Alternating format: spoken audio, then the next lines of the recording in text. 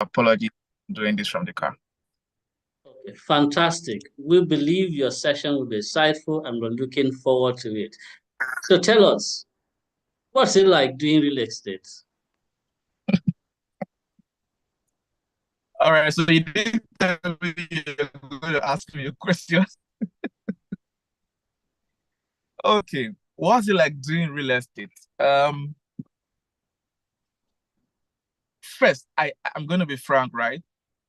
Doing real estate is life changing.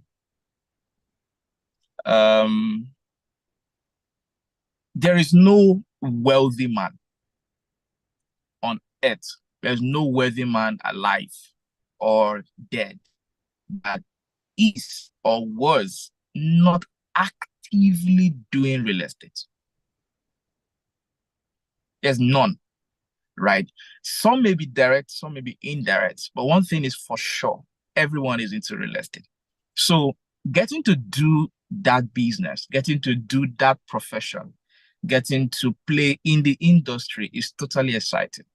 The only extra part I just need to add is the fact that it comes with some stress, emotional stress, and a lot of things in between. But either ways, I'm super excited doing real estate every day. Okay, just by way of letting our audience know, Mr. Raymond will be okay. Let me not get into that. He will tell us about that. Okay, so Mr. Raymond is speaking on building wealth through real estate. I'm going to step aside so that you can do your thing, sir. Thank you very much. All right, great. Thank you. Um, so like he had mentioned from my introduction, I can teach from the sales perspective. So assuming you are here and you want to learn how to sell real estate, right? I can teach from that perspective. But today, I thought to share the gospel of building wealth. And this is one gospel I am always excited to share because we just have to be wealthy. We just have to have money, really have money, not just have money in terms of cash, but have money at a level where you can consider sustainable, right? I mean, we all want to retire early. We want to be able to just have a great time with our family in our old age and just be able to just relax instead of working all through your entire life, right? So that's exactly what I want to talk about today very briefly.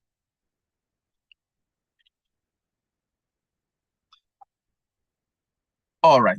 So my conversation is building wealth to real estate or leveraging on real estate as a business owner to build wealth or as an individual to build wealth. Whoever you are, you can leverage on real estate to build wealth, right? But just before we go deep into the conversation, I want to quickly tell you how I fell in love with real estate.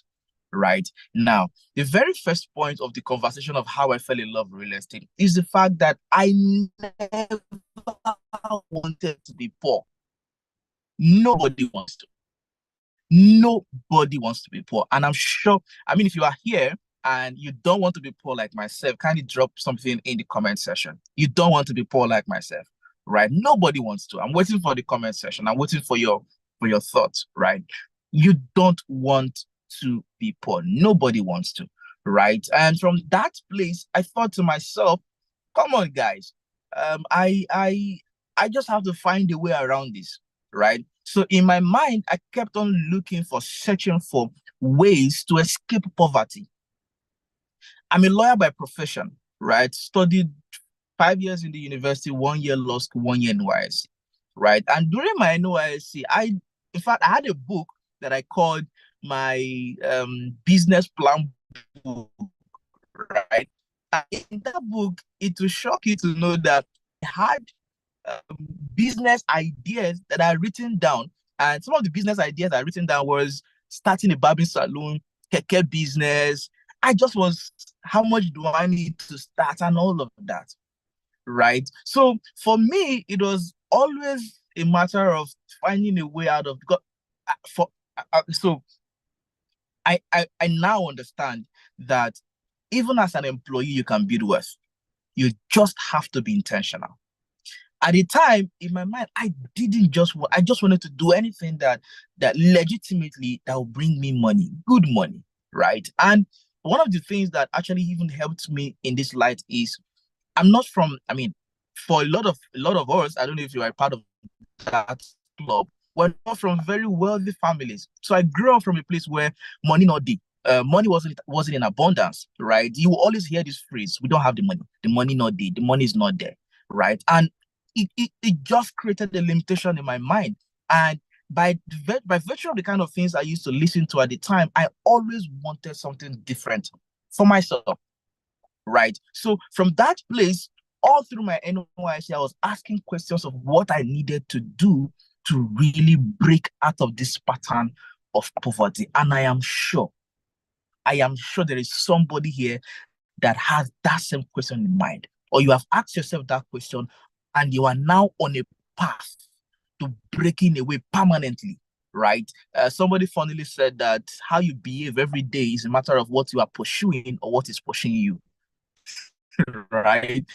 And for me, I'm every day running away from that poverty that is pursuing me. And I'm glad that over the years, God has truly, I did a video that I posted yesterday of how I crushed my investment goal for the year 2024. In fact, I always like to say, which is the fact that I started investing in real estate before I started selling, right? So I had a first-hand experience of what real estate can do for you.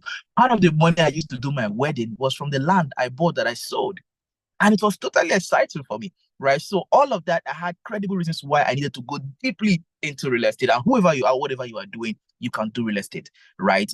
Passively or actively. You can definitely do real estate and make a lot of money from it, right? So, and then it happened that as it relates to my journey, it happened that I had this boss while I was now working after NYC, who was almost a lot into real estate transactions, right? And then he had this client that was always coming to our office. The man had a restaurant, right? But he was making a lot of money in real estate almost every 3 months. Almost every 3 months, this man will come to the office, buy land or sell land, buy 20 million, sell 30 million 3 months after, buy 30 million today, sell 40 million 4 months after, right? And I was the one doing the document as the lawyer, right? And I mean, my boss at the time used to pay me 40K a month. And for me, that was a lot of money, but it literally wasn't taking me home, right?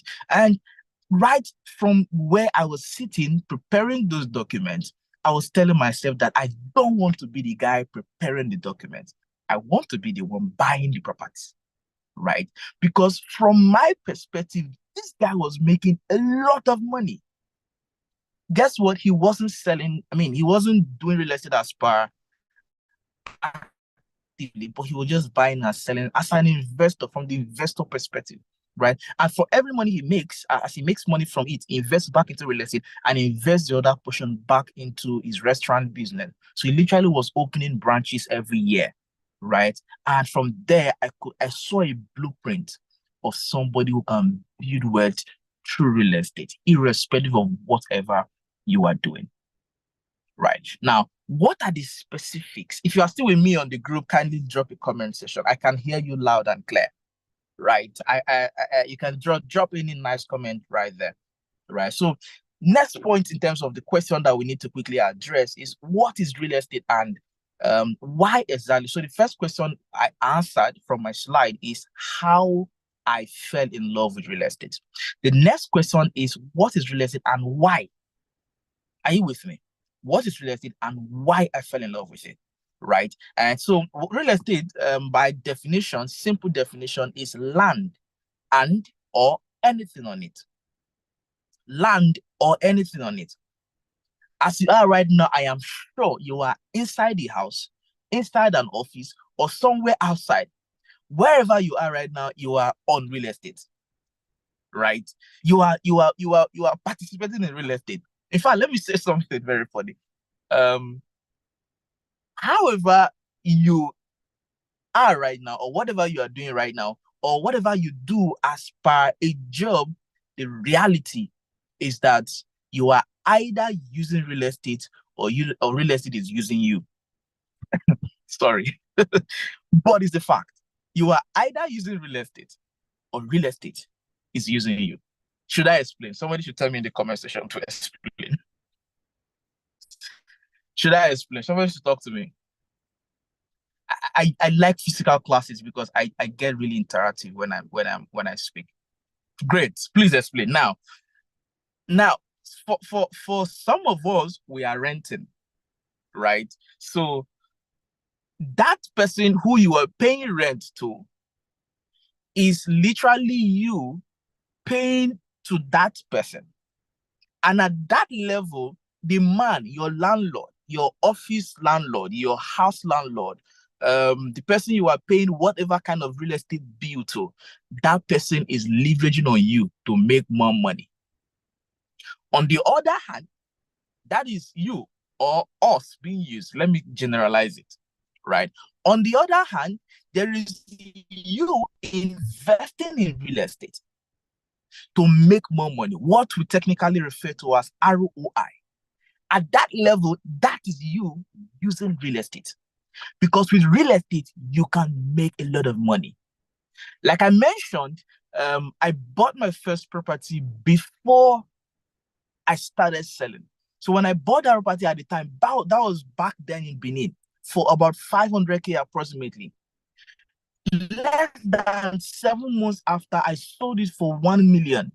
I used a part of the money. I mean, I had savings already, so I just used a part of it and then put it back into real estate while I used the other part to do my wedding, right? Now, that was me using real estate.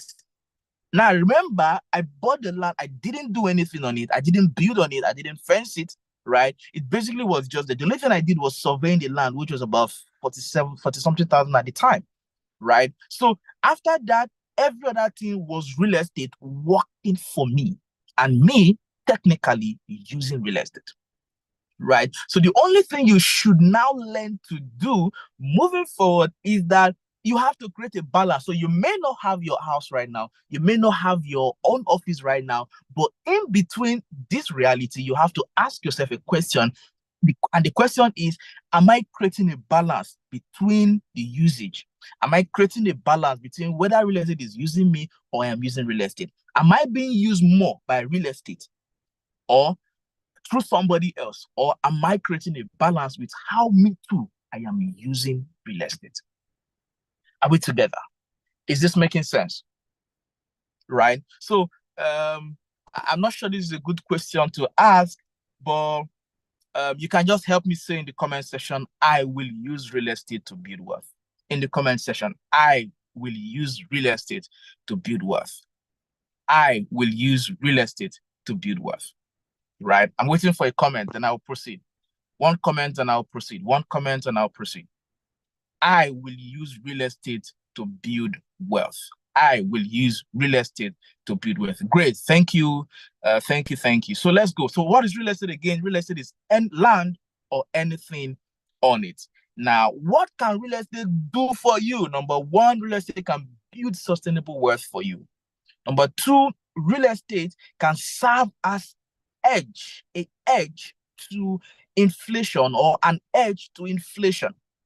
That is one other thing that real estate can do. So right now that our economy is not smiling. True or true?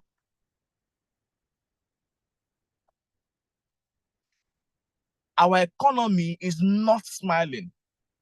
You go to the market today, the price of things are not the same. Landlord is increasing rent every other day, right?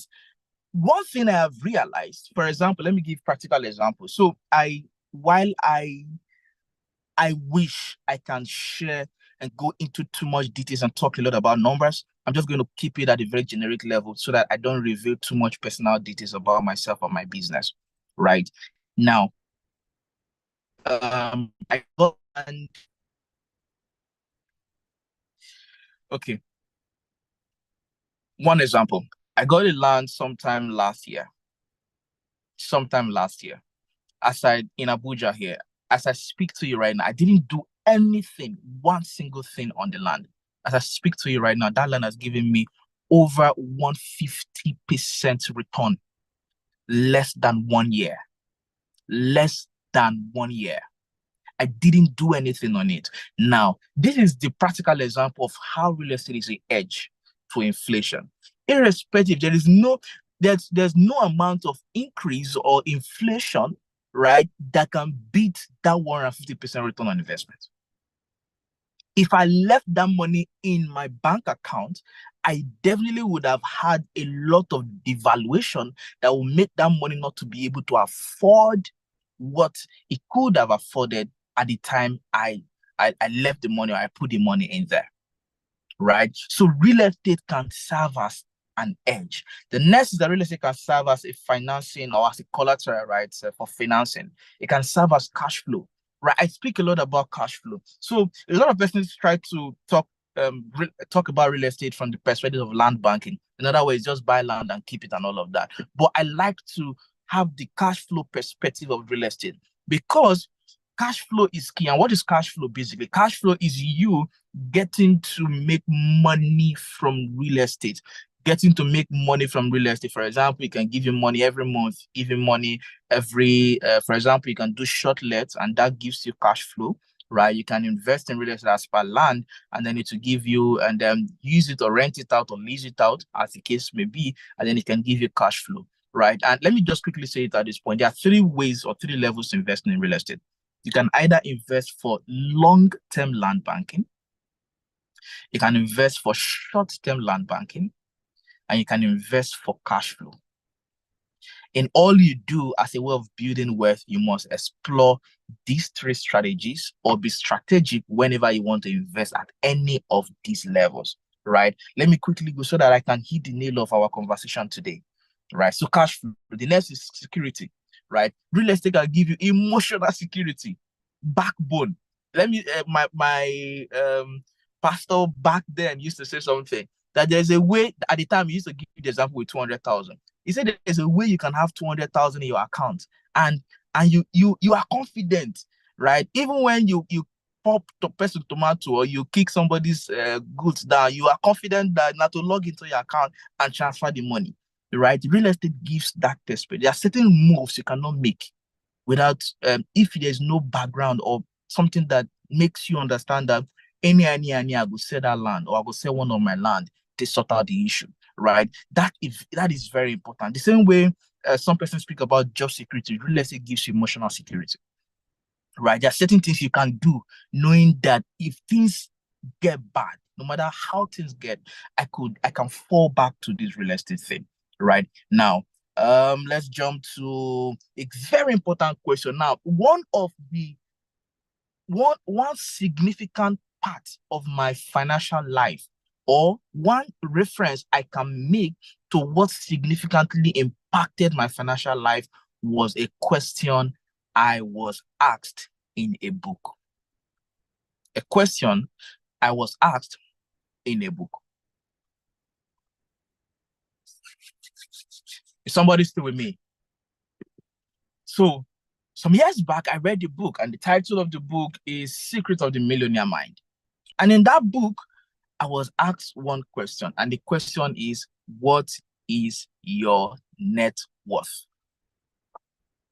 If you know your net worth here, let me see your hand. If you know your net worth, let me say I know my net worth. If you don't, let me know. Tell me you don't know your net worth. I like to know. Let me see in the comment section so that I know whether I should press on this point or I should just move on. What is your net worth? Do you know? If you know, tell us you know in the comment section. If you don't know, tell us you don't know in the comment section.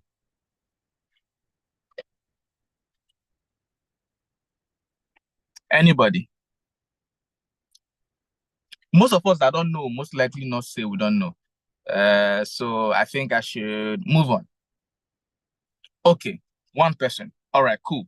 Now, your net worth. Now, the reason that was very important for me is because I was just living life. Of course, nothing there at the time, right? But I was just living life anyhow.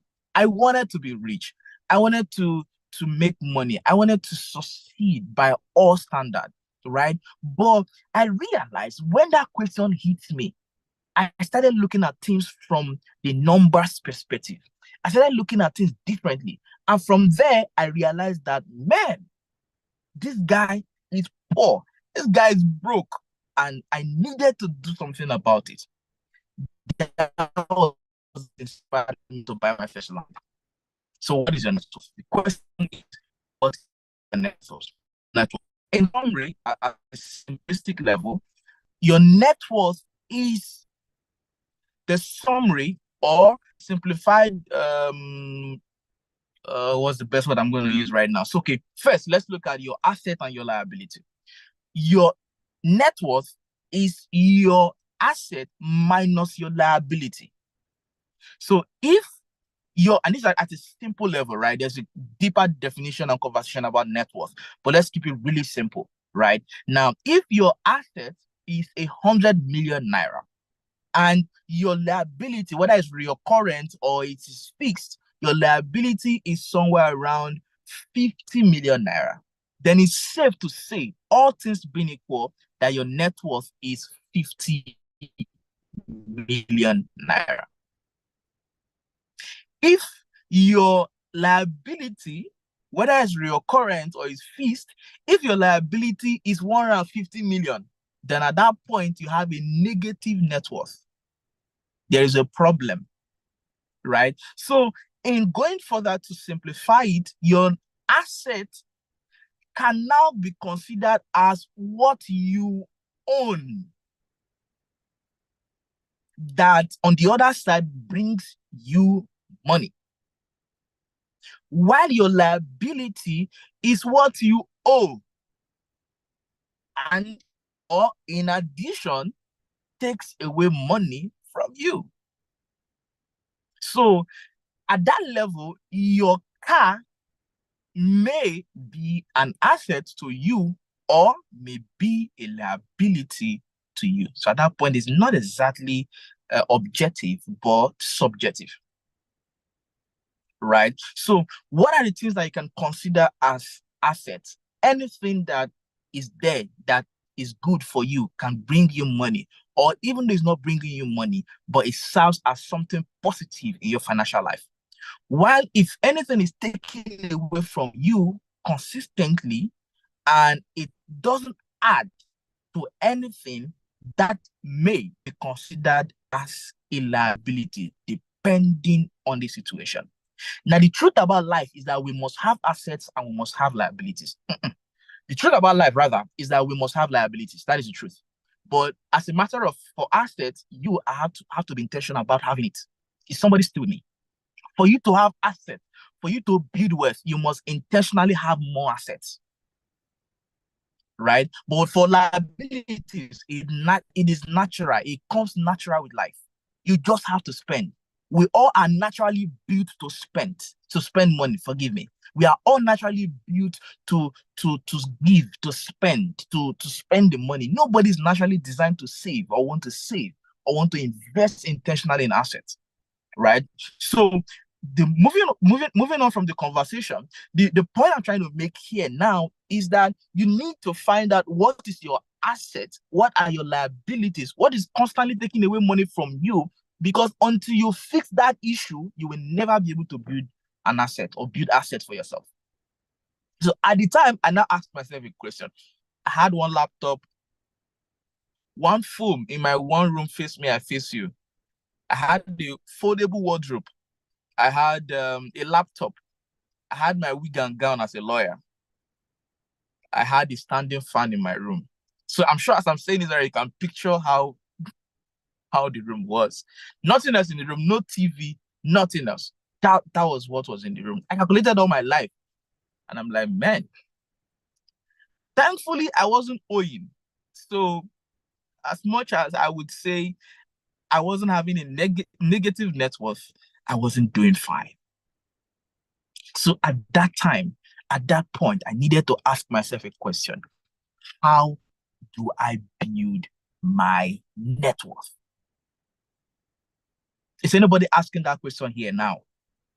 How do I build my net worth? Is anybody asking that question right now?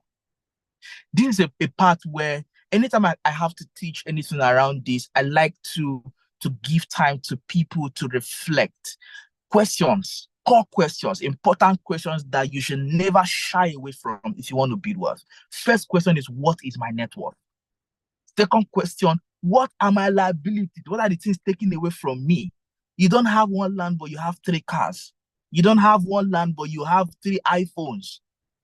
You don't have one land and you have the best things that are not even bringing anything to you, right? So your job, the moment you are asking those questions, is how do I increase my assets and how do I reduce my liability? That is the game changer.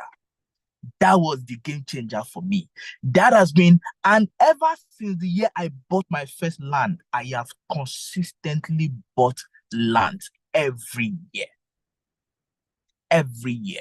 In the last 2 years, there is no month I am not paying money to real estate. Of course, we're talking about instrumental payments, which I'm going to share in terms of strategies, but there's no single month I am not investing at the personal level. We have our corporate investment, and I have to live my life as Raymond. So there's no month I am not investing personally, paying money to real estate. So anytime you see me, I am indebted to real estate.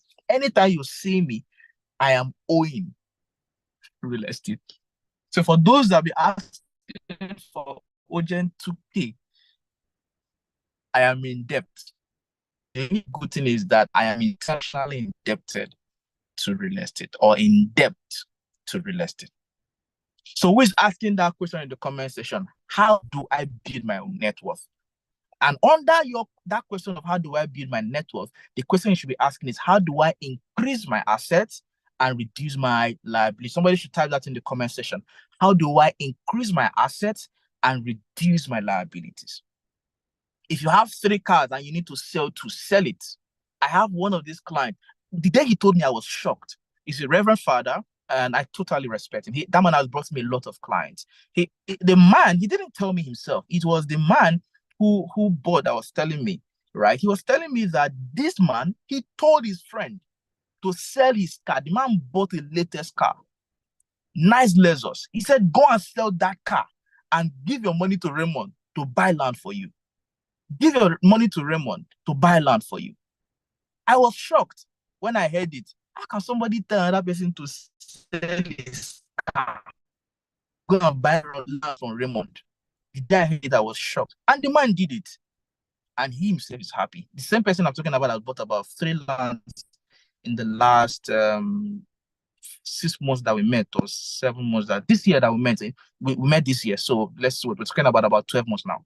Right. So that is it. So that was that man reducing his asset because he had other cars. There was no need to buy another extra car of over 16 million. Right. So that was that man reducing his liabilities to increase his assets. And the truth about it is you don't have to have millions to start. Because like I mentioned, this question is what changed my trajectory of everything I was doing. Remember, I just finished my NYSC when I read this book. I was working in a law firm where I was being paid 40,000 every month. So at the time, I've already described my room. So you already picture how the room was. So it's not like I had anything. My salary was still 40K when I asked myself this question. And I'm sure, or I'm hoping, that there's nobody here who is earning less than 40K. I'm hoping, right? But even if there is, then it means that you too should ask yourself that question. From that perspective, you can begin to change everything. From that perspective, you can begin to change everything. I've always known that things change from your mind before they start changing in your reality. So you don't have to wait till you are earning 500K a month, 1 million a month before you deal with this thing mentally. Because until you deal with it mentally, you will not have the physical realities or the results that are meant to be physical, right? So in dealing with this question, part of what you should ask yourself, again, you can add this as part of the question you should ask yourself. The next question is, what is my annual asset growth? and what is my annual liability growth. In other words, at the end of every year, and I'd like to do this, at the end of every year, I calculate how did I grow in asset, or how did I increase in liability. So if my liabilities are becoming too much because I feel like I'm having too much money in my account, then I need to begin to take it down, right? And that is why I have junior colleagues, people that I train, who are using better cars, way better cars than I'm using. And sometimes I see them like, okay, right?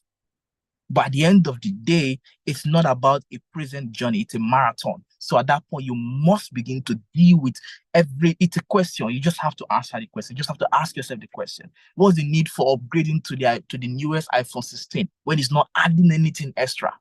Why not put the money into something else that will generate something good for you, right? So, and yes, under this part, I wrote something very important in red lines.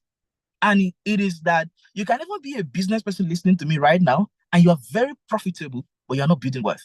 Because I realize that you, as a businessman, can be profitable, make a lot of money, get money monthly, get money. You just make a lot of money monthly. But the moment anything happens and that money is gone, everything is gone. Because you are not building, you don't have any track record of building wealth. You don't have any steps to building wealth. All your money is cash flow and profit. So it means that you can as well be profitable, but not be building wealth. And that would be a very serious mistake as a business owner, right? So you must begin to think cash flow. You must begin to think building wealth. You must begin to think increasing your asset and reducing your liability. Now, the next question is, how can you start? How can you start? Can we get to that point now? How can you start? If this is making sense, please give me some fire emoji. Your best emoji, your best your comment in the section, comment in the comment section. If this is making sense. If I'm still carrying you along, if I'm boring you, don't let me know. Let me get out of your way.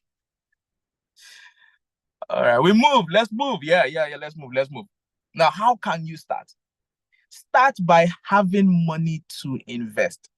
Start by having money to invest. And I would say, or let me step back. Start by becoming mentally ready to invest. Start by accepting wealth. Yes. Start by accepting that you deserve to be wealthy. Start by accepting that you are meant to be wealthy. Start by accepting that you are designed to be wealthy.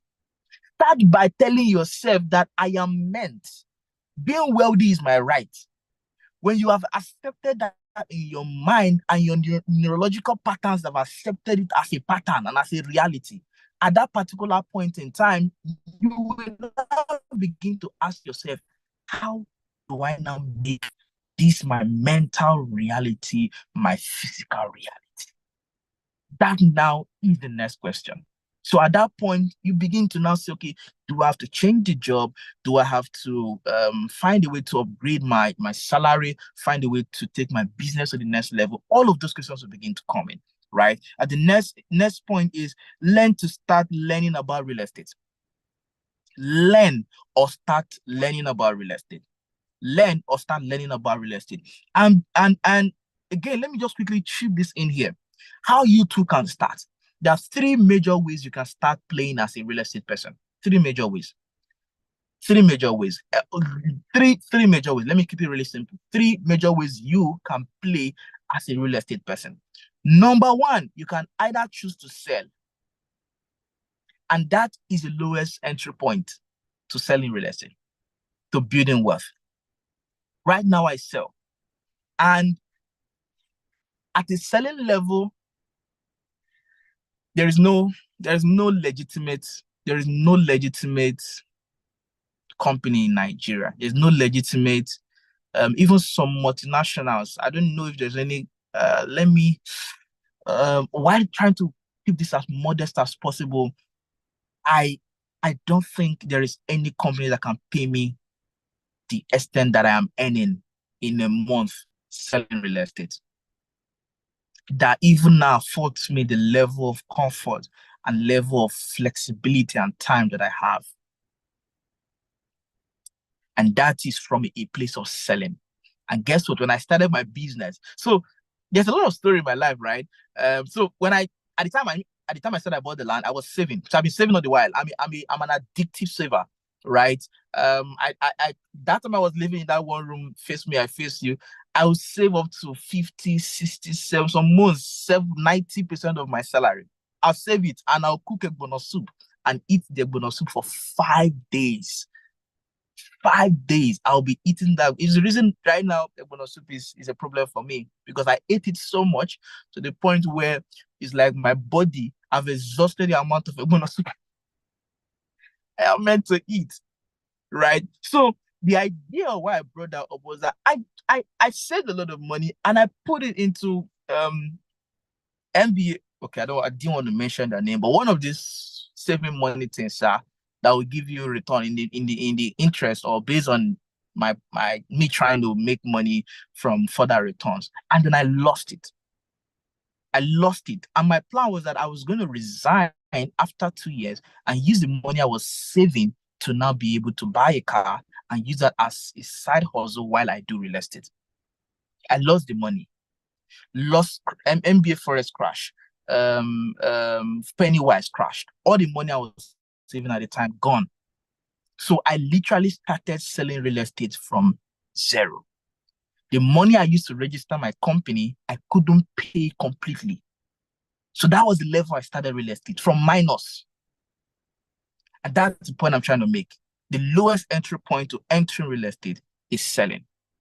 The lowest entry point to selling real estate, to entering real estate is selling. Right? So you can either choose to sell, you can either choose to invest, you can either choose to develop. Sell, invest, or develop. Somebody should help me type in the comment section. I can sell or develop, or I can invest. Or finally, I can do the three. Are you with me? And I'm at the level of doing the three. You can sell, you can develop, or you can invest. And you can do the three of them. Sell, develop, invest, or do the three. Sell, develop, invest, do the three. Sell, develop, invest, do the three. These are the key simple ways to begin to do real estate. Right now, moving on to the point I was sharing on how you too can. The next point is get into the circle of investors. Get into a circle of investors. Be friends with people who are investing. Be friends with people who are investing, not friends with people who are complaining about the economy. People who complain about the economy every day will not have money to invest. Investors, irrespective of the economy, there's a reason why they can invest irrespective of the economy. Be friends with people who can or who are investing. That is, get into the circle. The only reason I was able to buy my first land. Now, let me tell you one of the things that helped me. For whatever reason, I've always been friends with people who are older than me, both financially, in all right. Married people, me when they were married, I could just be friends with people who don't marry. That's been my reality all along.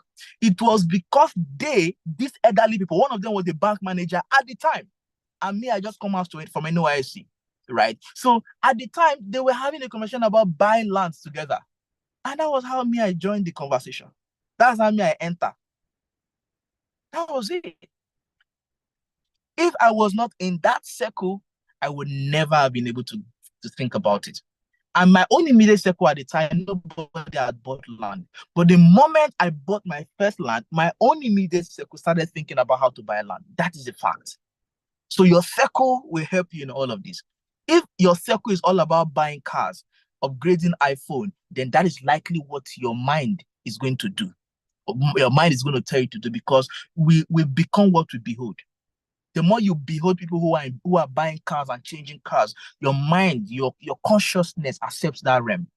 But the more you have people around you who are investing in real estate, people who are thinking beyond material things or physical things, you're going to begin to think in that light as well. So your circle matters.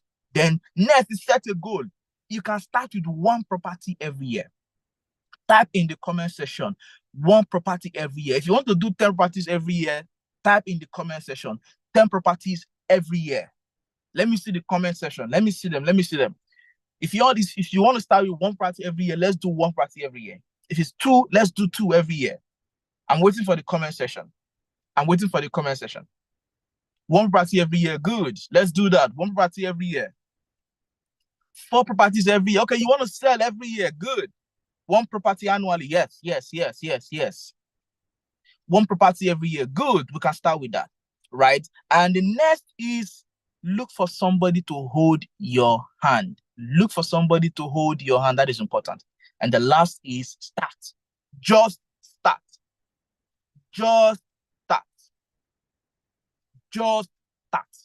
Stop thinking too much about it. Start.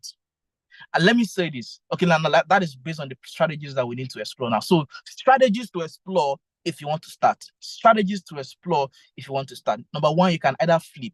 In other words, you just buy the land, sell it immediately after. You can buy a house if you have the money, sell it immediately after. You can buy a house at a carcass level, finish it and sell it. You can buy a house at, or you can buy, flip, buy, resell immediately, right? At another level, you can do land banking, keep it for a while, and sell it, or develop and sell it, right? So that's it, and it's a strategy to explore, right? The next strategy is partnership offers. You can meet a real estate company, say, okay, I want to partner with you. And then at that level, you get returns for your investment, or you buy land, or you get pre-purchase offers, right? These are strategies you can explore, right? Sorry, I'm rushing now. I'm trying to quickly get this done with, and then go to this event, right? Distress offers, but be careful of distress offers. As a person, I've done this for a while. I'm not a fan of distress offers, because sometimes distress offers are meant to take away your money, to scam you, right? Sometimes, right? So one major thing I think I must emphasize is installment. Stop waiting to have all the money. Even me, like I mentioned, every month I am paid. This month I paid 6 million this month to clear some land. Every month you can choose to make it a monthly thing, 6 months, 3 months. There are payment plans available, right? Stop waiting to have all the money. One thing you realize is that if you can start with initial deposit, sometimes the initial deposit will be 30%. 30% of the entire month. So sometimes it could be a 5 million naira land, a 10 million naira land, and you do the initial deposit. With initial deposit, right? Sometimes you not go get it. Okay. Ya pisa akademma. When kedemma any adibando to yanda at the time was. We need to mute that person, please.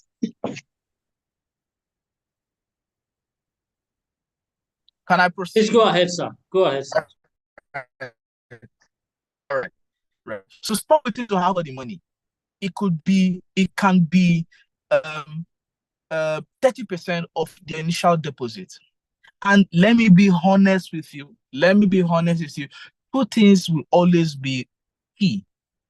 2 things will always be key, or will always be present whenever you want to invest. Fear. Fear will always be present. It is hard-earned money. So anytime you want to remove it from your account, fear is always present. It doesn't mean that is not the right thing to do. It simply means that you're about to do something that your mind is not naturally used to. And guess what? Even the last deal I did for my company, as it relates to investing in real estate or launching an estate, before I transferred the money, I had an element of fear in me. So stop assuming that your fear is God telling you not to do it. Right? Now, the other thing that must be present is that most likely you will not have the full money. But the moment you make the initial deposit, your brain begins to figure out how you can be able to raise the rest. Your brain will naturally begin to figure out, automatically you put pressure on yourself. Without pressure, success, the kind of success you achieve will be, I don't know how to put it, but we all need some pressure. We all need some level of pressure, right? And I mean, take what you can deal with, right? This is not an advisory session. This is an educative conversation, right? But you just have to know what you can deal with. But again, if you want to truly get to a level, to certain levels, the risk appetite has to increase. Your ability to deal with fear has to increase. Some of the biggest and the best decisions of my life are when I face the biggest fears of my life, right? So installments, right? Next is off-plan. Off-plan is simply buying a property in installments, small, right? And then we'll be building. We have some that we're building right now, right? So the client came with us, they pay across 6 months, sometimes 1 year, and we're building the houses for them. We're building the apartments for them. One of the houses that last year, last year, this property was available for 24 million naira, 12 months payment plan. That was it's about 18 months now. So in 18 months, property that was for 24 million, that was bought at 24 million is now 89 million. 24 million, 18 months after, it is going for 89 million, 24 to 89 million. Tell me any other business that can give you that. I can take you to the property tomorrow and I'll show you the video I did when it was 24 million. Right now, that same unit of apartment is for 89 million. That is the secret of off-plan. One of the things you benefit from off-plan is capital appreciation. Capital appreciation is a game changer, right? So if you have the money, next is you develop, build or do site and service. And then, of course, I already mentioned that you can sell. You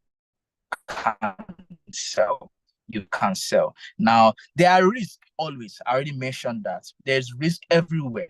There's risk everywhere. Even life, as this guy, I am sitting with an element of risk, right? Where you are right now, there's an element of risk involved, right? Life is entirely a matter of risk. The only thing is that you must involve professionals to mitigate the risk. So instead of having 100% risk, you can reduce the risk to 20%. You can reduce it to 10%, right? So don't expect zero risk. Don't expect zero risk. Zero risk equals zero result. Zero risk equals zero result. To be wealthy sustainably, real estate should not be a side talk. You need to start today. You need to start today. I usually play a game. If this was a physical class, I would have said, let's play a game, right? But the summary of the game is that life is not designed for you to earn from one source and spend based on that source and live your life simply based on that source. You must learn to create a balance in life by investing. You must learn to create a balance in life by investing. With investment, you can build wealth. With investment, you can achieve anything. With investment, you can live the kind of life you want to live. With investment, you can live your dream life. Ladies and gentlemen, thank you for having me. I needed to just wrap it up really quick. And then I could take a couple of questions before I go back to that event. My spirit is not here. My spirit is in that event. Amazing, amazing. All right. Thank you so much. Thank you so much. Fantastic. I think this is that ginger session that fires you up and you're like, wow, what will this day look like for me? Great, fantastic. Okay, there are a couple of questions in the chat, sir. All right. Yukira is asking, I'm going to ask the questions and then you take them to save time. So Yukira is asking, how do you know a distress offer? That's the first question. Another person is asking, how do I increase my assets and reduce my liabilities? That's another question.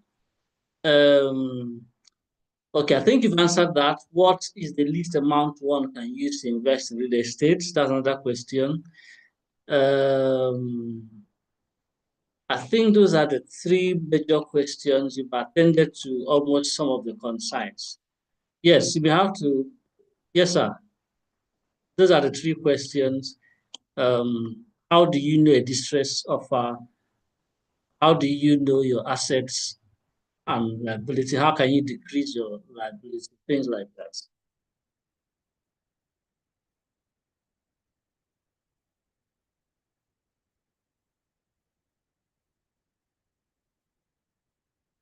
Oh, okay. I think we've lost Mr. Raymond. I believe he will be back to take the questions. But please go ahead and show him some love in the comment section. Go ahead, let's pour out our hearts to him. Let's say a very big thank you to him. What is that one thing that stood out for you? You can go ahead, use this comment section. I can see some of the feedback. Yes, it's really inspiring. Fantastic session. I have enjoyed the session and the way he took it. Sometime last month, I think sometime earlier this month, Coach Sam was having a session, and okay, welcome back, sir. I guess the network threw you out. You may unmute yourself, sir. I think you're muted. Yes, please. You can respond to the question, sir. All right. Sorry, I didn't hear. I only heard the one about distress seal. My phone was facing the sun, so it got hot. Oh, okay. Yes, someone wanted to know how the person can know a distress call, like a distress sale. Like, I'm trying to get the question. I think I understand it. So the thing is, distress as it relates to distress is that maybe I want to japa, for example, and I need urgent cash, right? And I so instead of selling it at 100 million, I sell it for 80, 70, 60 million, right? That is distress. So automatically, even at the point of buy, but sometimes you have, so this, you may not be patient enough to do the due diligence. I have a client who is having that issue right now. He has learned his lesson the hard way, right? He bought the property of 72 million. Even when he called me to now do the document, I told him that you don't do this. He said, now distress, the guy, the hurry, and he won't lose the deal, that kind of thing. And I told him that, no, I'm not comfortable. Till today, we've not gotten document for that land. Since the day he transferred the 72 million to the man, we've not seen the man. Right? Careful. Unfortunately, he only brought me in after he had transferred the money. Right? So that is the issue with this. But if you have a legitimate distress, for example, you know me like this, as I am right this, and you know that, okay, this property is Raymond's property, and you trust me, or you have a neighbor or your brother, you know that this is your brother, you trust him and all of that, and he now has a distressed property to sell. Then at that point, you can, okay, do a quick due diligence and then collect it sharp, right? You make good money from it, but I'm not just a natural fan in the business because of natural fan of distress, because sometimes it's designed to just collect your money and run. Wow, fantastic. That's very eye-opening. Someone said in the comment section, please, I've been buying properties for the past 12 years, but I am always broke. What am I doing wrong? Is this something you want to quickly address, or perhaps share your contacts in the comment section so that people can continue the conversation after now? Okay, so that sounds really personal. And I really need to know what you mean by you are always broke. Is it that you're not selling? So I think it's best we have a private conversation if that's okay. That sounds personal. So if that's okay, I'll just drop my number now. Okay, please share your contacts, your email, perhaps how we can reach you. I'm sure a lot of us in the room will want to continue the conversation. Thank you so much, sir. One takeaway for me, which is something you just reinforced, I was mentioning that in one of the sessions which Sam had this month, in all of that session, he was hammering on hedging.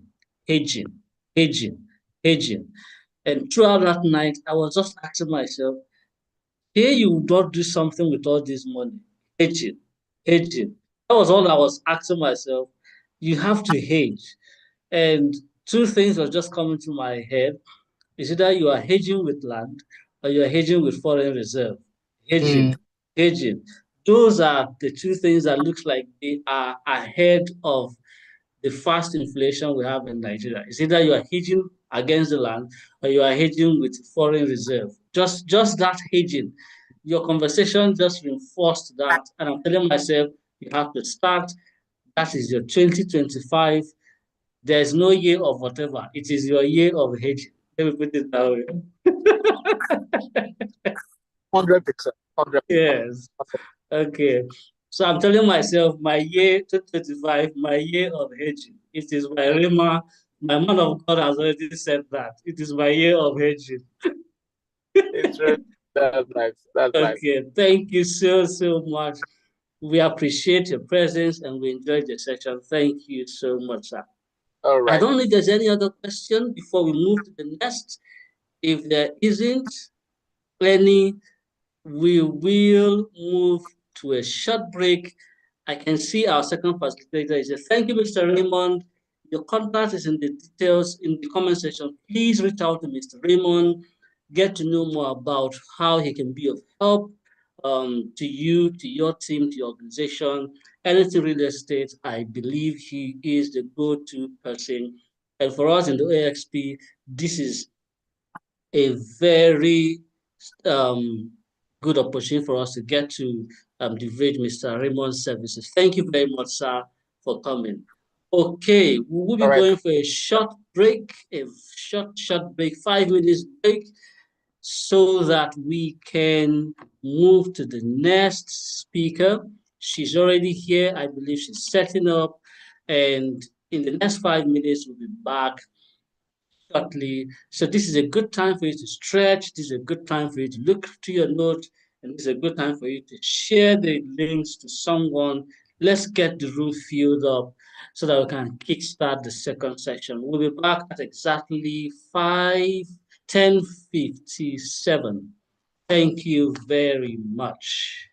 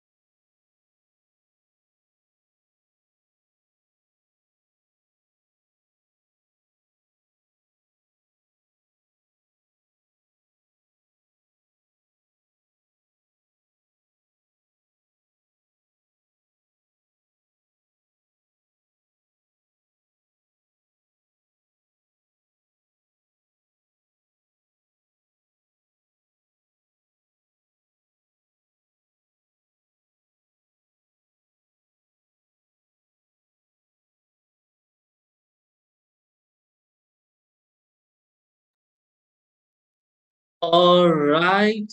Okay. Fantastic session. That was a wonderful session.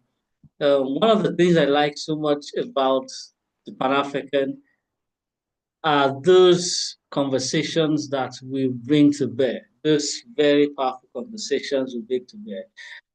And if you've been following the Pan-African webinar, we're going to just do just a quick game, 2 of them, and then we'll move to the next session because our speaker is already here. Okay, so we begin. And there's a prize for whoever wins the game, but I'm not going to share that, what the prize is. So number 1 is this. What is the full name of Mr. Raymond's Training Academy? What is the full name of Mr. Raymond's Training Academy? The first person to get the correct answer gets the prize. I'm only counting to 10, And it starts now. 1, 10, 9, 8, 7, 6, 5, 4, 3, 2, 1, 0. Oh, nobody got it. Okay. So the name of Mr. Raymond's Train Academy is Fort Real Estate Academy. Very simple. Fort Real Estate Academy. Okay, so let's try another one. This time it goes with 2,000 naira airtime. So I'll give out that one, 2,000 naira airtime. Are you ready for the question? Yes, okay. So let's go. How many words can you make from, listen carefully, how many words can you make out from the Pan-African webinar? How many words, and then list the words. Your time has started. I'm counting down from 15. 15, 14, 13, 12, 11, 10, 9, 8, 7, 6, 5, 4, 3, 2, 1. Okay, John Benjamin says 12 words. Okay. Julia Moore says 4, Pan Web Webinar African. If that's all you can get, Julia. And is there, that's a word. Yes. In is a word. Yes. So you see, it's not just the 4, there are quite a lot of words. So maybe we can go back to it again. Okay, the time was up. Okay. There are a lot of words you can get from the Pan-African webinar. Okay, so we will do that game again, but let's introduce our next speaker. Silver Matlong Mbai is a dedicated business and life coach, educator, and advocate, passionate about empowering women to thrive in their careers. With a background in special needs education and years of experience supporting women entrepreneurs, she brings a unique blend of compassion and expertise to her coaching. Through initiatives like the Just Business Women Connect, she not only provides guidance in business growth and marketing, but also builds a supportive community for women to share and succeed together. As an advocate for people with disabilities, Silver educates others on inclusion and offers support to families navigating these unique challenges.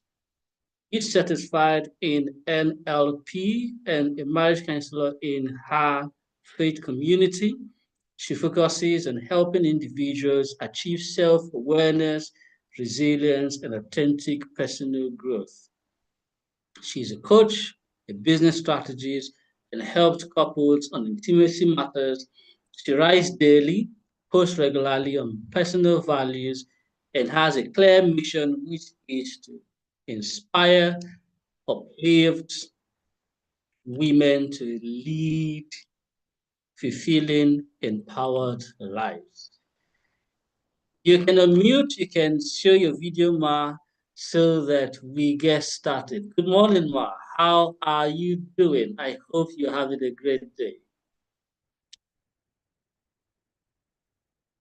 You are muted, you can unmute yourself, Ma. Good morning. Good morning. How are you hear doing? Me now? Yes, I can. I believe others can. If you can hear her, please let her know in the comment section. Yes, Ma. Can you all hear me? Yes, I can hear you. All right. Good morning, everybody. I'm super excited to be here. Good morning, Chima. Thank you. Good morning, Ma. Yes, I was going to ask, I was going to ask myself, what would she say? What would she say? But then something says, just hold on. Maybe she can give us a summary of what the conversation will look like. Do you have any? Maybe just give us a snippet of what that conversation will look like. Okay, Chima, I don't want to spill. I want to carry them along. No problem. I want it to be a surprise. You have all the time. I will step aside and let you do the thing. Thank you very much, Ma. You can also share your slides. Okay. Yes, you can. Okay, I don't really have slide. I'll just talk. Okay, thank you, Ma. Okay.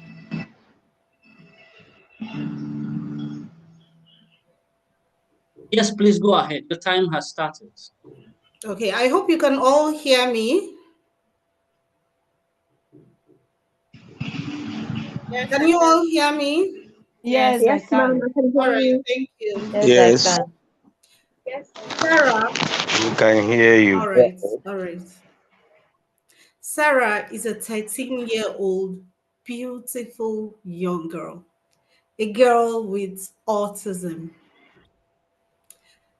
Sarah's mom is a very hardworking woman. She wanted to see her daughter succeed, but with autism, Sarah's mom thought to herself, can we ever get Sarah to do something good for her life?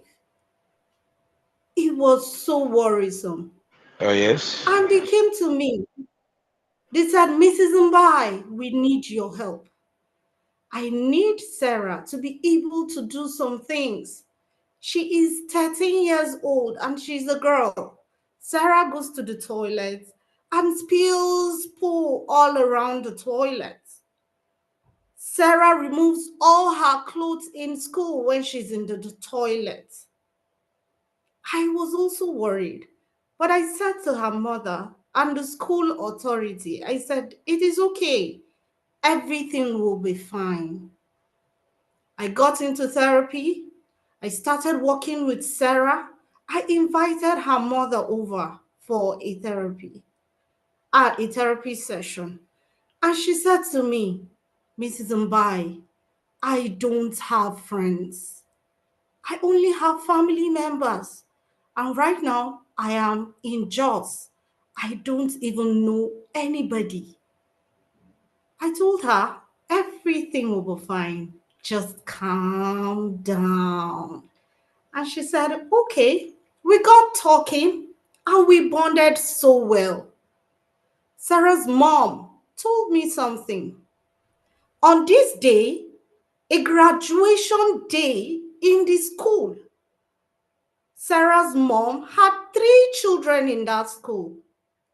She baked cake on the graduation day for her 3 kids because the school authority asked them to bring snack during the graduation.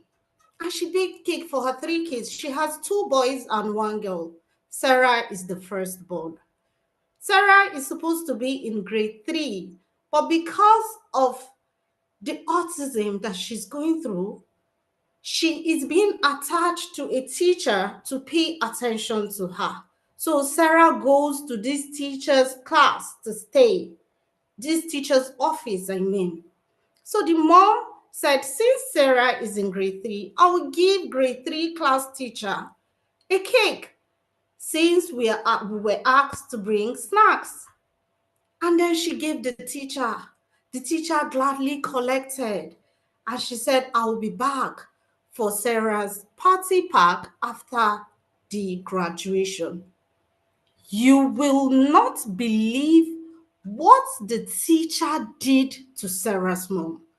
Good morning, everybody. I am super excited to be here. My name is Sylvia Matlong Mbai. And today, I'll be talking about challenges and coping strategies for caregivers of persons with disabilities. Yes, challenges and coping strategies for caregivers of persons with disabilities. I am very sure you'll be wondering, who are the caregivers? Because you have never thought about the caregivers of persons with disabilities. Most people tend to think of just the person with disability and tend to forget the caregivers, who are very important. Now, who are the caregivers? Let me dive into this. They are families of persons with disabilities. When I mean families, I mean parents, mother, father, brothers, sisters, relatives of persons with disabilities.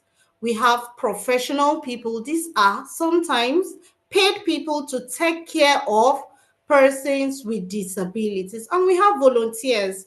We have people that are just passionate, that also offer their support and services for persons with disabilities. But here is the problem. These caregivers are often neglected. These caregivers are not given the attention that they really deserve. And these same people go through a lot taking care of persons with disabilities. It is not easy, I must say. Imagine this right now, that you have 3 children. I have 3 children. Let me use myself as an example. I have 3 kids. I take care of them. I have somebody that assists me to also take care of them. But you know what? Sometimes I'm also stressed out. Sometimes I get tired. Sometimes I feel, oh, I need to be all alone by myself. So now imagine somebody with a child with disability.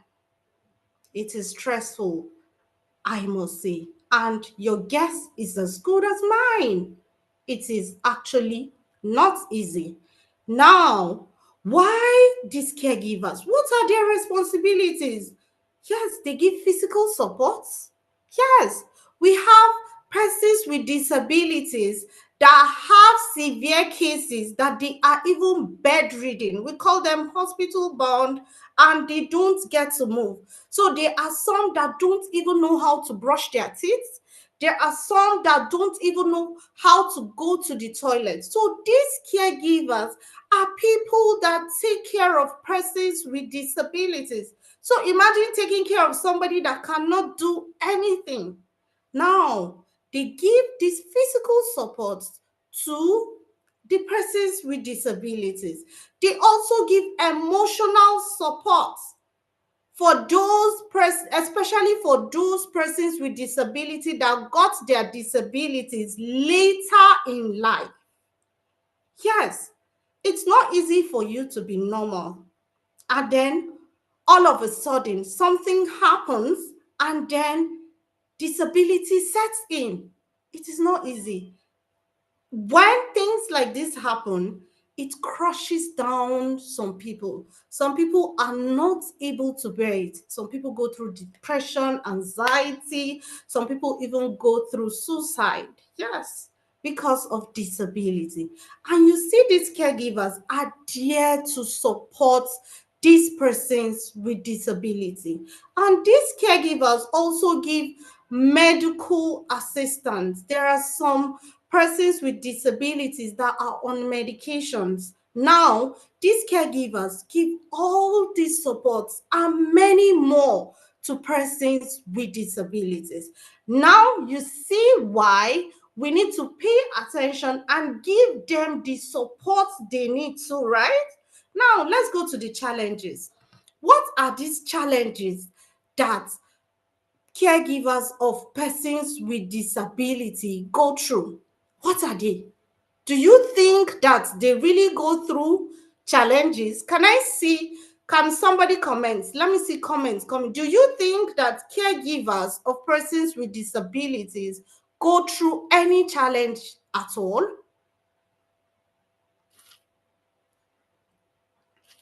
Do you think they ever go through any challenge at all? Let me see you in the comment section. Let me see you in the comment section. Let me see. Oh, I can see. All right, let's keep going. Let's keep going. All right, you see, they go through a lot of challenges. And I will tell you, it is not really easy to have someone with disability around you that you know or you care for. It is not easy at all. And these caregivers go through emotional challenges. They go through stress and burnout. Yes, they are constantly giving out. They give out. These are people that are always trying to take care of persons with disabilities. Sometimes they go through emotional exhaustion. They are overwhelmed by the work that they are doing. Have you ever felt like you just keep giving out and you don't get it back in return? Now, that is how caregivers of persons with disability feel. Emotional challenges, anxiety. Yes, anxiety about the future. Will my child ever walk? Will my child ever do something for herself? Will she ever be employed? Will he ever be employed? Will he ever be able to do something that would be great? And will I ever be proud of my child? Now, this is the cry of a caregiver of persons with disability. They also go through guilt and self-blame. How did I get myself into this?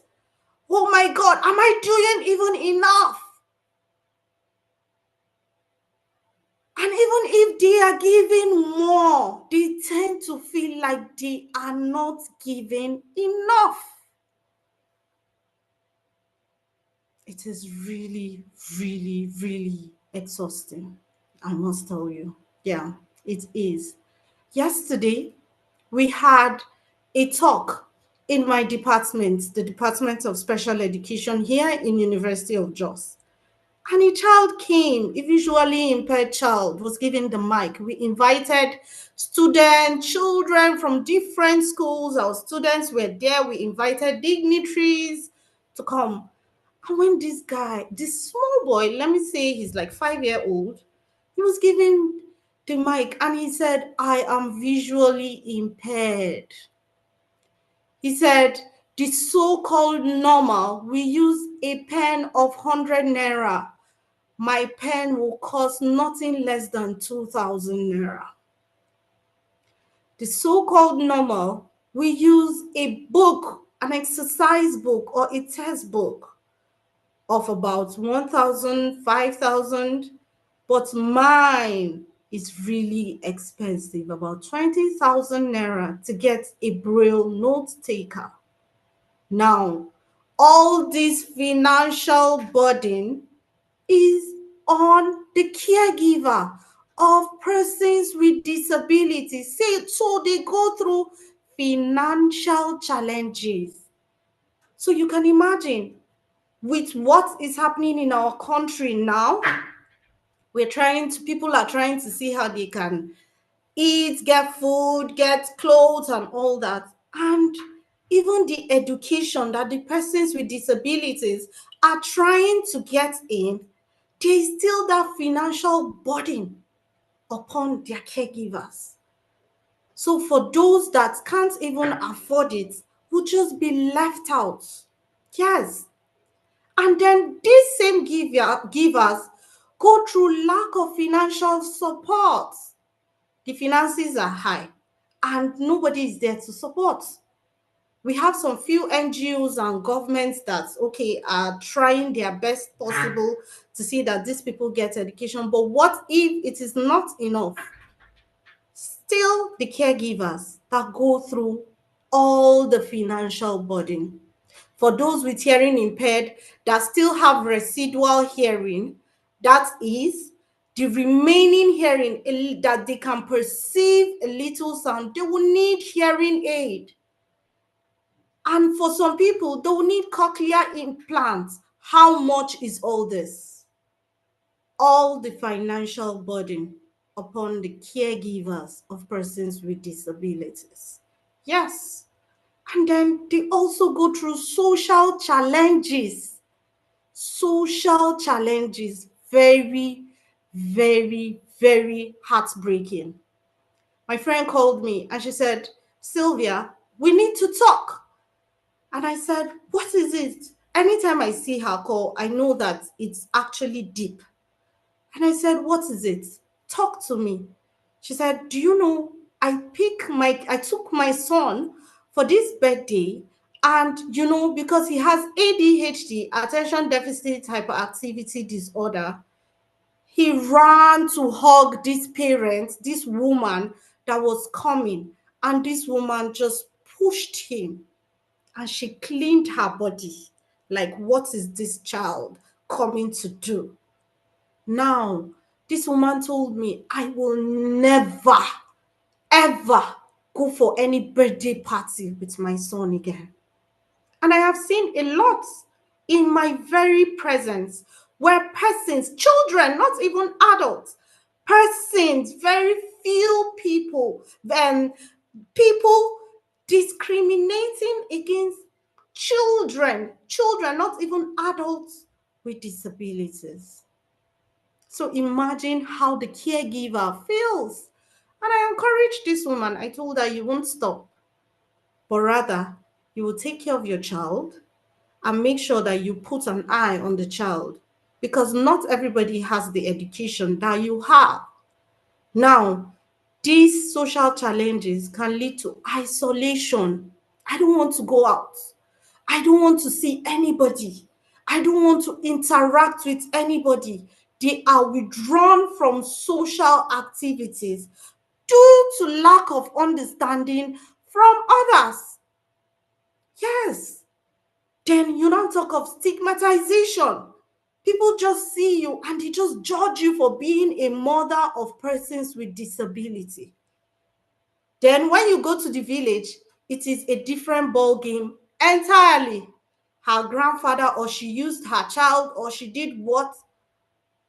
Why do we have to judge parents or caregivers of persons with disabilities?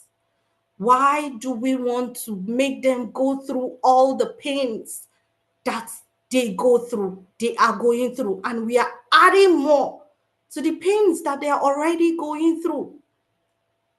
Now, imagine that you're going through something, or let's say you have a big head. Let's say, for example, not just the Down syndrome or the hydrocephalus big head, just the normal big head.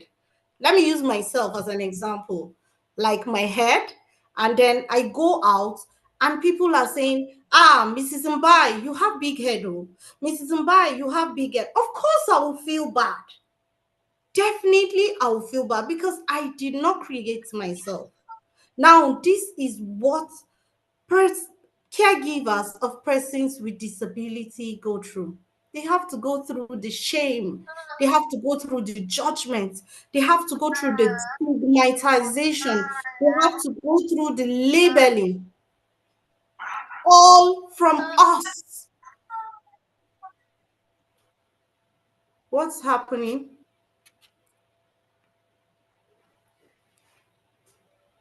Hello? No, Can go you ahead. hear me? Yes, please go ahead. All right. They have to go through all this because of what we throw at them. You label them, you call them names. You tell them what you deem fit, and it is not the best for them. You make them go through a lot with just the comments that you say to them. Now, these same caregivers, lack of knowledge can also be a challenge to them. For example, you have a child that is hearing impaired. You have to go through the process of learning sign language. Where do you start from? You have to learn how to communicate with that child. You have a child that has autism. You have to go through so much just to calm that child, especially during meltdown.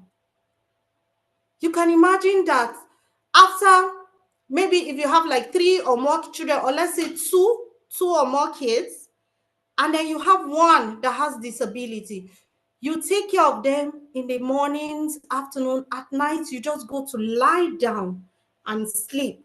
Then around 12 a.m. or 1 a.m., your child is awake with tantrum and meltdown. That is the stress that caregivers go through. Yes, that is the stress that they go through. Waking up at night, the stress of, they go through a lot, and some of them don't even go through trainings. They are looking for trainings to be trained. But it is limited. It is limited. The trainings are limited. They go through aggression. You can imagine your child hitting you, taking things, hitting themselves, hitting you at the same time.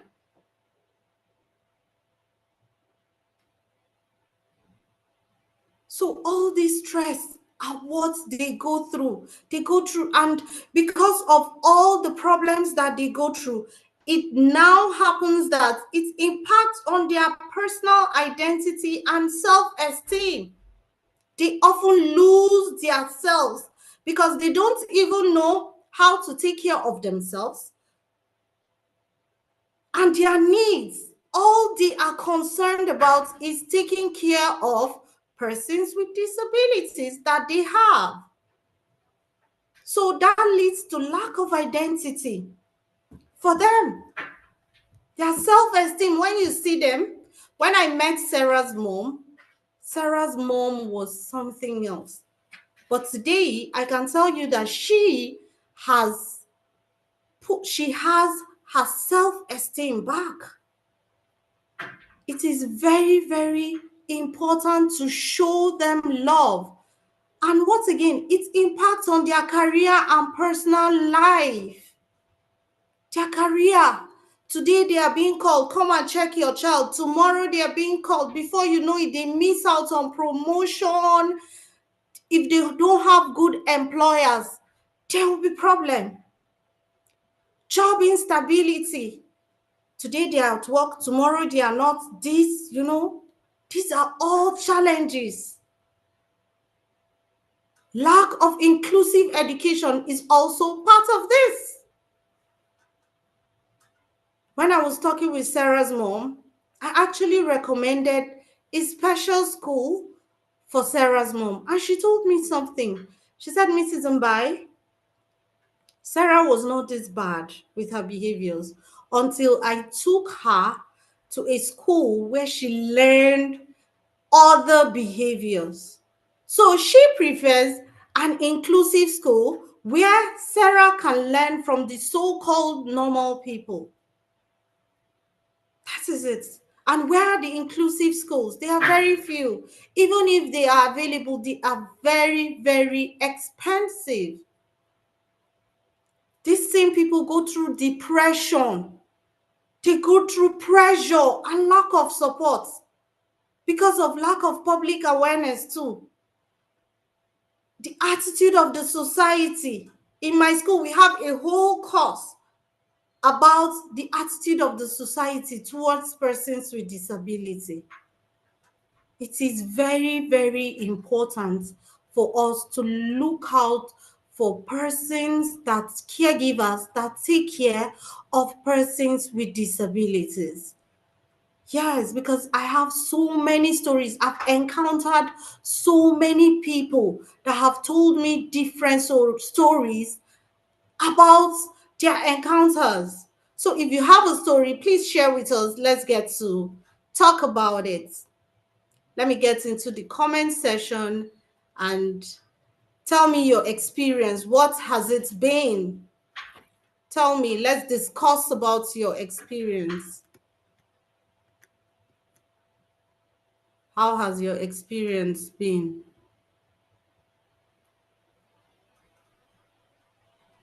There are quite some experiences being shared in the comment section. Okay, I'm going through that right now.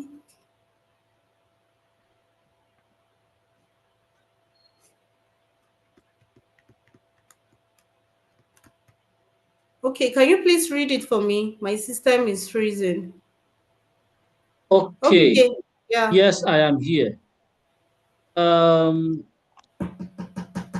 Inform Abia is talking about disability and okay, she says even here in Miami, churches I've been to, I experienced, don't treat children with disabilities well.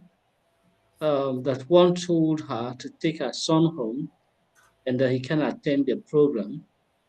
And of course, Imagine. the fact that her son had to cry previously and they did not care. So that was the last time they went there. And of course, most of the facilities are not equipped to handle such children and all of that. And then Caroline Ebirim says, I have a daughter on the autism spectrum and would say in all honesty that what I've spent on her will comfortably train 3 regular kids. And she went on to say that inclusive schools are not even easily available. Where they are, you pay through your nose. Okay. Sophia is imagining how she can, okay, according to her, I said, I have a little puppy who I'm still struggling to put it train. It is ridiculously frustrating. So I can imagine how extremely tiring it can be for caregivers with people with disabilities in that respect. Okay, those are some of the comments I've seen. So these are Precious, sorry, ma, please. okay. Precious Mandong Tas says, as a SEN teacher, special education needs, I believe, teacher, Yeah. we also discriminated, and people like us, meaning people like her, are not many. I believe that's what she wants to say. Okay, that's all the comments. Exactly. Even the special education needs teachers are also discriminated. In fact, I know of a university where once you're studying special education, it's like you're the least course. You're being looked down upon. Like, this one no know anything. Yes, because you are studying special education. So it is important for us to look out for this and also assist the caregivers of persons with disabilities. And let me shock you with one. Do you know that even siblings of persons with disabilities go through challenges? Because, of course, the mother will want to pay attention to the persons with disabilities. And there's that feeling that, oh, my mother is giving my sibling too much attention. Oh, I'm not getting that attention, which can lead to sibling rivalry. And these are all challenges on the mother trying to give her children support. So it's not really easy. It's not easy at all. And now we are going to be giving the coping strategies, which are very interesting for the caregivers of persons with disabilities. Firstly, join a caregiver support group. Is that not interesting? Join a caregiver support group. We have so many support groups for persons with disabilities. We have so many support groups for parents of persons with disabilities. We have so many support groups for teachers. We have, just look for the one that fits, look for the one that suits you, and join the support group. Somebody may have gone through what you're going through, and with her story or his story, you may be able to find solution. And then hearing somebody going through what you're going through too can reduce the stress that it's on you. Now, the next one is delegate responsibility. Don't do it all.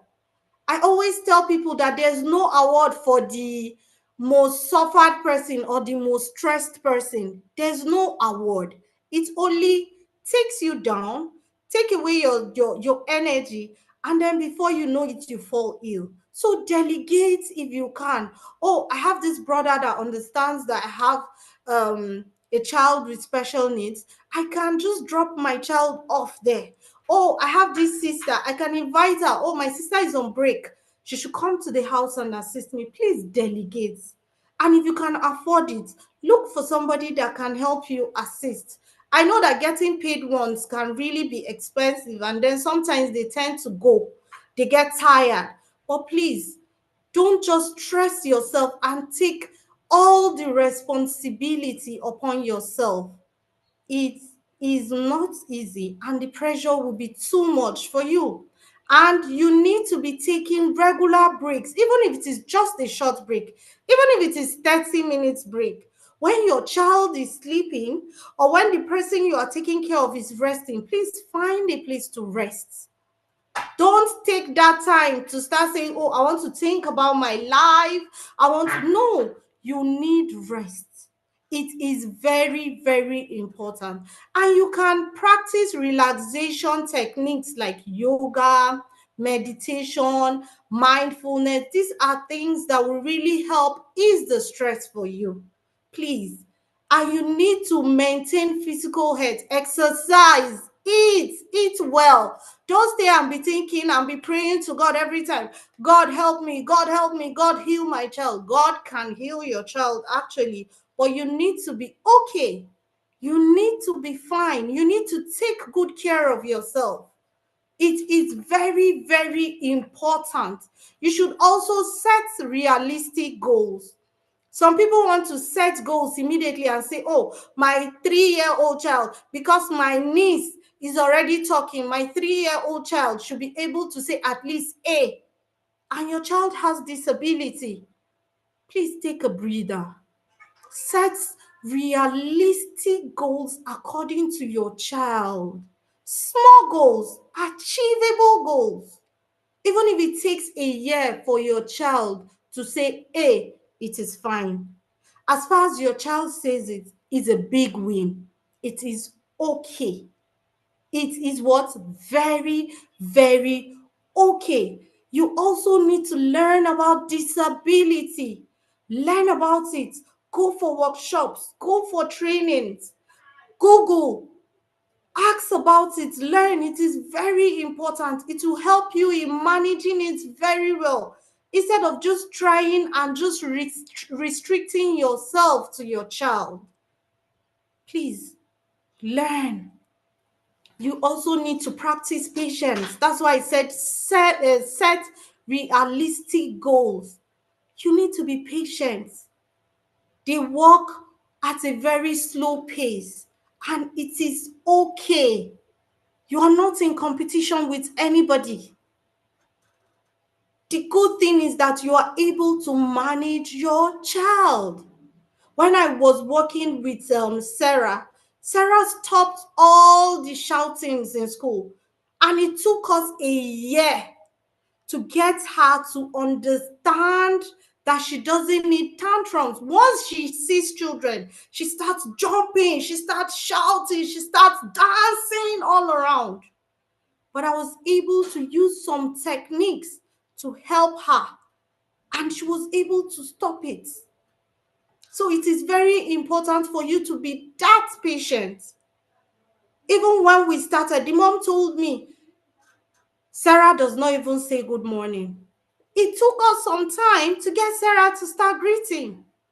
So it's all about patience. You need to also use assistive technology. We have so many technologies now for persons with disabilities. Please learn about it. Please use it. Don't be like, no, me is the one that I know that I'll work with. No, be open to learning. Be open to adjusting some things. Maintain healthy social relationship. You need to maintain, it is very important. You cannot do it alone. And you need to also understand that no matter what you do, not everybody will understand what you are going through. So people will throw words at you. Yes, they should throw words at you, but it is the meaning that you attached to whatever people are saying that affects you. So when somebody says, look at this one, see her child, is she not ashamed of herself? That is raw data. That is just an information. When you attach meaning to it, it affects you. And then the result is you getting stressed out or depressed or something. But when you just look at it as normal raw data, then that is it. It's not your business. If they like, they should insult you. It is none of your business. So social relationship is very key, but you should be open to whatever people say and do not take it to heart. Just look at it again as raw data. Set boundaries, please. It is okay to set boundaries. And most importantly, it is okay to say no. No, capital No. When the pressure is getting too much, please, it is okay to say no. It is okay to say, I need to rest right now. It is okay to say, I cannot do this at this point, because you yourself, you are important. People tend to forget themselves totally. Parents tend to forget themselves. But it is okay to say no. Then you need to celebrate small wins. Celebrate small wins. My daughter can walk. It's okay. Don't say her mates started working since 15 years ago. No. That is the milestone of your child. It is okay. Celebrate it. Encourage that child. Encourage that child. Years back during my teaching practice, I had this child I was working with, and he was able to write just THE, just THE. And I'm talking about like a primary 5 child like that. Just THE. You needed to see the celebration that day. He was so happy. In fact, the school principal gave him gifts because we have been struggling with him writing. He had dyslexia. But we were able to walk him through. So no matter how small it is, celebrate it. Focus on the positives. Don't look at it. Oh, your child is doing this thing. You're trying to compare with that other child that has disability. Your child is, no, look at what your child is doing right now, not what your child is yet to do. Focus on the positives, which is very, very key and important. Very, very important. Now, back to my story. Sarah's mom went to the teacher and she said, can I have Sarah's pack, her party pack? And the teacher said, excuse me, ma, Sarah is not entitled to a party pack. And the mom said, but I brought a cake and I gave it to you and you gladly accepted it. Why didn't you tell me this when I brought the cake? And she said, no, she didn't know. She just collected it. She thought it was a gift. Sarah's mom went straight to the principal's office and told the principal, this is what is happening. I brought a cake and Sarah is supposed to be in grade 3 and all that. And the principal called the teacher immediately and they gave Sarah's mom the party pack. But you know what? The teacher followed Sarah's mom and rendered all sorts of insults on Sarah's mom. And that was when Sarah's mom lost everything. She told me that she gave it. She couldn't tolerate it because it was too much for her to handle at that time. And even when she was telling me, she was crying. Tears was just rolling out. And she said, Mrs. Mbai, you have no idea of what I have been through because of my child has autism. So this is really, I was shocked. Yes, because the teacher had to follow her again after the principal talking to her. That is how people can be. People can be very mean. But I want you, if you're a caregiver, I am here to tell you that whatever happens, whatever people say to you, it is what? Raw data. Look at it as raw data. Do not assign meaning to it. Just look at it and let it be. Have your peace of mind. Don't even worry at all. Just ignore them. Ignore them. There's something I'm going to say that I'm going to shake table right now. That person talking to you does not know his or her tomorrow. There are people out there that got disabled after being an adult. We have people that got visual or hearing impairment, accidents. Some people got it due to some high dose of drugs and all that. So you don't know your tomorrow. That's why you see that we say so-called normal. Because you are called normal today. You don't know if you'll be normal tomorrow. So please try to be nice to these people. Look out for them. And then I am sure you are trying to say, oh, how can I be nice? How can I support caregivers of persons with disability? You can check up on them regularly. Pick up your phone. How are you doing? Oh, pray for them. Encourage them. You can also advocate for them. Understand their role. Understand what they are going through. It is not easy at all. It is not easy. And give them all the encouragement that you can give them. This is what is happening. Oh, how can I be of assistance? Do you want to drop your child at my place? And please, when the child is being dropped at your place, you offer the support. Be ready. Just clear off anything that can be harmful to the child and take care of the child. It's just for some hours. Please be non-judgmental. Be non-judgmental. Do not judge. Do not judge a person because he's taking care of persons with disability. Do not judge a person because she has a child with disabilities. Do not, please. It's not right. It is very wrong. Celebrate their efforts with them. Celebrate it. Wow, you mean you have a 3-year-old person with disability? This is amazing. You are doing well. Instead of saying, now, wow, hey, you are suffering. No, don't look at the negatives. Look at the positive. Tell the person you are strong. Wow, that's interesting. I pray for more strength for you. That is how to do it. Celebrate their efforts. Encourage them. Express gratitude for them. Well done. Well done. Show them what they are doing so that they will be grateful for what is happening. Thank them.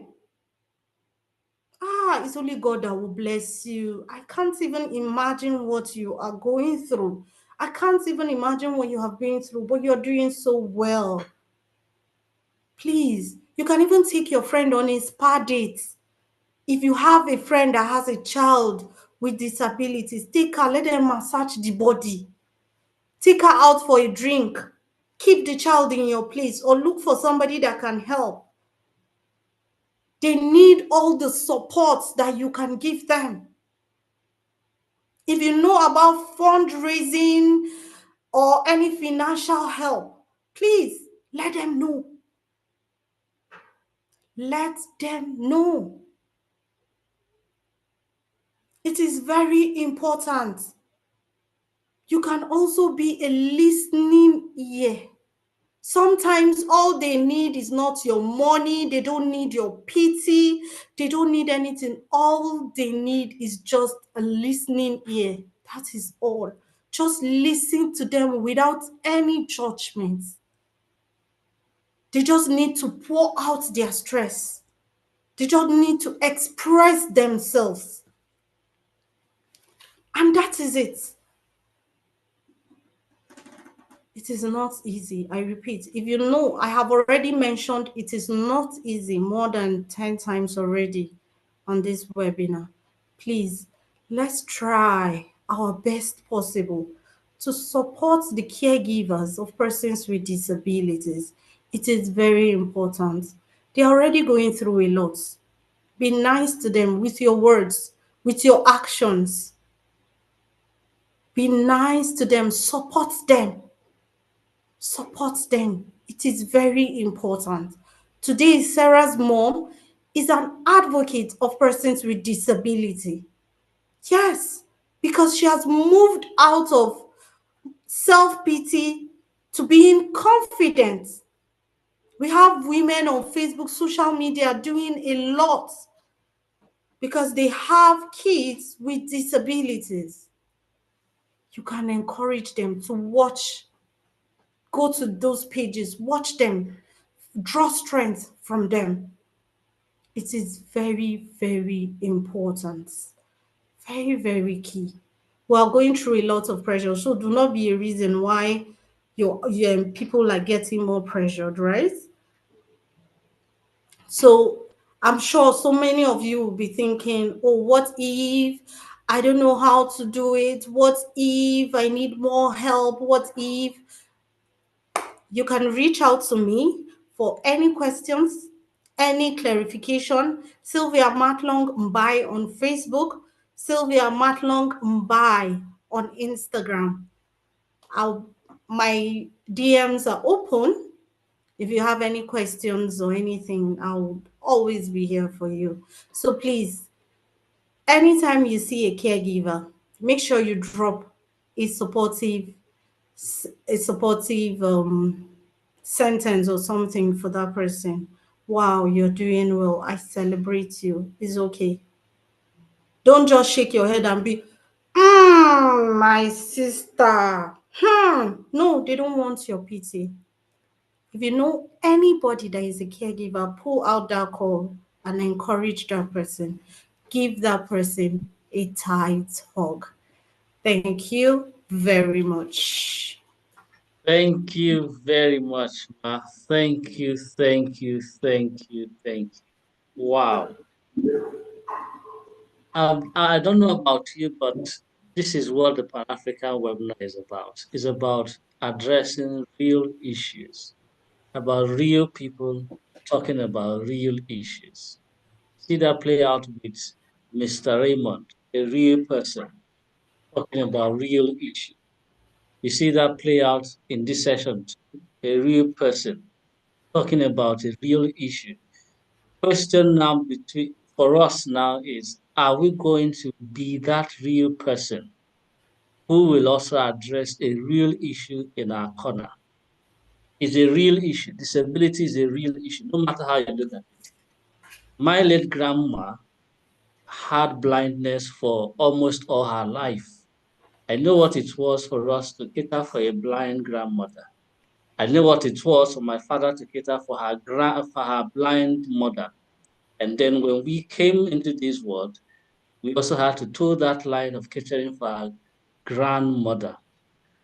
Blind at early years, around her 30s, 40s, just shortly after she got her first two sons. She got blind and she died around 120. So you can imagine being blind for over 50 years plus. That's not easy. I remember taking her to church. I remember calling cabs and taxis. I remember taking her to the restroom. I remember doing the hot water bath for her. So it's not about them, it's about us, the real people, addressing the real issue. So I think this is a big clearing call for us, and the takeaways are there. I'm going through the comment sections, fantastic conversations going on there. Larry says, thank you for that heartfelt session. Ebina says, thank you so much, Ma. And you can see several comments coming in on the need for us to be more responsive, when you have these real issues around us. It could be our friends, it could be our neighbor, it can be our sister, it can be the real issues are there for us to address. No other person can do that. I like what you said, Ma, in your own way, with whatever you can help, please assist, and I like the fact too that it's not about about being responsive. Sometimes we, in a bid to express our sympathy, may not help or be helpful. I may not even be responsive. Thank you so much. Fantastic. I do not know if you have any question or comment. We can use the next 3 minutes or so. You can unmute yourself, ask her a question.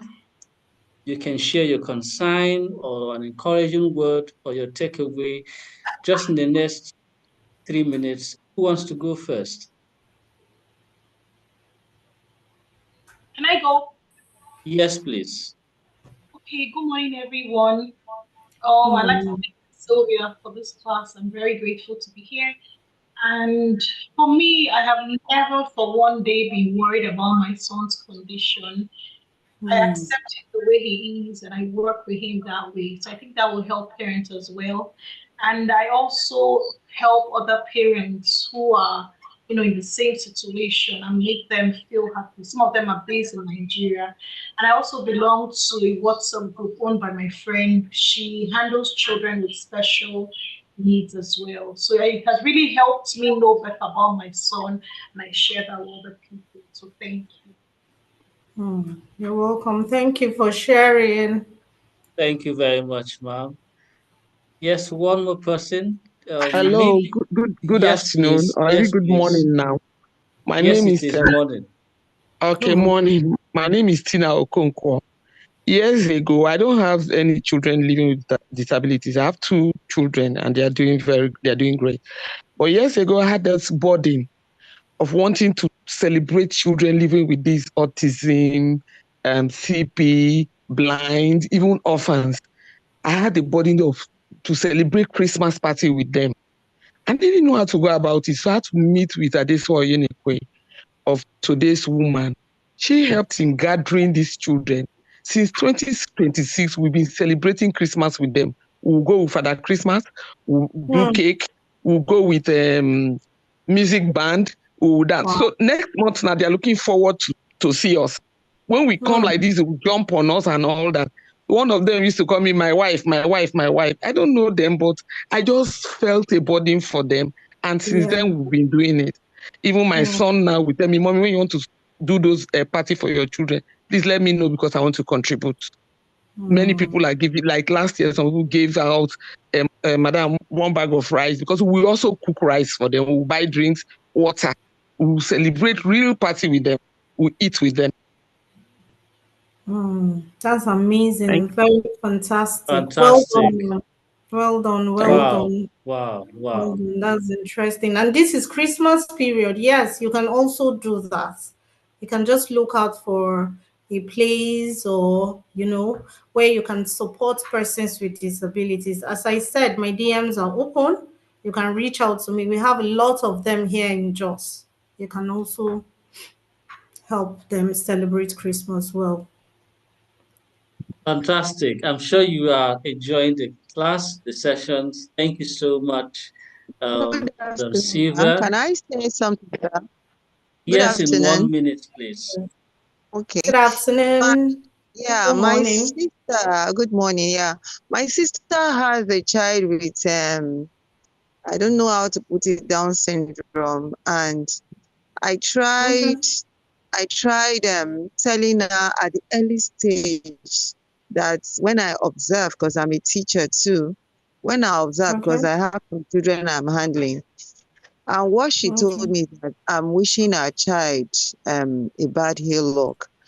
And since then, she has been so, even when I try to say something about the child, she's not just welcoming me. And I feel bad. I don't know how to help her, but I just feel like there are more that we can do as a teacher that I know to help the child. But she's not just making me close to her, and I feel bad with it. I don't know if there is anything you can tell me, because me, I've decided not to say anything to her since then.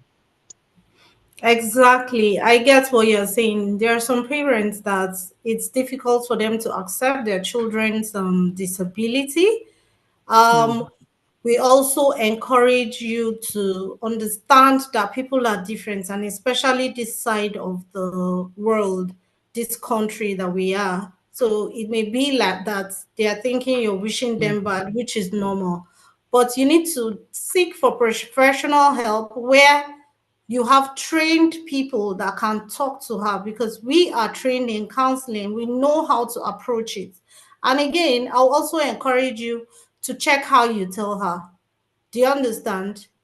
When there's a resistance because of lack of rapport, it depends on how you tell her. You need to come and tell her in a way that she would understand. And early identification is very important. Thank you. Thank you very much, Ma. Thank you. I hope that helps. Madam Doris, does that help?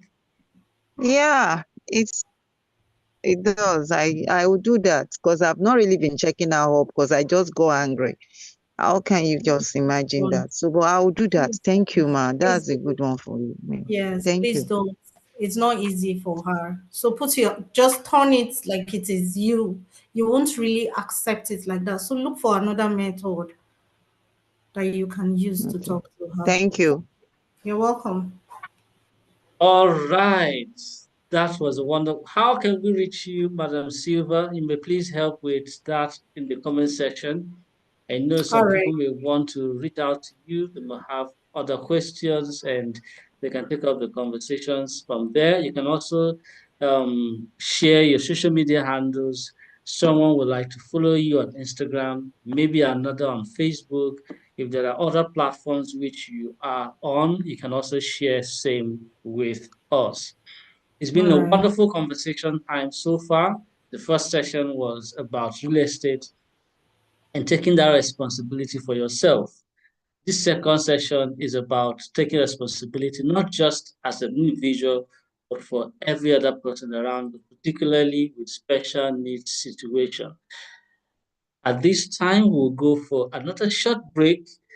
Then we'll return at 12:05 for a very short session so that we can get to know more.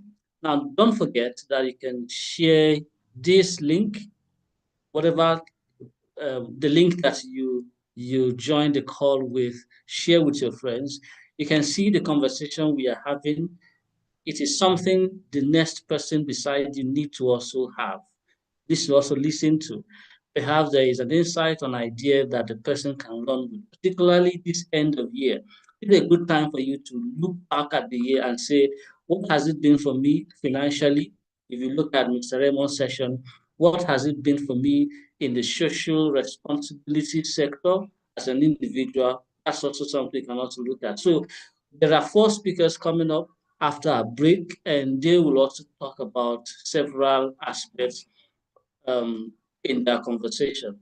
So we will have a short break. We'll be back by 12:05. So this is time for you to walk around, grab a cup of coffee, call a friend, share the link, just do something, and we'll be back at 12:05. Thank you very much for staying till now. I will see you at 12:05. Good afternoon.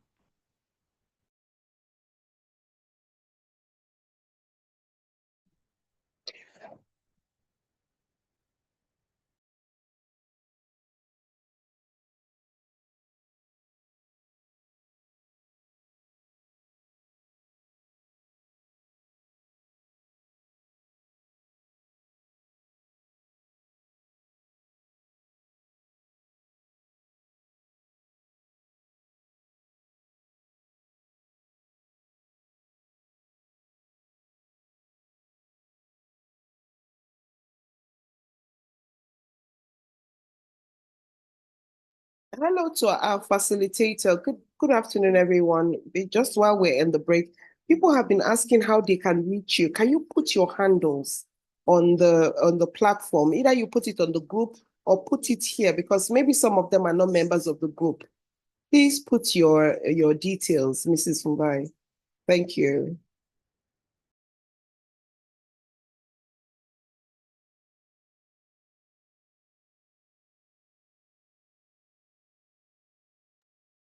Mrs. Mbai, are you still on the group? Are you still on the call?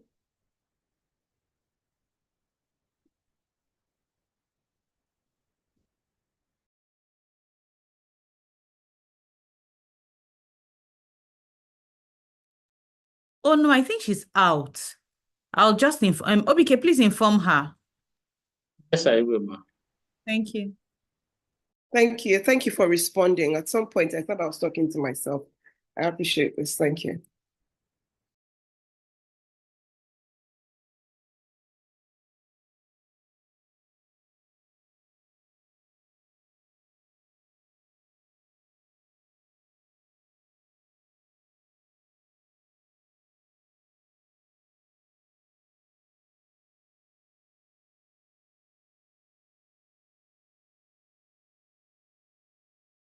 Okay, so good afternoon, everyone. Again, my name is Tega, and I'm the Vice President of the OSP.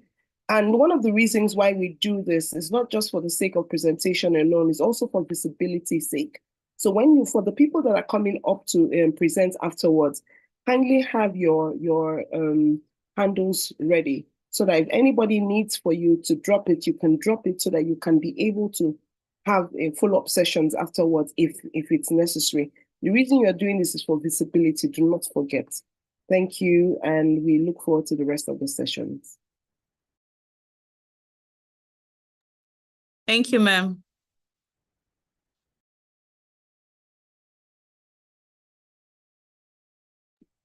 Thank you, Corey. I know that's you. Thank you. No, ma'am, it's not me. It's for Stella. Yeah? Yes. Okay, about Stella. You sounded like Corey. Thank you for responding. Thank you. Yes, ma'am. Thank you. Okay, so I think her handle has been put on the group on the chats. It's on the chat room now. So that's her Instagram handle. So everybody can follow. And I think that also one thing we can all do for each other here, and I'm going to put it on the group as well, is that everyone should please follow each other so that we all know what we do. Even if you don't follow on LinkedIn, you can follow on Instagram. So all of us that are here right now, you can just I can put mine up and then everyone follows. And then as people follow, I follow everyone right back. I hope that works. Well done, everybody. You can use that while we're on the break.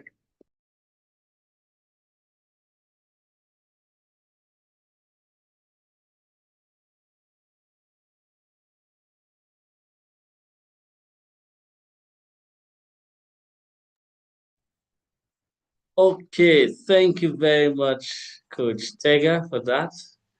Yes, we can follow ourselves. You can drop your Instagram handles.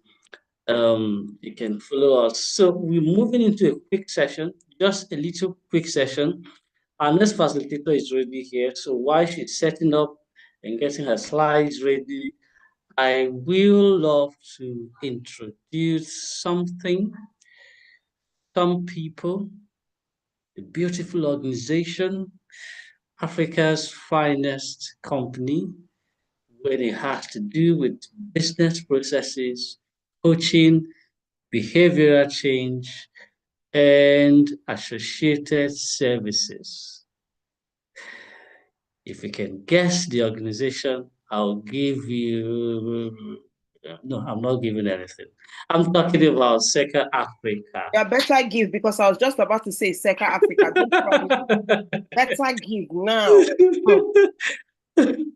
Okay, so I will give you the next one. The next one I will say, but not now. Okay. All right. So what is Seka Africa? So I'm sharing my screen. Let me know if you can see my screen. Can you see my screen?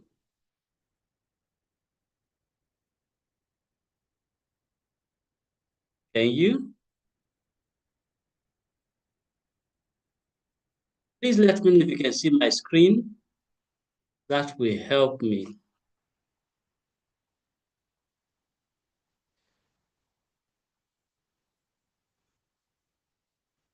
Can you hear me?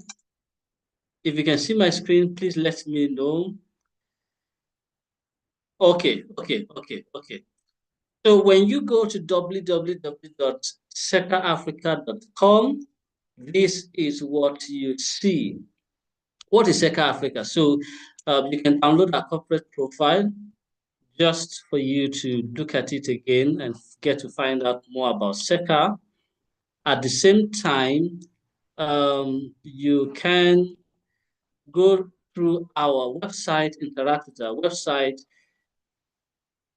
We believe that we'll be in the top 7 brands across Africa known for mental, emotional, and economic-based solutions by 2033.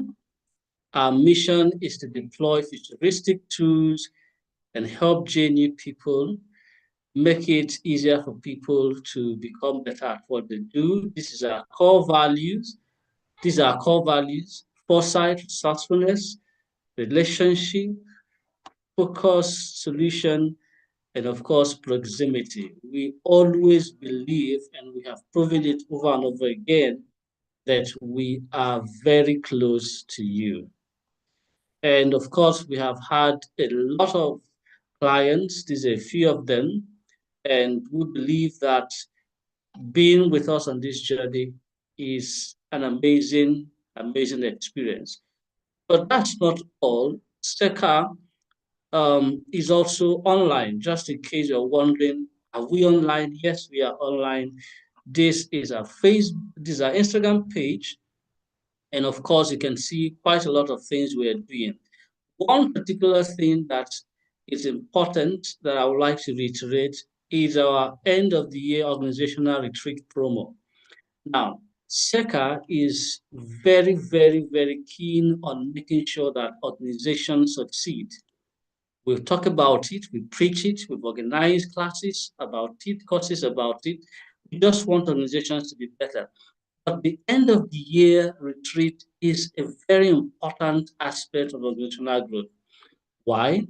Because that gives you the opportunity for you to look back at what the year had looked like and start planning for the future.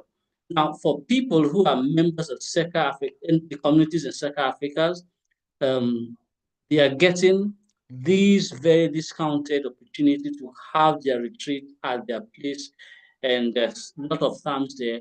But this retreat ordinarily cost 5 million plus for you to have a very wonderful end of the year retreat. But because we love our members, and because we have proven it forever again that we want our members to succeed, our members get to pay $1 million and we do a retreat for them.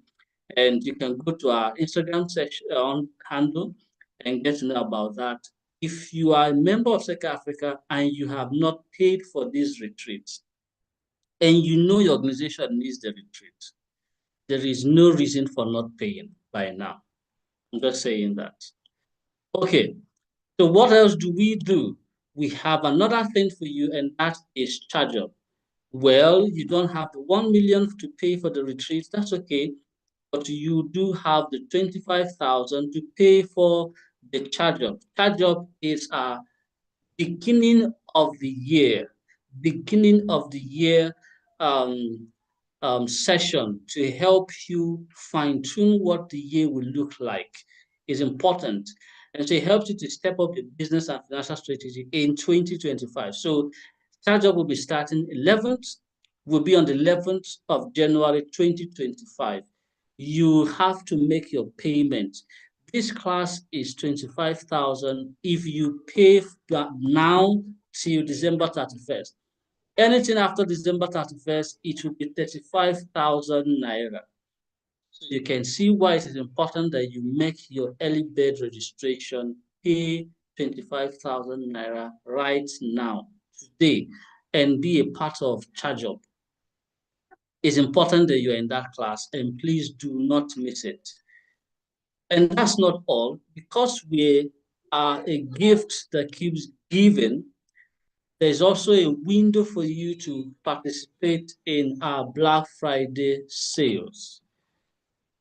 Whether you are looking for the replay of the last cohort's we had the class on carrots, rats, and cats. Very powerful session. If you were at the on-site session, it was amazing. If you're at the virtual session, it was extraordinary. So you have the opportunity to watch that class again, participate in the class again in a replay. This time is 20,000. Now, people who were in this class paid as much as 30, 35,000. So you can imagine getting the replay for 20,000. That's quite amazing. So make sure you take this opportunity. It is important. But of course, because we're in the spirit of Black Friday, there are quite a lot of other things you can shop. So make sure that you visit us on our website, www.SECA-Africa, or online and see what we have for you. But that's not all. I'm going to stop sharing so that we can go to the next sessions. Every other detail you need is in the comment section. You have those details there. Reach out to the number in the comment section and pick something. There's something SECA has for you. Ask us, where is that thing that you have for me? There's something we have for you. You are the one that has not asked us. If you ask us, we will give it to you. Okay? Thank you very much. And where are you, Debo Alawo? If you are here, please unmute yourself. Let me see your video so that we can spotlight you. Okay, so I'm going to be, thank you very much. We're moving to our next speaker. Yes, you can show your video while I do the introduction. Okay.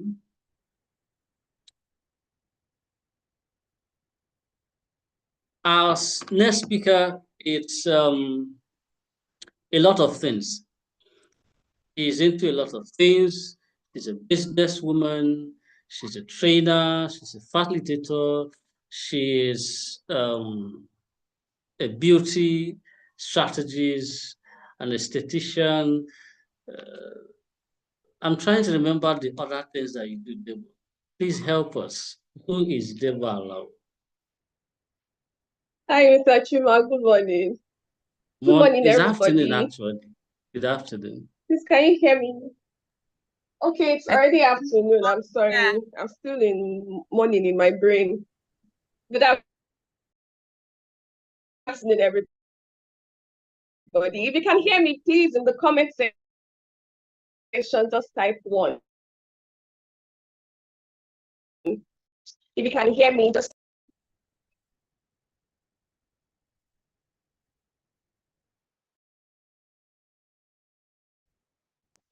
myself. Please, if you can hear me, type 1 in the comment section.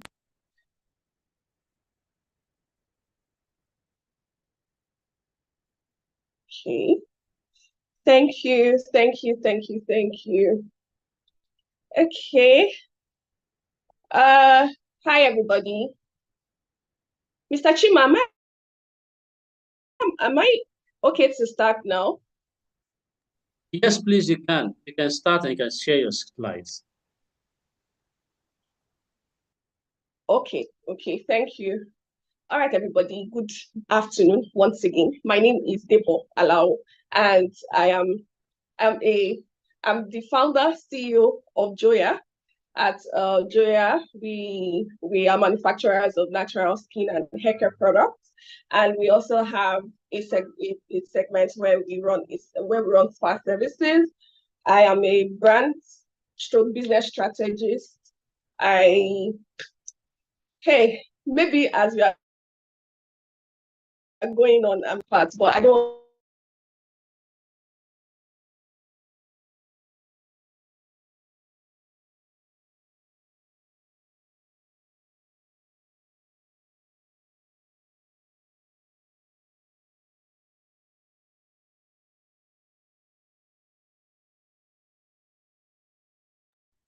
Debo, are you here?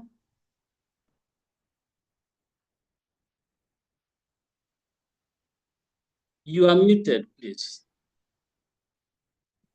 Okay, Okay, thank you.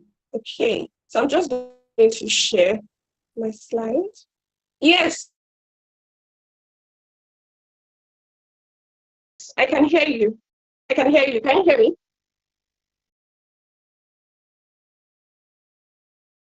Yes, I can hear you.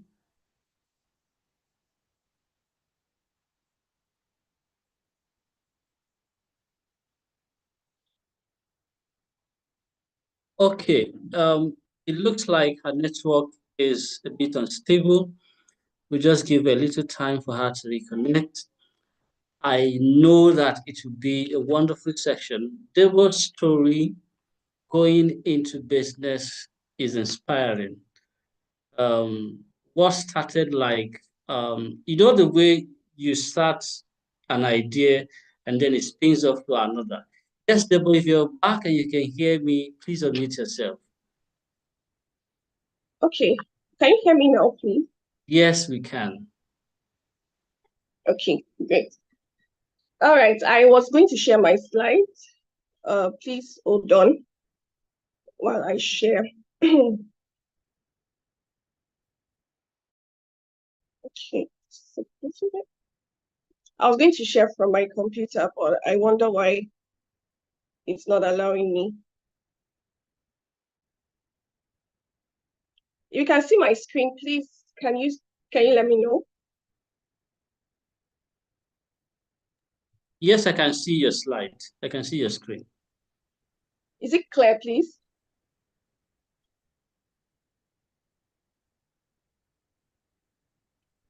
Yes, it is. All right. Let me get straight into it. So, I'm going to be talking about business resilience, and business resilience is something that it's not just something that you think about maybe after you have done business like for 10 years or 20 years. And the reason is because life happens. Life happens, and life can happen to anybody. Life can happen any day. Life can happen anytime and anywhere.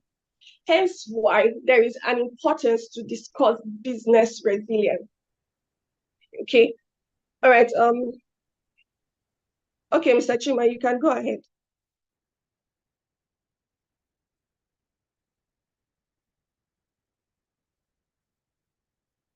All right. Thank you very much. Okay.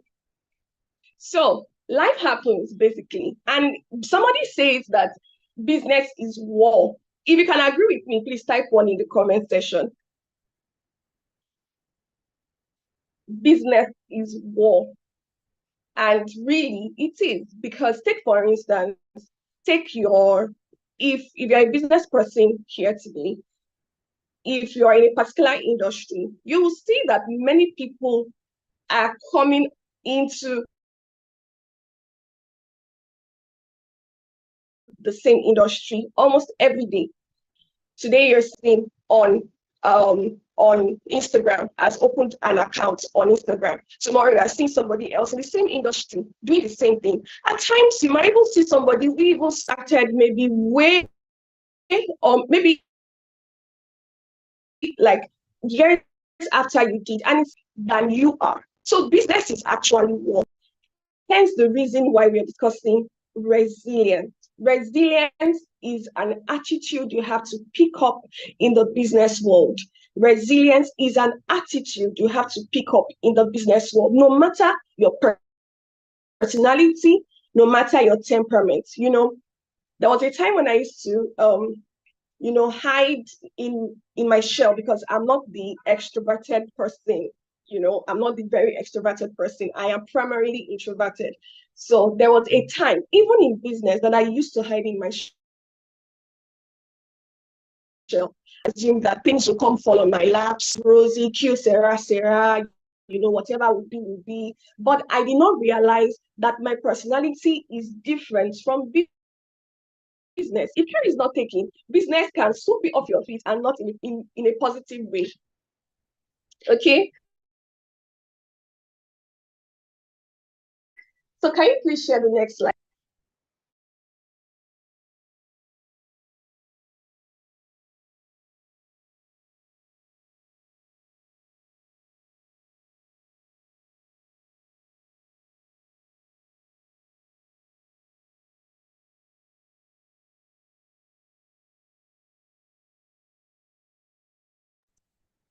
Hello, Debo, can you hear me?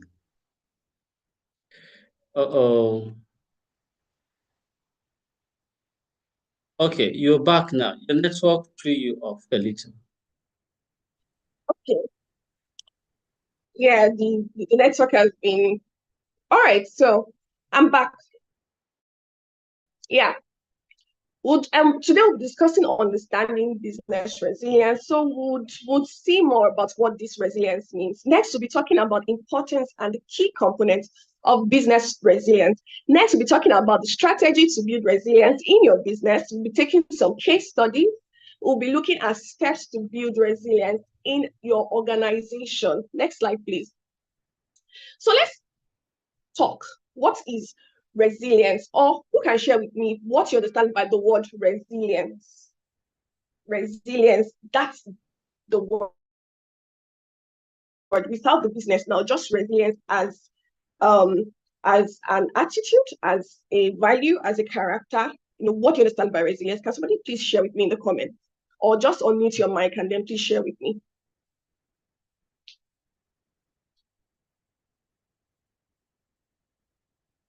Anyone, please?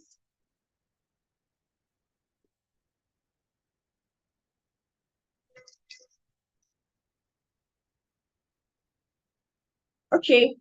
While we wait, okay. So here it said business resilience is the ability of an organization. Now pay attention to anticipate.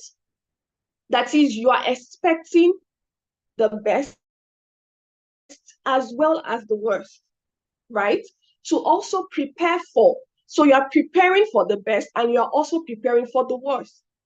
Next is to respond to, and then to adapt to incremental change and sudden disruption to survive and to prosper.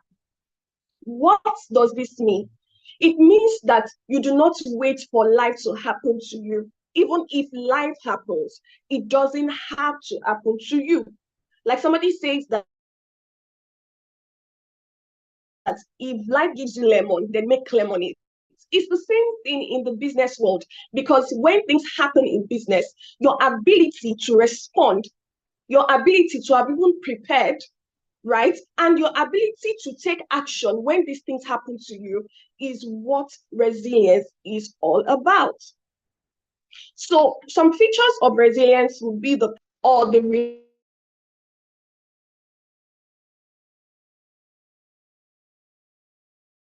reactive approach. So are you preparing before it happens, or peradventure there are some things that you never even know when it happens? Take for instance the coronavirus. When the coronavirus happened, a lot of businesses, if I'm not going to say 100%, I'll say 98% of businesses around the world did not expect that a pandemic was going to strike. But not all the 90% survived the coronavirus. Why? Because something like that. Business resilience can also be as little as knowing your actual target audience. Many of us do not know this. Knowing your actual target audience can be an example of you building business as an audience.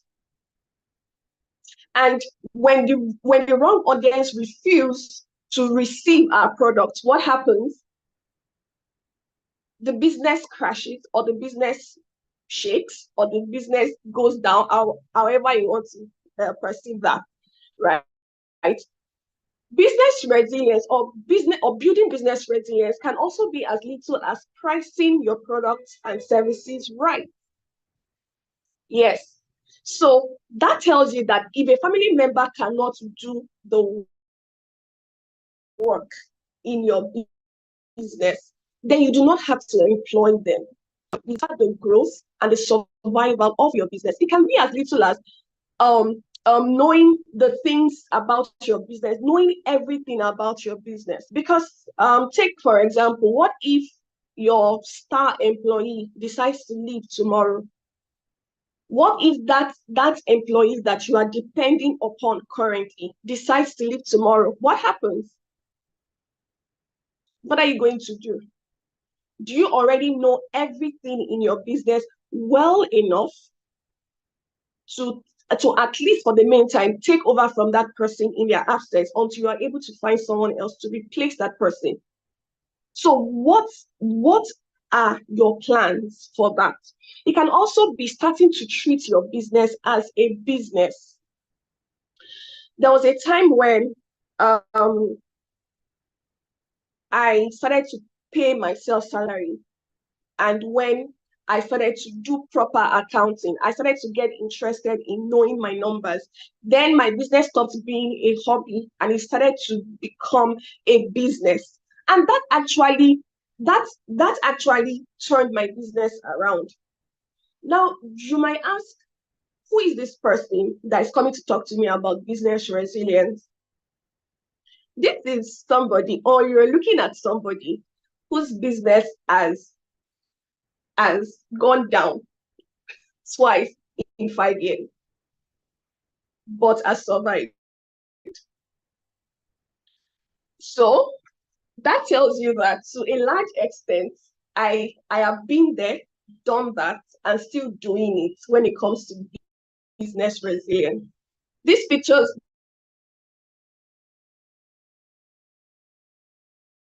that you can see here right now are excerpts from 20 for business. It wasn't just an award. It wasn't just a grant award. It actually meant more because it reminded me of so many things, of so many hurdles that I have had to scale to get to that point. And we are doing better. We are doing better and we are still moving forward. All right, next slide.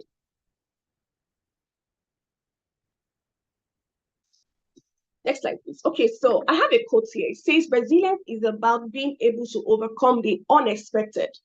Sustainability is about survival. And the goal of resilience is to thrive. So the essence of you building business resilience is so that your business can thrive. Business is war. You don't want to just let anything anyhow occur to you. All right, so that is all that resilience is about. Next slide, please. Next, we'll be talking about some key components of resilience, because you might ask, what does, building resilience look like? What areas should I be touching in my business? First, here we have leadership and culture. Leadership and culture. And some examples of that can be strong adaptive leadership. You as a business owner have to come to agreement. You have to settle it in your mind that not everybody will think like you, will act like you, will have the level of business acumen like you. Many of us, because of that passion that we have for our business, we have built a very rigid leadership method. We don't want content to be done in a particular way. Some people prefer content like I am doing now, just sitting down, talking to people, teaching people, but they now employ somebody else later to handle content. And the person is this extroverted person, lively person that comes and then just giving them, hi everybody, we are this, we are this, we are that. And then the business owner is like, you have to be calming down. We are not that kind of person, But what if this is the kind of content that will be received by your target audience? So this will go a long way in helping your business to thrive. So you have to be adaptive, right? Still, you have to remain strong, because some things will not go according to what you have planned. So you have to be strong. You are not the one to break down when things go wrong. Okay, so that's part of building resilience. Another example is encouraging innovation and flexibility. You know, in Joya, there was a time where there was a way that we wanted to present our products and services to clients. But when we began to study our target audience, we discovered that times are changing. People wanted better packaging. People wanted fresh things. People wanted trendy offerings. When it came to skincare, when it came to hair care, we had to, you know, bend to the trend and then offer people effective products, but with something that was trendy, something that resonated with them. So this is part of resilience, okay? And that's one of the reasons why we have been able to thrive even up till today, okay? Next is operational resilience. Your supply chain flexibility. You don't have to, your product should not be staying in your store alone or your store branches alone. How about letting other people spread it around the world for you? There was a time where we were just situated in the outskirts of Lagos, and that was where our products were. Later, we saw opportunities to send our products to Abuja. Later, we had people ordering from outside Nigeria. You know, our distribution and supply chain, you know, it took a turnaround, and we had to flow with it. We refused to be rigid, you know, and that made a lot of difference for us. Another example is continuity planning. So who would continue this role in case this person stops being in this company? When I am not around, who would continue with my role? Who will take my place, right? Who will do this task when the chief person is not on ground? That's an example of continuity planning. All right, another one is financial resilience. Here I have maintaining cash flow. See, there is nothing that can handicap your business from expanding and from moving forward than lack of cash flow. They say money rules the world. Money also helps your business to expand and to grow. Okay, please, if you're still with me, can you type one in the comments? So I'm sure I'm not talking to myself. Please type one, please type one, please type one. If you agree that cash flow is important in business, money is important in business, please type one in the comment section. We need money, don't we? I don't know, so I might share 1 million here, you never can tell. If you can hear me, you agree that cash flow is important in business, please type one in the comment section.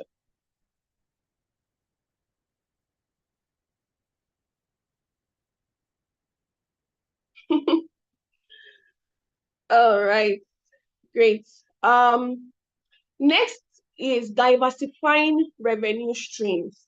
So I remember when the whole challenge was happening to us in Joya, and then it seemed like we were not moving as fast as we wanted to, and it seemed like we were just going to plummet if care wasn't taken. So what we had to do was to think about what else we could do that could generate revenue.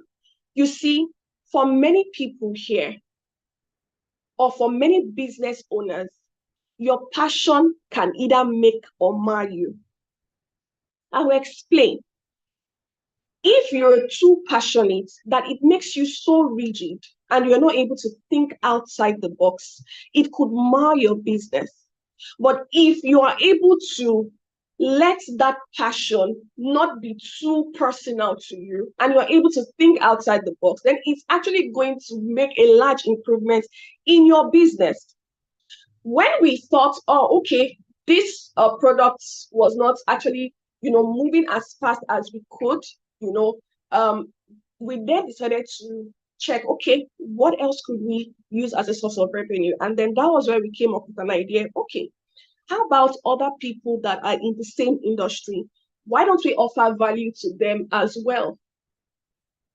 And then we birthed Joya Supplies. And from there, we started to offer raw materials to beauty entrepreneurs like us. We started to offer them raw materials, both in small scale, large scale, and we also offer them equipment. Later, we moved on to packaging, containers, etc. And that's made a huge difference for us. And believe me, that was one of the decisions that helped us not to crash at a certain time. And then with that, we're able to use the resources to build upon more things, to fuel the passion that we have had from the beginning. So your financial resilience is a huge component in building a strong business. Next slide, please. Another key component of resilience will be technological resilience. Cybersecurity measures. You have your WhatsApp, you have your Instagram channels, you have your LinkedIn channels, Facebook, TikTok, etc. Something as simple as a two-way authentication can go a long way. Because what if tomorrow somebody hacks into your page? What are you going to do? Does that mean that your business is gone forever? What will be your next step? I'll take 4 examples. For Joya Supplies, we had somebody we traced the IP address and discovered that the person is in China. What happened was that this person was running ads on our Facebook page, and we were seeing the advertisements on our Instagram page being promoted to us. So we are selling raw materials and ingredients on that page, but this person was selling fashion items, but was carrying our name, Joya Supplies, on Instagram. I wanted to faint that day. I did not know what to do. I did not know who to run to. But that day, I learned that this thing can happen and can happen to anybody. So imagine very big multinationals and this happened to them. No, this cannot happen to them. Do you know why? Because they invest in cybersecurity. So someone cannot just come and then just hack into their account anyhow. And even if they had somebody hack into their account, like we see some cases for banks at times, even the World Bank one time was hacked into. MTN also was hacked into at one time. But what makes a difference, or what will make a difference between MTN and that business owner somewhere that is just being lazy about cybersecurity, is that MTN already have their own ethical hackers at the back end, countering those people and blocking them from doing much more damage. But some people have their pages seized from them, or their pages used as a why they've not built measures to counter these things. Digital transformation is as little as having your own website, not Bumper, not a seller page, not a Shopify page, your own website built for you, having your own name.com, not your name.com/bumper or your name.com/seller. Something like that is what will help you. Because what if tomorrow somebody from outside your country decides to come shop on your website or decides to read about you, but they're seeing your name.com/bumper, there is a level of trust they're going to extend to you. And it's most likely that they will not even want to do business with you because you gave up a feeling that you're not serious about business, or that you might decide to shut down tomorrow. Lastly, here we have workforce resilience. An example is employee well-being and skill adaptability. Please take care of your employees.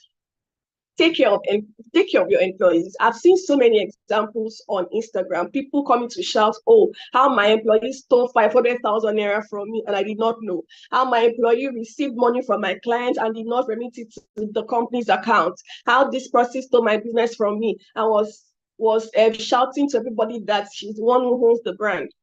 If you trace such examples to the roots, it's an example of the employer not taking care of the employee. So something as simple as one of my team members, when they came to me and then she said, "Oh, that she's not feeling well, she's having cold and things like that." And she's one of my chief employees, right? I immediately dismissed her. Please go and treat yourself. Once she was done, I asked her, how much did you spend? Please send it, and we are going to refund you.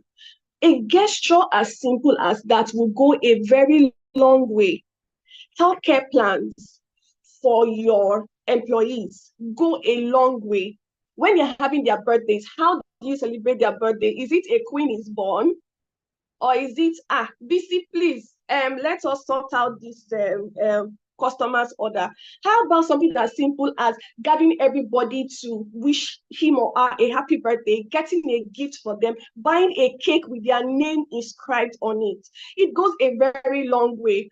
One of my staff had a birthday and then we got her a cake. I said they must make sure that you snap a picture and send me very nice picture. And not so long after, the lady said that her mom wants to speak to me. The mom called me, was blessing me, blessing me, blessing me, blessing me. On top of what? On top of cake.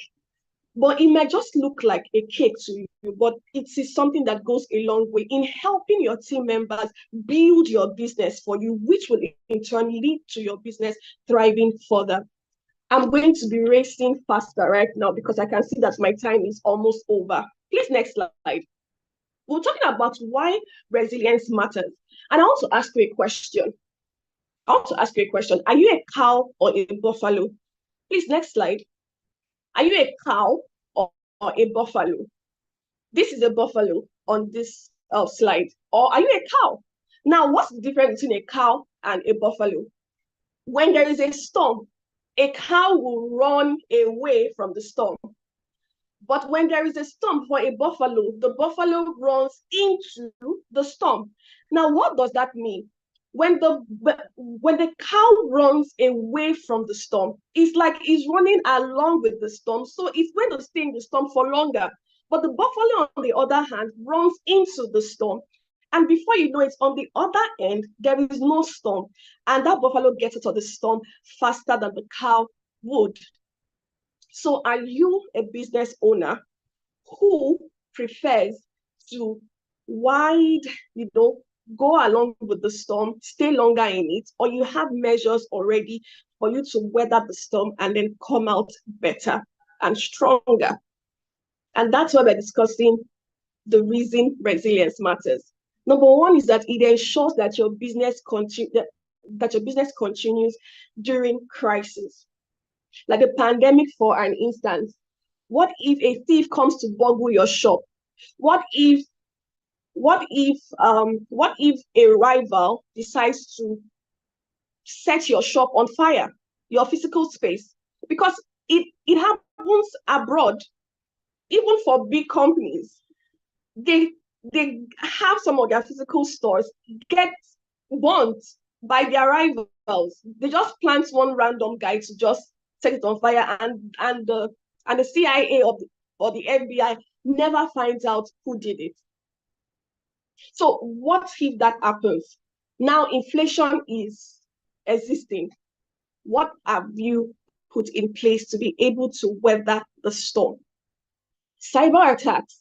Next, resilience enhances competitive advantage. So over the years, count 5 years, count 10 years from now, are you sure, deep in your mind, that your business will be one of those businesses still standing in your industry?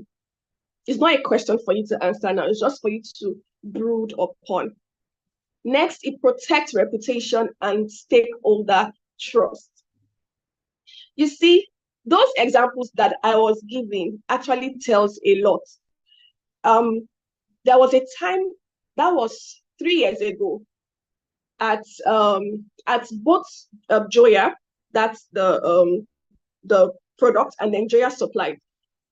Our customers would not trust us with amounts more than 20,000 naira, or we never got orders higher than 20,000 naira. And when we got 20,000 naira orders, we were very excited. We have made big money. But I decided to sit back and then think about it. What can we do to make Joya have a brand positioning that to make our customers see that we are trustworthy enough to be trusted with a particular amount. So we started to get right with governmental policies. We started to get right with our tax. We started to get right with our CAC registration. It's a small thing as CAC registration. We started to promote our official website more. We started to dish out content that portrayed us as that kind of company. We started to have the right team members on board. And see, this year, the number of digits that we have recorded is quite amazing because our customers can now trust us to want to buy in bulk for their already existing business. So this is what resilience can do for you. It helps your customers build trust in you. Next slide, please. So we'll talk about the key strategies very fast to building resilience. So it's like a strategy. It's like a strategy for an army, right? First of all, is scenario planning. Ask yourself, what if this happens tomorrow? What would I do? How would I respond? It's as simple as that. So I'm not going to dwell too much on that. So it's as simple as that. Just ask yourself these questions. Maybe have a team meeting or a brainstorming together. Bring up several scenarios and ask yourself these questions, and then begin to prefer solutions to these scenarios. Next is to invest in technology and innovation. So I've said before, do not be rigid as a business owner. Please do not be rigid as a business owner. Next, emerging trends like the environmental, social, and governance as resistance factor. So in your locality, what is the environmental factor affecting your business? Do you feel like your locality is more likely going to be a rural environment? Then how about think of producing small sizes of your product, or preferring services that are more affordable to that class of people, while you're also looking at how to sell your goods and services to international clients or to people outside your locality. Also see how your environment is being affected. Because believe me, no matter where your locality is, there is something that you can offer them that they will be interested in. So if you feel like maybe 100 grams of your product is as high as 20,000 naira, but you are in a rural area and they cannot afford that amount when they are even thinking of how to buy yam, right? So how about think of, okay, how can I offer this thing in maybe 30 grams? In 30 grams, they can use this in like 1 week, and then they will be thinking of how to buy another pack, right? So that's where you are selling in bits, right? But you are playing the game of numbers. In business, it's the game of numbers.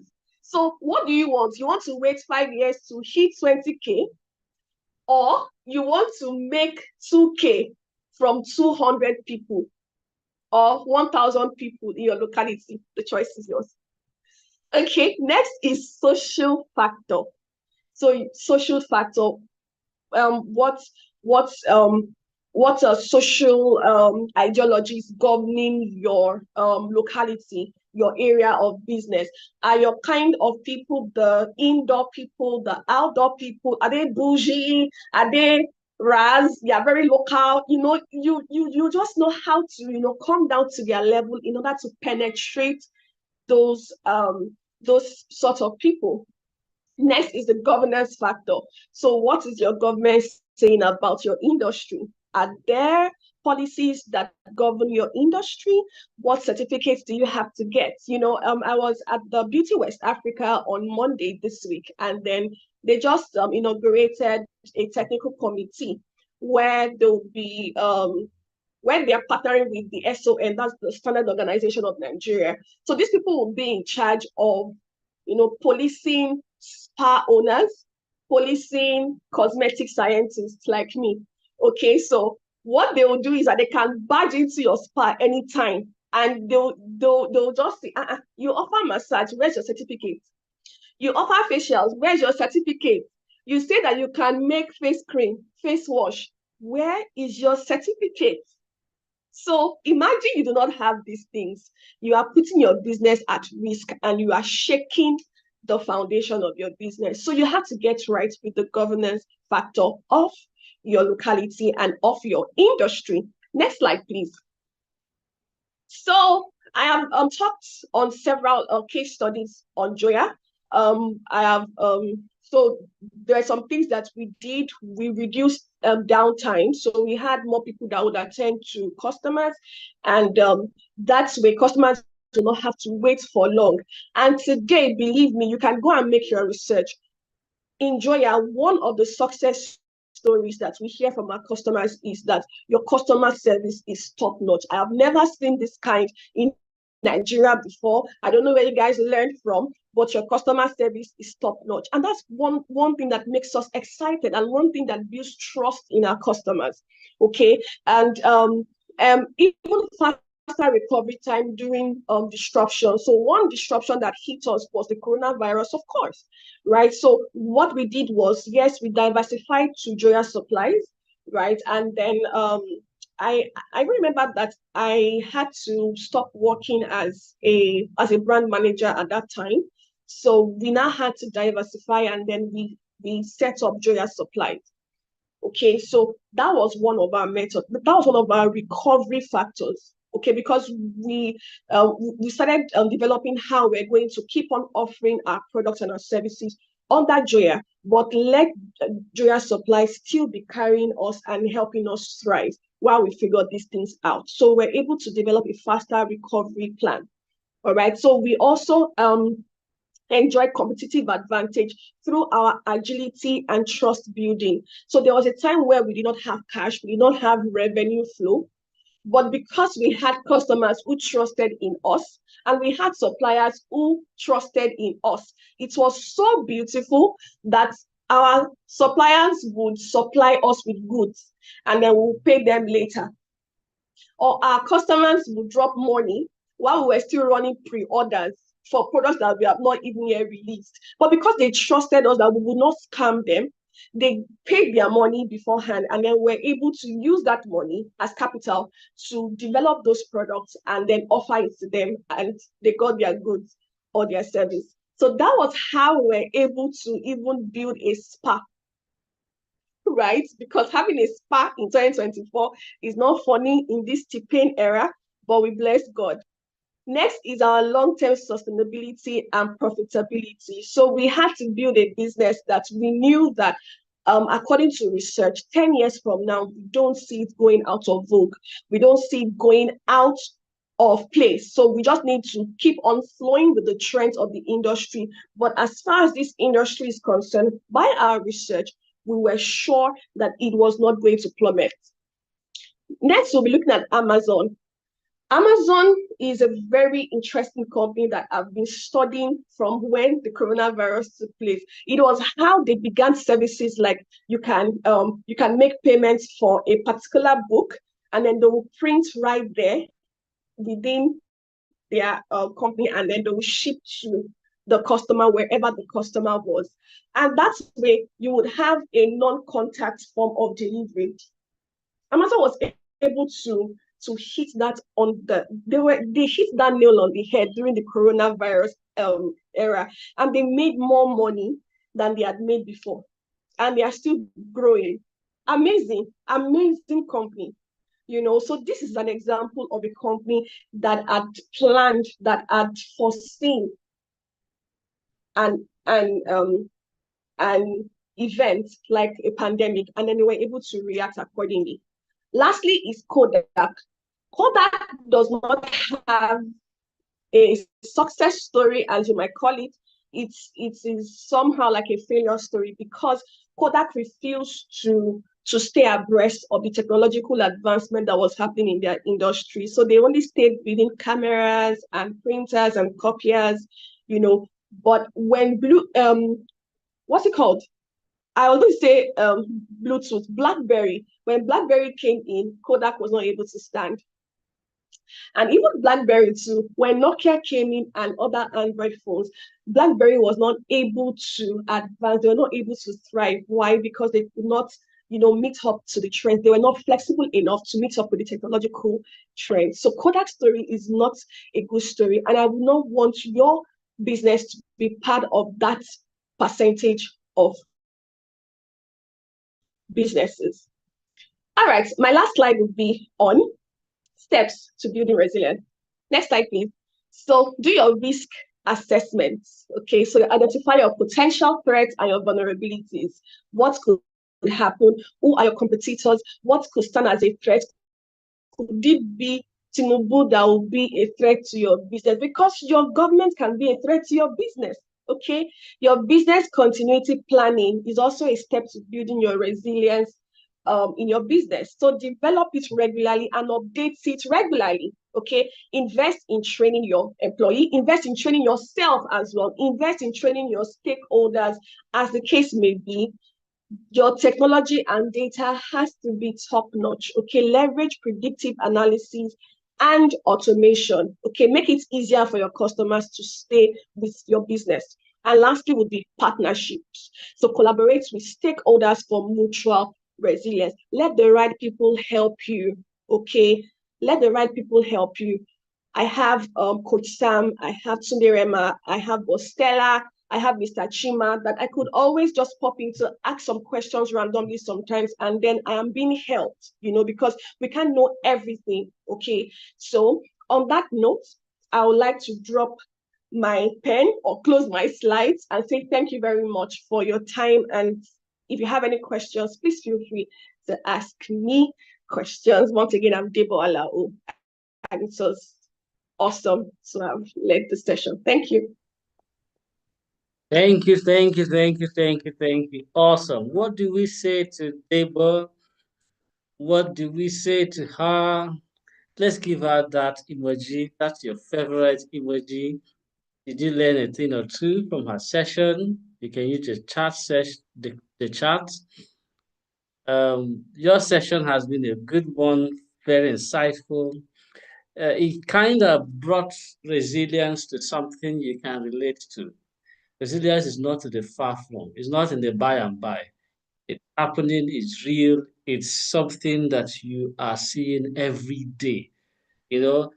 I like the fact that you brought in the need for pivoting as an essential element for resilience. You really cannot stay in business if you are not flexible enough to pivot. I'm naturally not the type that wants to talk, but then I have to pivot on many occasions to do the talking. That's also being resilient at a very personal, effective level. Sometimes you may not be your naturally easygoing person, but then the business requires that you be the easygoing person. So you just have to do that. That's the flexibility. And the fact that you had to look at what COVID did and move into their supplies and start seeing where is the next big thing. Where are we moving into? That gives you that continuous progression. Thank you so much. Those are some of my takeaways. I think we have some in the comment. Funke Anthony said, thank you very much. I don't know if you have any question for Debo. You can unmute yourself. Just one question because of our time. If you have any question, you can unmute yourself so that she can attend to that. Okay, so there are no questions. Her contact details is on the screen.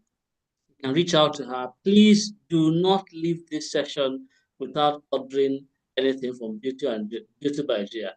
Can we have the website, please, Debo? You can help with that in the comment section. How can we shop on Joya's platform? Do we need to call someone? Do we need to send a WhatsApp message? Do we need to go on the website? How do we contact your business? We can see how we can contact you, but we don't know how we contact your business. How do we reach your business? They have to drop that in the comment section.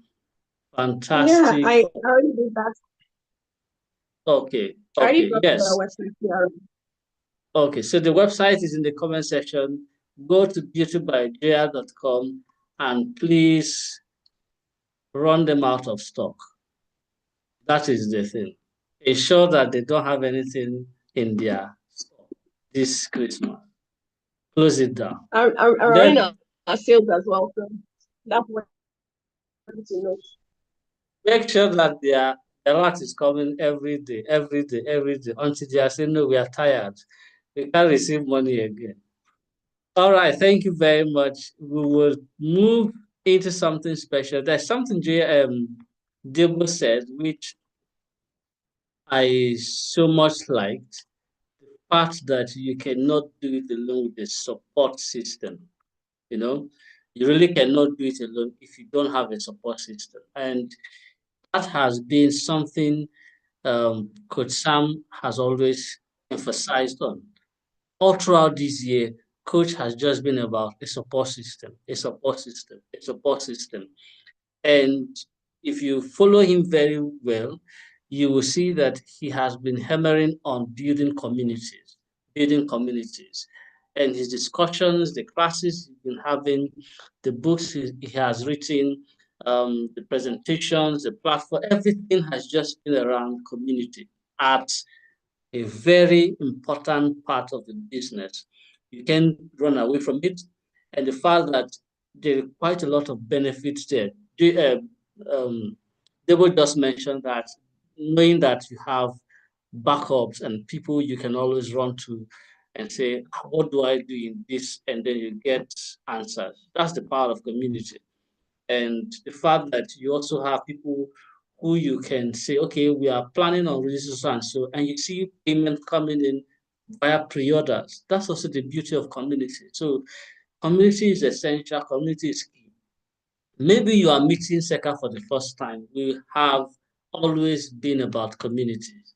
And February 15th is an important date because we are doing the cohort 3 of Brand Community Mastermind. I'm not sure you want to miss it. You have missed cohort 1, you are forgiven.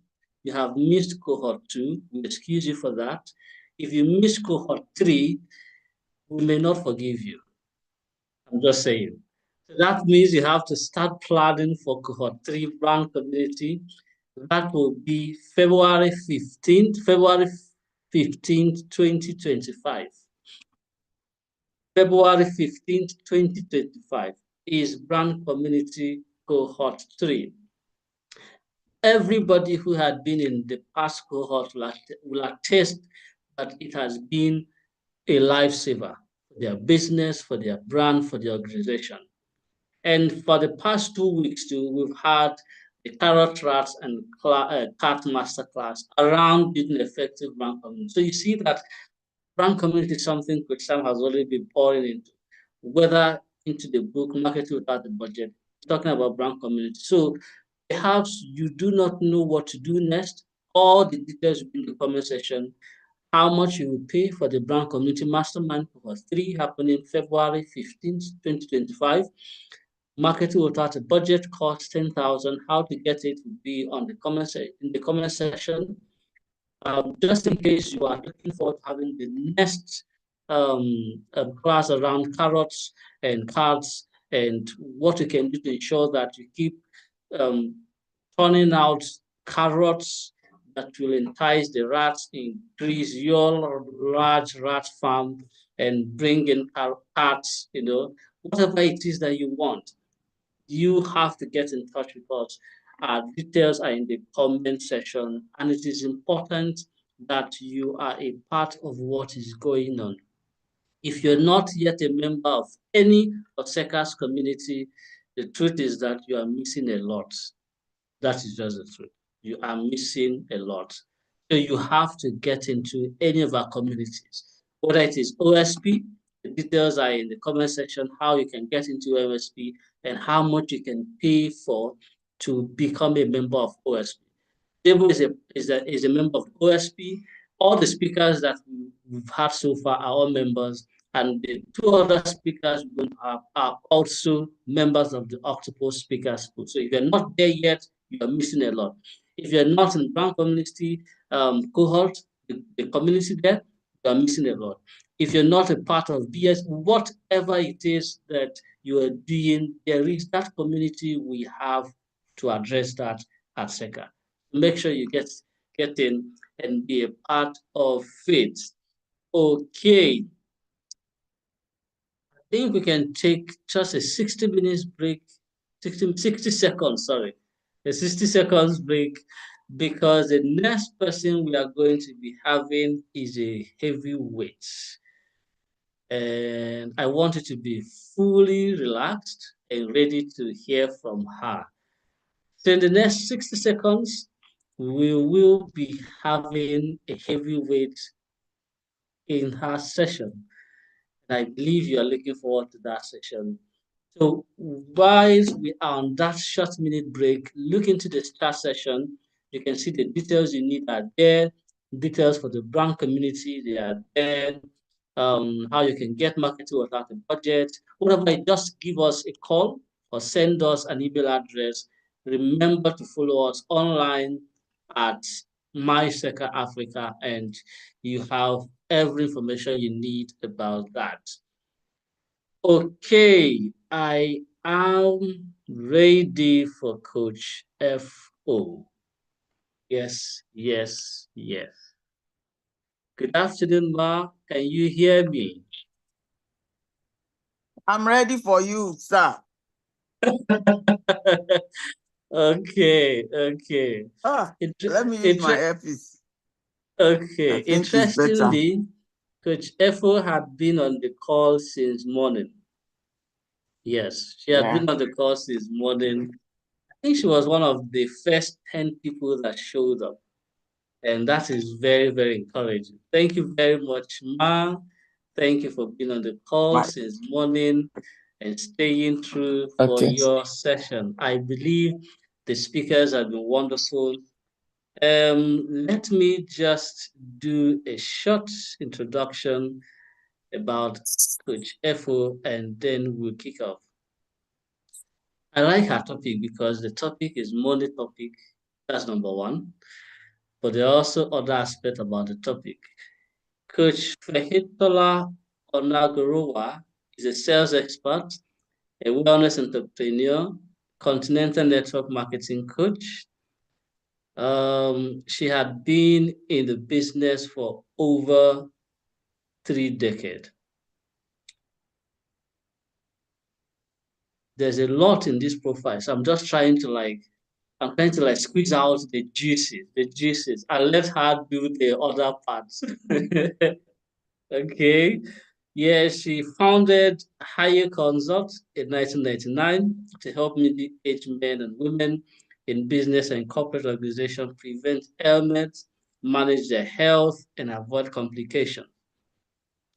At the same time, she's also the lead coach at Higher Consult and has helped many to detoxify and slow down the aging process.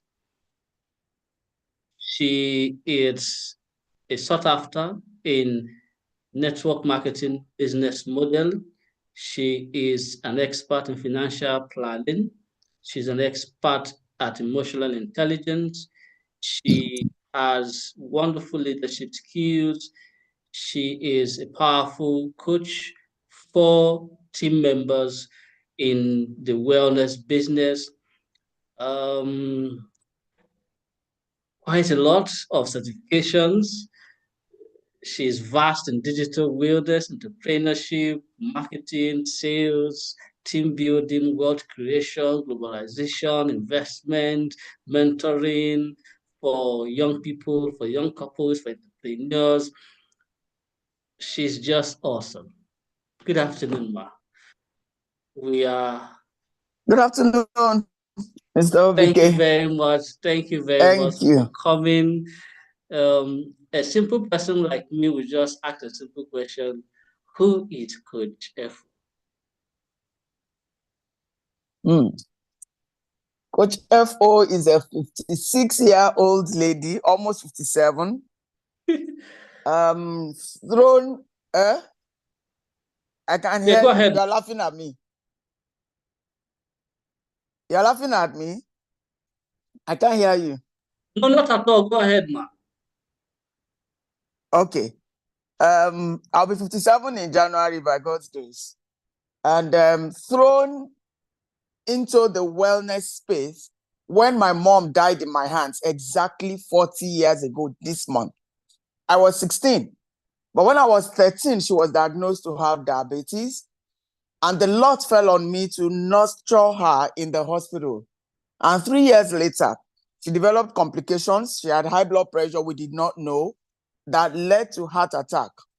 So when I was 16, I gained admission into the School of Nursing in Ogun State.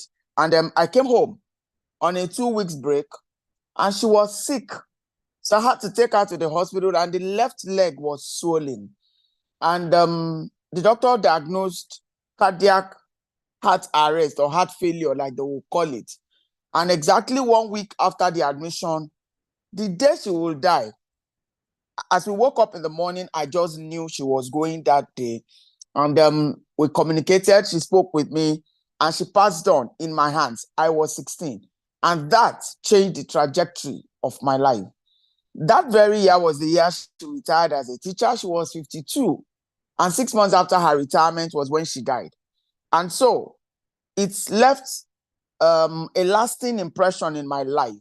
So as a teenager, one, I observed that working for anybody, whether government or anybody, for a long time without planning for your own future will almost be something that leads to the kind of future that we will not want.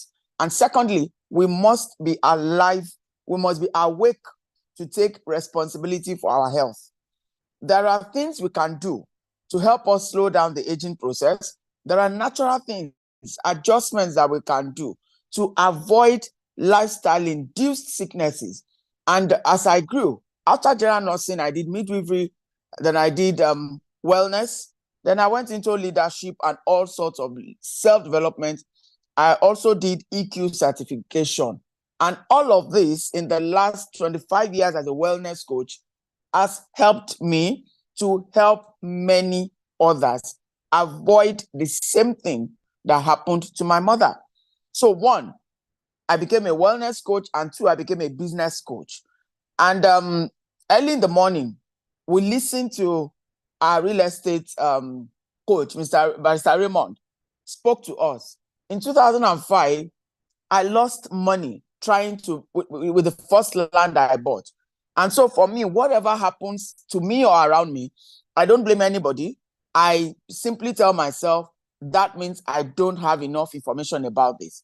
And so I went to learn about real estate also. And it became a beautiful investment. So I also own a real estate company simply for investment. And I was very happy to learn a lot more about it this morning. Every day, we must keep learning. So I'd like to welcome everybody to today's meeting. I'll be talking about building a wealthy and healthy lifestyle in the $7.5 trillion wellness industry. By my history that you've heard, I came into the industry because of my experience. So my decision was one, I will be intentionally healthy, and two, I want to design the kind of life I want in the future. I don't want a retirement time that will be at the mercy of anybody. And I say anybody, because 2 years after my mom passed on, we were paid her gratuity, and it was 15,000 naira. That was 38 years ago. And that day I said, oh, so this is the result of working for anybody. And I said, no, that must not happen to me. So as we were listening even to real estate talk in the morning, Barrister Raymond also kept emphasizing on the future. Decide to be wealthy. And it cannot happen on its own. We have to be intentional, and we have to keep learning. Open your heart. And there are so many things to learn. So I'd like to welcome all our listeners from across the globe. I know many people are joining us from outside Nigeria and all over the world. So welcome. This is the Octopus Speakers Pool, and I'm proud to be a member of this beautiful platform. So I've had a 25-year experience in the wellness industry, and a few people have asked me once or twice, why are you still here? Why are you still doing this? And number one, there's a conviction that we can help many people avert the lifestyle that brings death. You know, just like when you're talking about eating, you can either say eat to live or eat to die. Our daily habits can either lead to early death or lead to long life. So it is important that we do that. So as a certified wellness coach, my responsibility is very simple. Educate people on what are those things to stop and what are the new habits to start. Very simple. And because I'll be talking to you from what I've been doing for 25 years that has helped me to reverse aging. And that's why it's easy, because we have a lot of testimonials around that. So we travel around the world helping many to build this beautiful lifestyle and enjoy wealth. So it's been a beautiful journey working with other entrepreneurs. So today we're looking at the book I love to, that gave me the best faith about this industry. You can look for it and you can buy it, and I'm sure there are reviews on it even on YouTube. Is The Wellness Revolution by Professor Paul Zane Pilzer. That's the title of the book, because a lot of people don't understand that a lot is happening in the wellness industry. As far back as 2010, this professor is a professor of economics. He became a prof at the age of 26. Today he's 70 this year. I met him when he was 60. That was 2014. So he's 70. He's a Jewish American. He predicts what will be the economic trend of the world. And from his research in the last 15 years, he has brought up many works. The Next Millionaires, The Next $1 Trillion Industry, The New Wellness Revolution, works like that, telling people to position themselves both in the wellness industry and in the network marketing industry.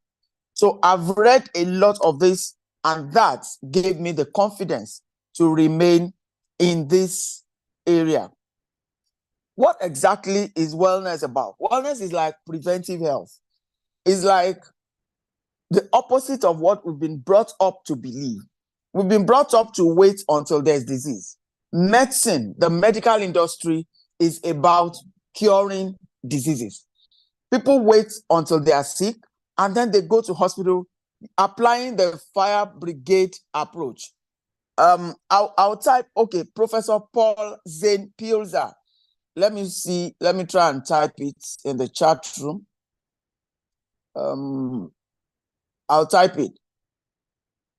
Paul Zane Pilzer. All right. Sorry, I've typed it. So the different titles, the one I love most is this one. The New Wellness Revolution. I put it always behind me. So when we read, you're working with figures. This guy has been economic advisor to 2 American presidents. So he's not a wellness person. He is an economics professor. But he also had the wellness experience. That was what opened his eyes to it. He was ill. He was billed for a knee replacement surgery. He had arthritis, very bad one. And so, but after a while, he got to know about wellness products, started using them, and then he realized that he did not need the surgery again. And that opened his eyes to this industry. And so he started his research to understand that industry. And so he wrote a lot of works on it, a lot of researches on it. He came to address us at a conference in the US in 2014. That was when I met him one-on-one. And so he predicted that wellness will become a dominant economic force globally.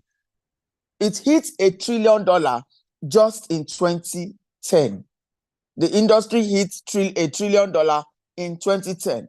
But by the time COVID had come and passed, it jumped the $5 trillion mark in 5 years. And as we speak today, this industry is worth $7.5 trillion. A lot of people are not aware of these figures. So even the few people that are in the wellness space, they are not putting in a lot of effort. to maximize the potentials in this industry.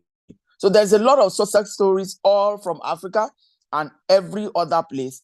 A lot of data on this highlighting the industry's explosive growth. So his prediction became a dominant economic force globally.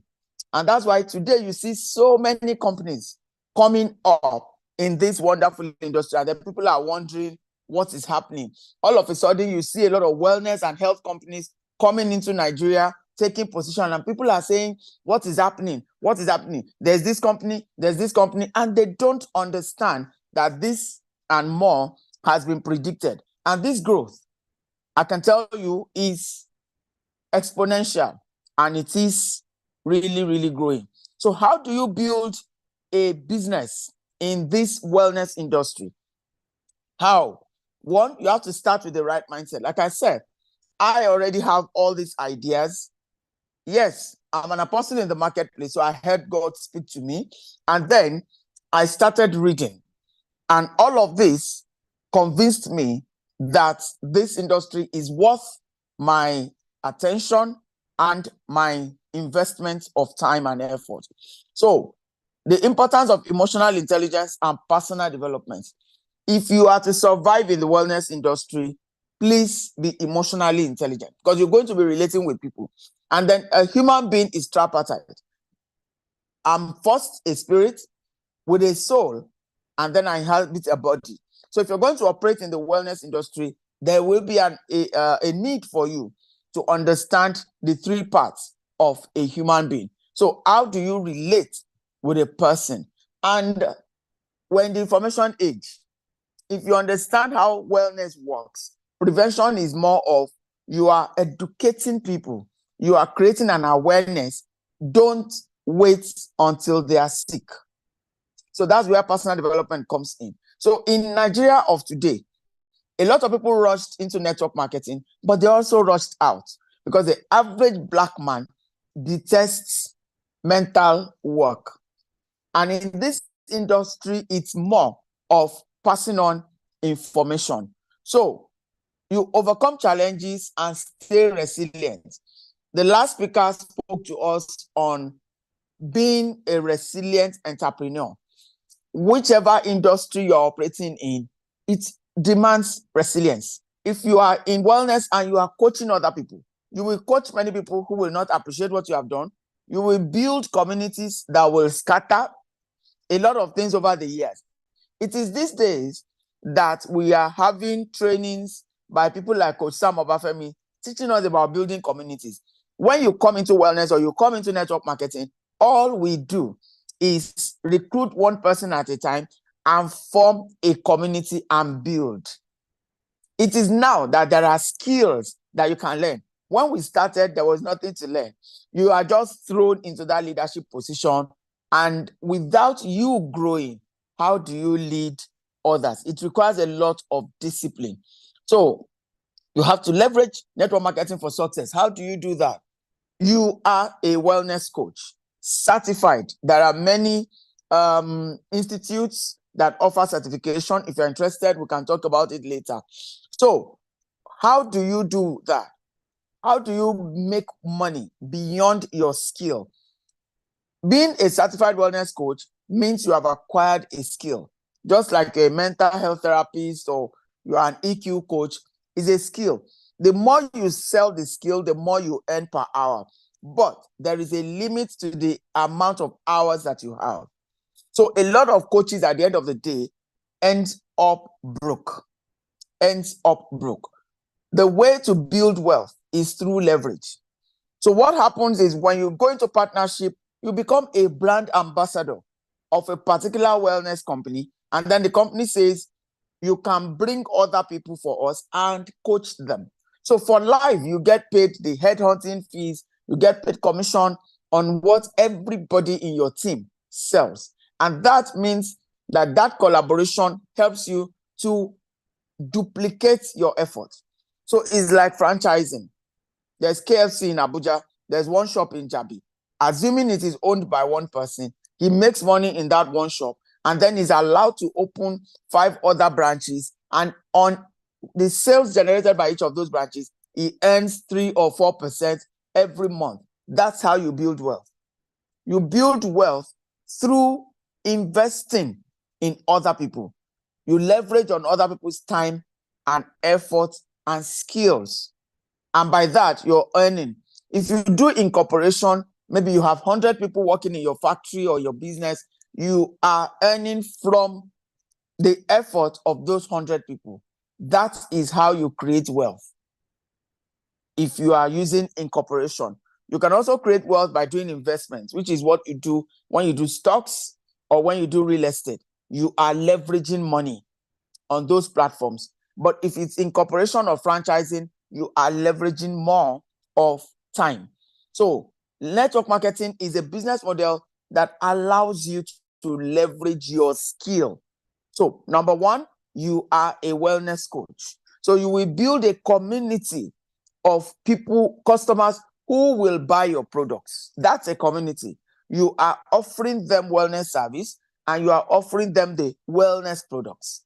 So you earn retail profits and then you earn team building income. At the same time, you now develop yourself and build other people. So that also helps you to duplicate. So Pilzer has been advocating for leveraging direct selling in wellness to create wealth. So if you get his books, you will read all of this. I love to talk about him because he is not in the industry. He is looking at the industry as a researcher. So you can trust his words. What are the practical steps to start with? Finding a niche. Wellness is very broad. Very, very broad. Skincare is part of wellness. So you listened when Deborah was talking about skincare. She is a skincare consultant. She's a product formulator. She has combined a lot of, she's also into distribution. And now she has other distributors in other places, even outside Nigeria. So you have to choose a niche. There's skincare, there is mental health, there is stress management, there is gut health, all of this. You can focus on people with diabetes, hypertension, arthritis, obesity. There's prostate issues for the men. So look at what you are passionate about. I love to talk a lot about diabetes because that was my first experience. That was what my mother passed through. So choose a niche and become an authority in that niche. So that's the first thing to do. Find a niche, then partner with trusted brands. Assuming you choose to be a wellness coach in the skincare area, you can choose to partner with Debo. You can choose to partner with, there's Oriflame, they're into skincare. Forever is also into skincare. So you have to choose your niche first. Then look at the company you want to collaborate with, the products that you have used, and you can boldly talk about these products. It's you sharing your story. So please note that storytelling is a skill. You have to learn it, and that works. So you also build a team and leverage digital tools. So that's why I'm explaining about building wealth. So if I personally just retail products of about 2 million naira every month from my own shop, whether online or offline, imagine if I recruit 5 other people and I teach them the same thing I'm doing. They also reach their own customers. And that means at the end of the month, the team has generated sales of 12 million naira in 1 month. I, as the team lead, will be paid commission on the 12 million. I hope you understand. That's what network marketing is about. It's leveraging other people's time and effort. Now, it's not limited. These 5 people that I have trained can also go out and get their own 5 or work according to their capacities. Some will do 2, some will do 3, some will do 5.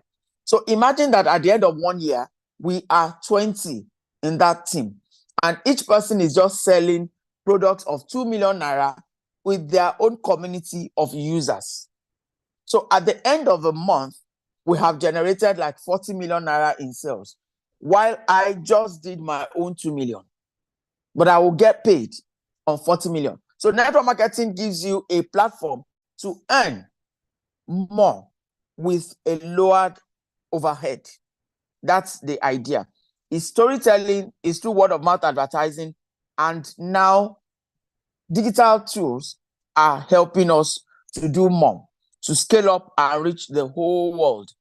So there's what we call the economic value of wellness for financial sustainability. One, you need to know that these days, with the economic problems around the world, people now just spend money on their basic needs, like food, little clothing, not like before, and then wellness. Everybody wants to be healthy. So when somebody is sick, every other goal or vision is lost.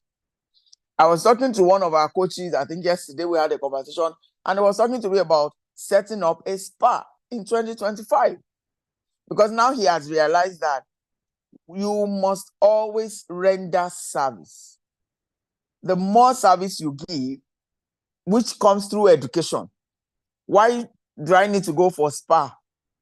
You have to educate me first. You have to create that awareness. So that's where this comes in. So you create a sustainable lifestyle through wellness. That is what I've done for 25 years. I started High Yield Consult Limited in 1999. I had an office in Abeokuta and we started. So we run health awareness talks for families, for individuals, for organizations, in churches, in mosques, everywhere. Then there was no GSM phone. So it was purely offline.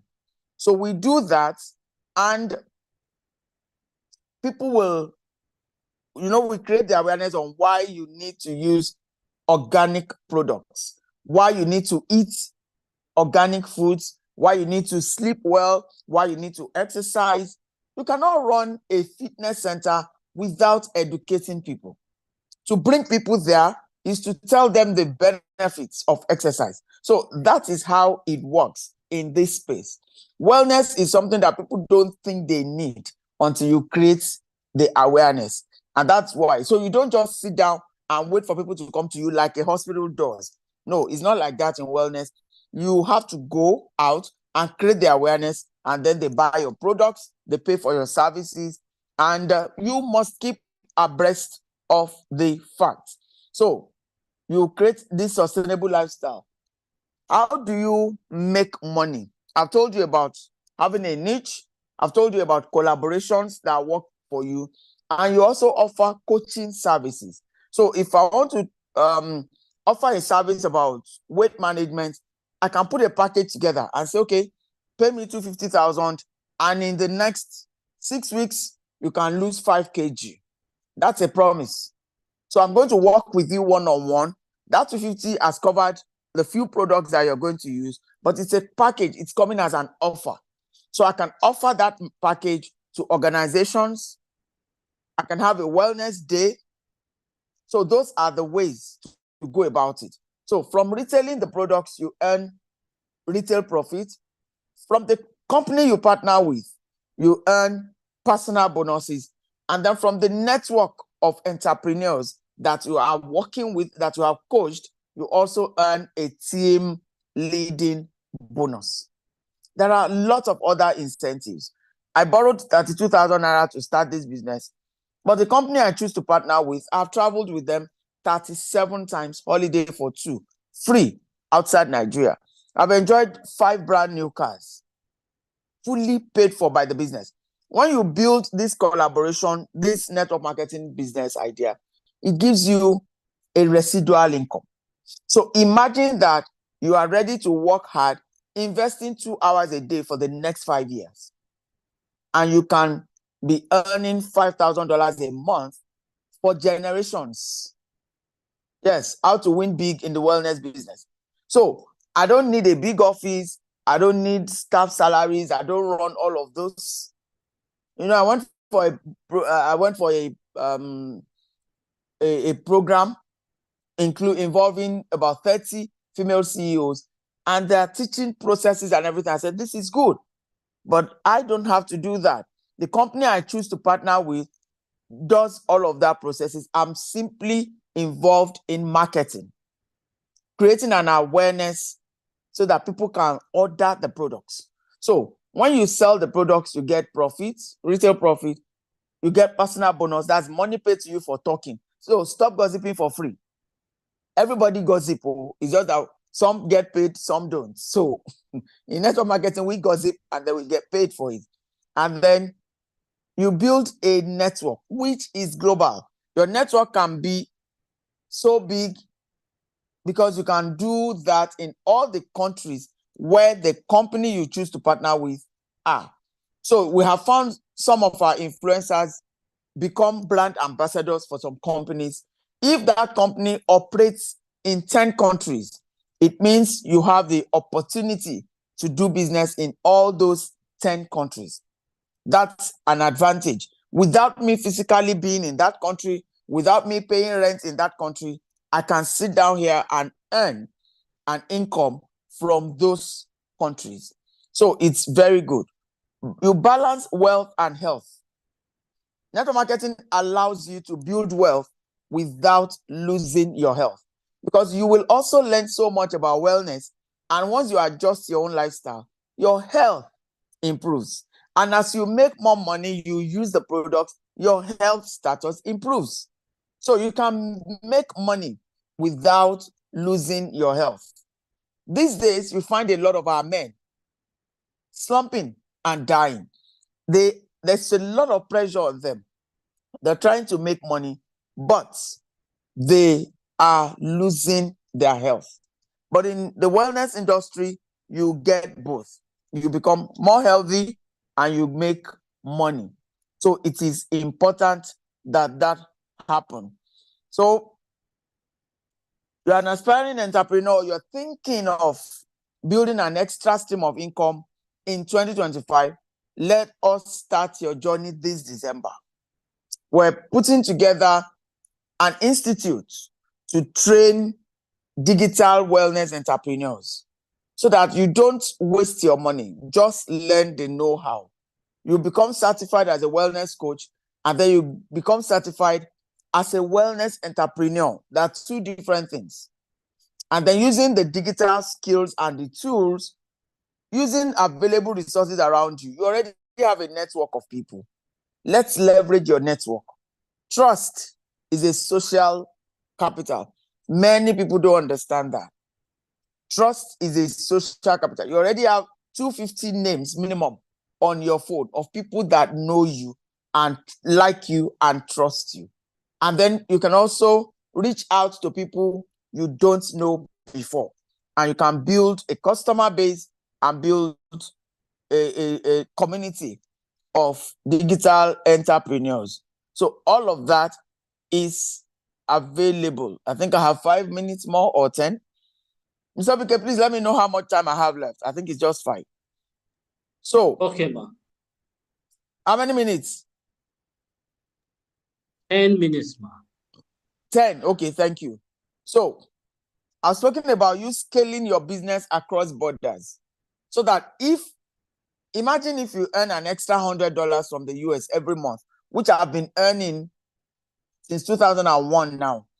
$100 in your hand now as $100 cash is translated to 170,000 naira. You must find a way to earn in multiple currencies.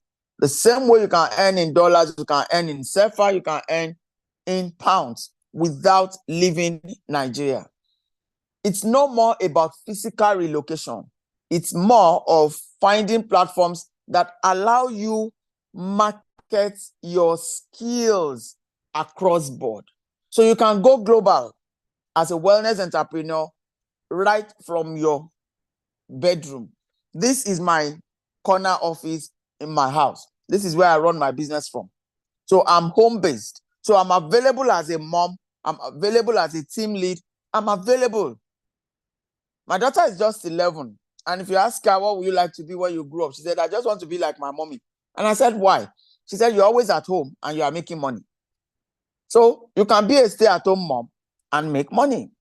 This platform allows you to be the best wife, the best mom, the best daughter to your parents. And there is money to create fun. If you look through the wheel of life, I charted my own in just 5 areas. I didn't pick all the 8. I just put it in 5. And the first one is faith. I'm a person of faith. I love God, I trust him, and I follow him. Look at family. Look at financial. Look at fun. And then fitness, that is health. So I just pick it in 5 areas. So design your own wheel of life and look at how this platform can help you to achieve what you need. And achieve what you need. I'm trying to see if I can. All right. Thank you. I'm glad you're getting so much value. So what you need to succeed: time, commitment, and consistent efforts. Time, commitment, and consistent effort. So that's why it starts from your mindset. You need to see that this platform can give you your desired lifestyle. And that's what happens. I came into the industry when I was 31. By the time I was 34, I had built a residual income that I can live anywhere in the world and have this amount of money coming every month. So it's not just hustling to make money now. It's about building for tomorrow. So if you read Robert Kiyosaki's books, he has about 4 books where he spoke about network marketing. It will tell you that give it 5 years, just like any other business. Give it 5 years.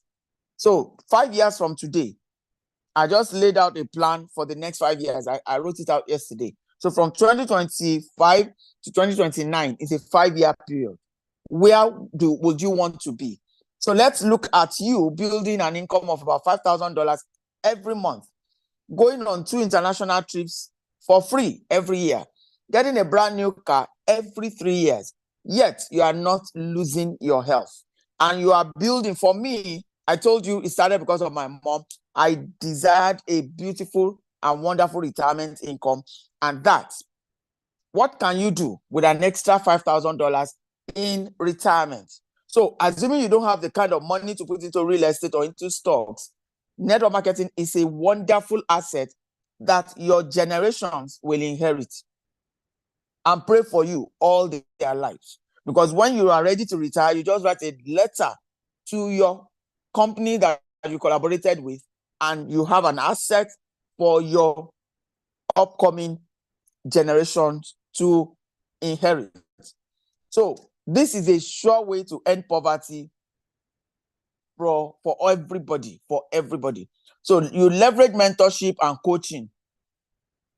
We have a lot of people ahead of us who are ready to hold you by the hand. Like I'm here, positioned to work with you so that you can build your own lifestyle. Avoid common mistakes. You will not mismanage time and resources because we will pull together. I have over 300 books, physical books on network marketing, and I have a lot of books on wellness. So there is a lot to put together. Underestimate the power of relationships and networking. Never, anywhere you go, be ready with your materials, be ready to connect, be ready to build relationships and make friends. And now, Coach Sam has a community. I'm actually the governor of the community where we are building brand community. I mean, this is what we've been doing for years, but now being able to put it together so that somebody can teach us how to do it. So how do you build a community? It's a lot. I have a lot of books on that also. How to build a subscriber business and all of that. It's a beautiful way to keep learning from 1 person to 2. Imagine this OSP, how did it start? So there are steps to it. You want to have regular consumers for your products, build a community. That's the best way to build. Once they trust you, you become an authority. Whatever you recommend, they will buy. Sales is not as difficult as people think it is. So understand from Pilzer's perspective and then his perspective on wellness as a lifestyle choice and economic opportunity. So it's a lifestyle choice. I mean, I'm almost 57. I wear my heels. All my heels, I still wear them. I can stand for the next 4 or 5 hours teaching. I don't have hospital card and all of that. Apart from treating malaria once in a while, I'm fine. So you need to understand wellness for yourself, and then you help others. And as you do that, you make money. So you become a business coach, you become a wellness coach, and then you have a platform to leverage and build wealth for your generations. That's make this exciting for me. Very, very exciting for me. So it's something you grow at your own pace and at the resources you have. Because I've worked with many young people. 60% of my team members are actually young guys. I recruited them when they were in the university and they didn't have money to start, but I started them up. Some, I borrowed them products. Some, a guy borrowed, before he could gather 11,000, he borrowed money from 6 people to gather 11,000 naira to start. But today, they are all millionaires. They didn't have to work for anybody. So that gives you joy. Each time you see such people, you are very, very happy. So I'll call on you today. I say, join the wellness revolution. It's a high value because we give mentorship and we give community. So how do you become a part of it? How do you collaborate?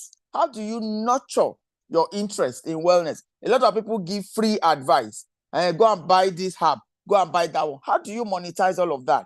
So we will teach you how to put your structure in place to build that business. So go back to those books I've mentioned. There are lots of books that you can read. Start from Kiyosaki's books, Professor Paul Zempilza's books, lots of books, Jim Rohn, Les Brown, Zig Ziglar. All of them came out of the network marketing space. All of them. They started offering their services to other companies outside network marketing, but they became speakers on the platform of network marketing. So go back, and I met Les Brown in Las Vegas in 2014. So I've come across a lot of them. Continue to listen to Bob Proctor, his wife. I advised his wife to become a network marketing professional. And that's where she built. And Bob will tell you that out of all the businesses he has, that was the best when you want to compare income to investment as per cash. The same thing that the guy that wrote The Multiple Streams of Income, Robert G. Allen, get your hand on multiple streams of income. He explains it, and when it got to network marketing, he calls it this one, multiple streams of income. He calls network marketing the ultimate money-making machine, the ultimate. Because when you look at what you invest, who can tell me that I will borrow 32,000 naira, which I paid back to the person 3 times, and start earning multiple 7-figure monthly in the last 22 years? In the last 22 years. So it's my first 1 year in network marketing. I lost money. I lost about $5,000 in 1999. But that became my school fees. So I started reading. And the first book I read is Your First Year in Network Marketing. I read it and I understood that, okay, we were not doing it well. So how are we supposed to do? And so I have remained in that industry for all these years. And I tell you, I'm better off for it. Thank you very much for this opportunity. Coach Sam, I remain loyal. Mr. Obike, questions? Thank you very much. Thank you very much, Ma. My pleasure, sir. I know that this session has been an eye-opening one for me. Someone says you have made network marketing simpler. You have explained it in simpler terms. You know that over the years, the perception is that it's not like any other business, but there's something you keep reiterating. Give it time. Put in the hard work. Build just like the way you would do any other business. If you have that mindset, you can do it. Put in the structure. Don't be in the rush. It's not a put in today and tomorrow kind of thing. You will lose money. You will learn, but give it time. You build it. Build the people. Keep encouraging them. Follow them up. Those are traditional business skills. So as much as maybe it's because of the way we have seen, we have perceived making money from this part of the world, where it has to be quick, rich skin, kinda. But your clarity had really helped a lot of people. Debo says it's a great session. Thank you, ma. And my pleasure. Debo Shola says value overload. Thank you, ma. And as much as the goal here is not about a brand name, but the underlying business practice. I'm just responding to inform Abia's question. The goal here is not a brand name, but the underlying business practice, which can be replicated in any business. It doesn't matter the nature of the business. Getting that underlying practices that she has mentioned can work for you, whatever brand you choose to work with. Thank you so much, Ma. Yes, her contacts are in the comment section. Please reach out. You have the phone numbers, you have the email addresses, you have the social media handles. Ensure that you connect with her. She's on YouTube. Watch the YouTube sessions. Ensure that you connect. It's important that you do that because we are talking business. The goal is to make sure that at the end of the day, you're able to pay your bills and not be under pressure. You're not palpitating. You're not for those of us Christians, you're not pleading the blood of Jesus because you want to pay the bills. You don't have to. You don't have to stress yourself because you want to pay those bills. Okay, all right. Madam Mufon, you have to reach out to her. Yes, her details are there so that you can get to know more about that. Okay, thank you so much. It has been a wonderful day for me, particularly. I know that it has been the same for you across board. The sessions have been wonderful. It has been a wonderful, wonderful experience from Mr. Raymond.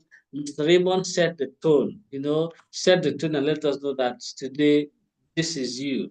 You can't get it to 5 without taking responsibility for your financial health. And then Madam Silva came and gave us another perspective towards being socially responsible. As much as we are pulling in the money, we also need to look around and ask ourselves, who can I be socially responsible to? And he gave that perspective to be socially responsible to caregivers for the disabled. As much as that money is coming in and we're expanding our wealth, when we identify real issues, social problems, how do we react? And you find out that we've got some responses. And Madam Kaina, who talked about how she's responding to real situations like that and what she has been able to do for years. That's being socially responsible and not looking the other way around. And then you come into Deborah's session, fantastic session too, fantastic. And then she gave that perspective to being resilient. Yes, we are expanding our revenue. The money is flowing in. We're being socially responsible. What do you do when there seems to be a bottleneck? What do you do when there seems to be some bureaucracy? What do you do when there seems to be things that you can't control? Do you stop getting in the money? Do you stop attending to the people you love, your friends, your neighbor, your family? That's where the resilience comes in. And then Coach Efona took it a step further in letting us know that as much as the money is coming in and we're socially responsible and we're being resilient, we must have that patience to see through it and ensure that it grows to the point where we can look back and say, yes, it's a wonderful legacy. You see how it has been, that connection pointing us towards legacy and wellness as a very good. I don't know what our next speaker is going to talk about. I'm suspecting she's going to talk about something around finance. Maybe that's what she's going to talk about. She will do that herself. If you are on the call, Can you please unmute and show your screen? I am looking for you, Madam Olakiton Willington. Yes, I saw you on the call. Okay, if you are on the call, it will be a good time to Good evening. get. Good afternoon. Oh, fantastic. Good afternoon, Mom. Good afternoon. How are Happy you doing, Thanksgiving in Obike? arrears. How are you doing? I'm good, and you? Doing well too, Ma. Yes, That's we'll be good. suspecting what will she say, what will be her talk, who is And she. We've just been suspecting, suspecting. I guess you will that's help us with our interesting. suspicions. Okay. Are we ready? Thank you very much. Just a minute. Let me read a little about you. Just a minute. But just for people who are coming to meet you, I can summarize our next speaker as an expert as raising funds. That's just a summary. That's just a sentence. When it has to do with raising funds, when it has to do through grants, how do we get funds in? We just defer to you. Thank you very much, Mark. Just like I asked Coach Efo, simple person asking a simple question, who is Madam Olakiton Willington? Okay, thank you, Obike, and thank you everyone for having stayed this long. Good afternoon. Like he said, my name is Olakiton Wellington. Okay, people, I say and people say I'm a fundraising expert. I've helped many organizations. There is practically almost no organization where I belong where I've not helped to raise money. Okay, and I'm also a business coach. I'm a certified ILO trainer on entrepreneurship development. I found and preside over the Champion Women Entrepreneurs Mentor Association. I mentor, it's a passion. I'm a real estate investor. Yeah, and so on, and a lot of things. I know you know one or two things about me. So this afternoon is not going to be about me, so that's enough said. I had to that much so that people know that I am going to be talking about something I know, something I do. To the glory of God, the Champion Women Entrepreneurs Mentor Association is a not-for-profit. And to date, we've never had to employ anybody to raise funds for us. And there is no program that we do programs monthly. We do physical quarterly. And most of our programs are just what it is, mentoring. And our women, they get a lot of support. So, I mean, have I done this before? Yes, I do it all the time. Okay. So this afternoon, I just want to discuss about the fundamentals of fundraising. You see, Nigeria, like most countries in the world, need all the support we can get now. There are a lot of people, so many people that need help, and the help is there somewhere waiting for who to come and get it. When I say that, sometimes people think, is it that easy? I say, yes, there is money that people are looking where to spend the money. They say, since COVID, there has not been funds. The opposite is the case. Since COVID, a lot of funds, a lot of grants, a lot of support came into being. During crisis, a lot of billion-dollar companies were made. A lot of individuals became big business owners. Then existing companies, existing organizations, they made much more money. And they are ready to give this away one. Then they know that, philanthropists will always be philanthropists. They know that there are crises, there are problems all over the world. They want to give money. But the problem has been the disconnect. They need the bridge to channel the money, to know that the monies they want to give out are going to the right places. And there are so many people I know what is happening in Nigeria. I know what is happening in some other African countries. Tomorrow, this time tomorrow, I'll be on my way to Rwanda for another women conference. So I know how it is. I was in Cote d'Ivoire. I've been in Nairobi, so I know how it is all over Africa. And America too is not different, because I've been here for a while now, and I know what happens in the local NGOs. So everywhere people are needing help, and everywhere there are people who want to offer help. But the problem is getting the right fit. I call fundraising a matchmaking. It's like a relationship, a dating or marriage or wedding. No, not wedding, marriage. It's like a marriage where two people of like minds, they come together, and they have to be the correct fit for that marriage to last and even to be blissful. Exactly the same way is the relationship between donors and grantees, beneficiaries. But we don't like to call them beneficiaries, because the ultimate beneficiaries are the people that will benefit from the program. So we say donors and grantees. While I feel reluctant personally to always say grantees, because when you say grantees, it means to grant someone, the person that is being granted something.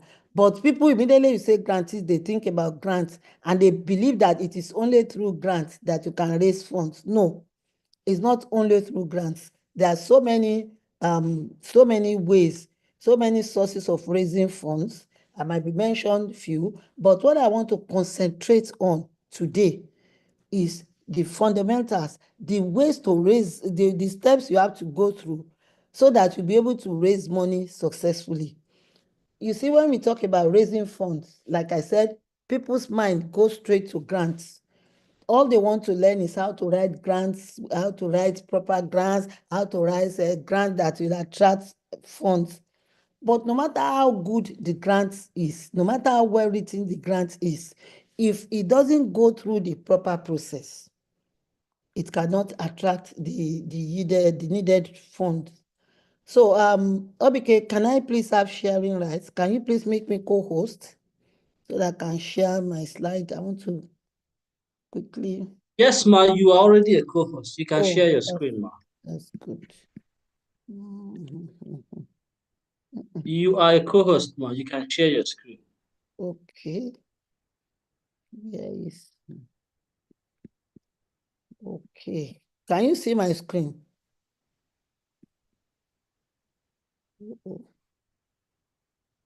Let me see. Let me go here.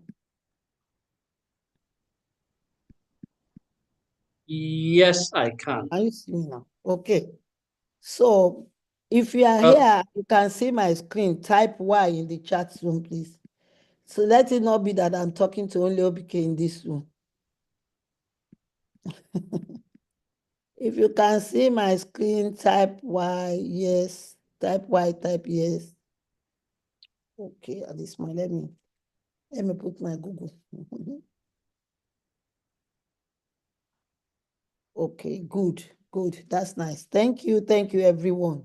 So let me just get it. So we're going to be looking at the fundamentals of fundraising. Like I said, no matter how well written a proposal is, no matter how well written the grant is, it is the proposal that becomes grant.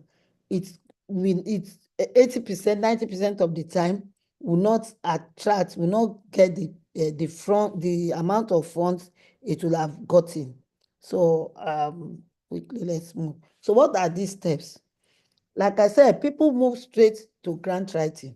But before grant writing, there's what we call pitching.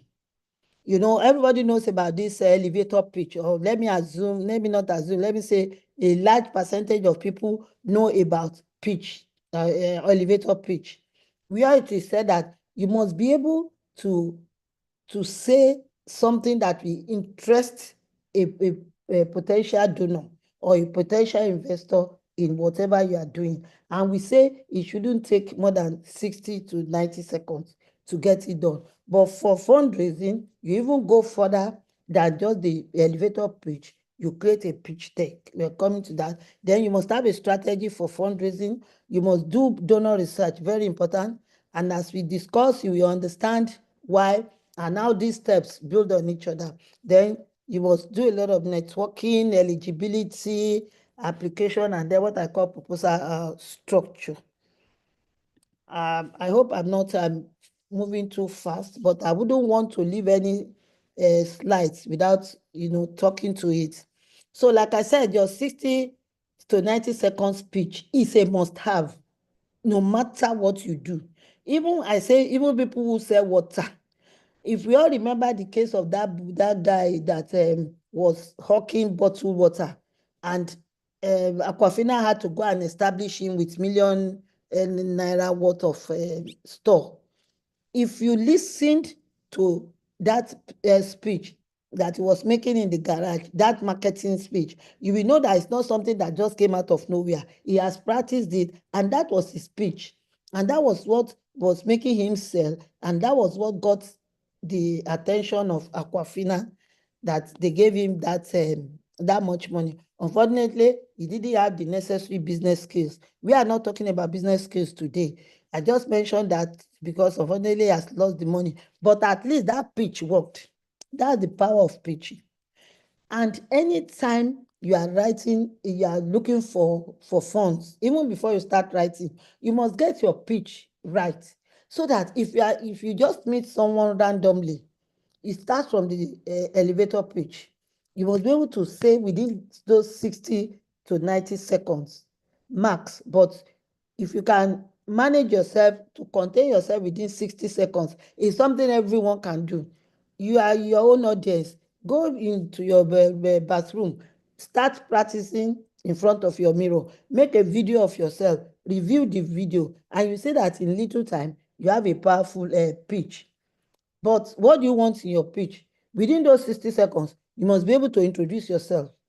Why should I listen to you? Introduce yourself, not just I'm Olakiton Wellington. You need to establish your authority. You saw the example when I came in, and like most of the speakers before me had done, you need to establish your authority, your authenticity.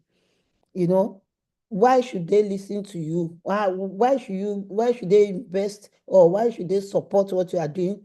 You need to do that in few seconds.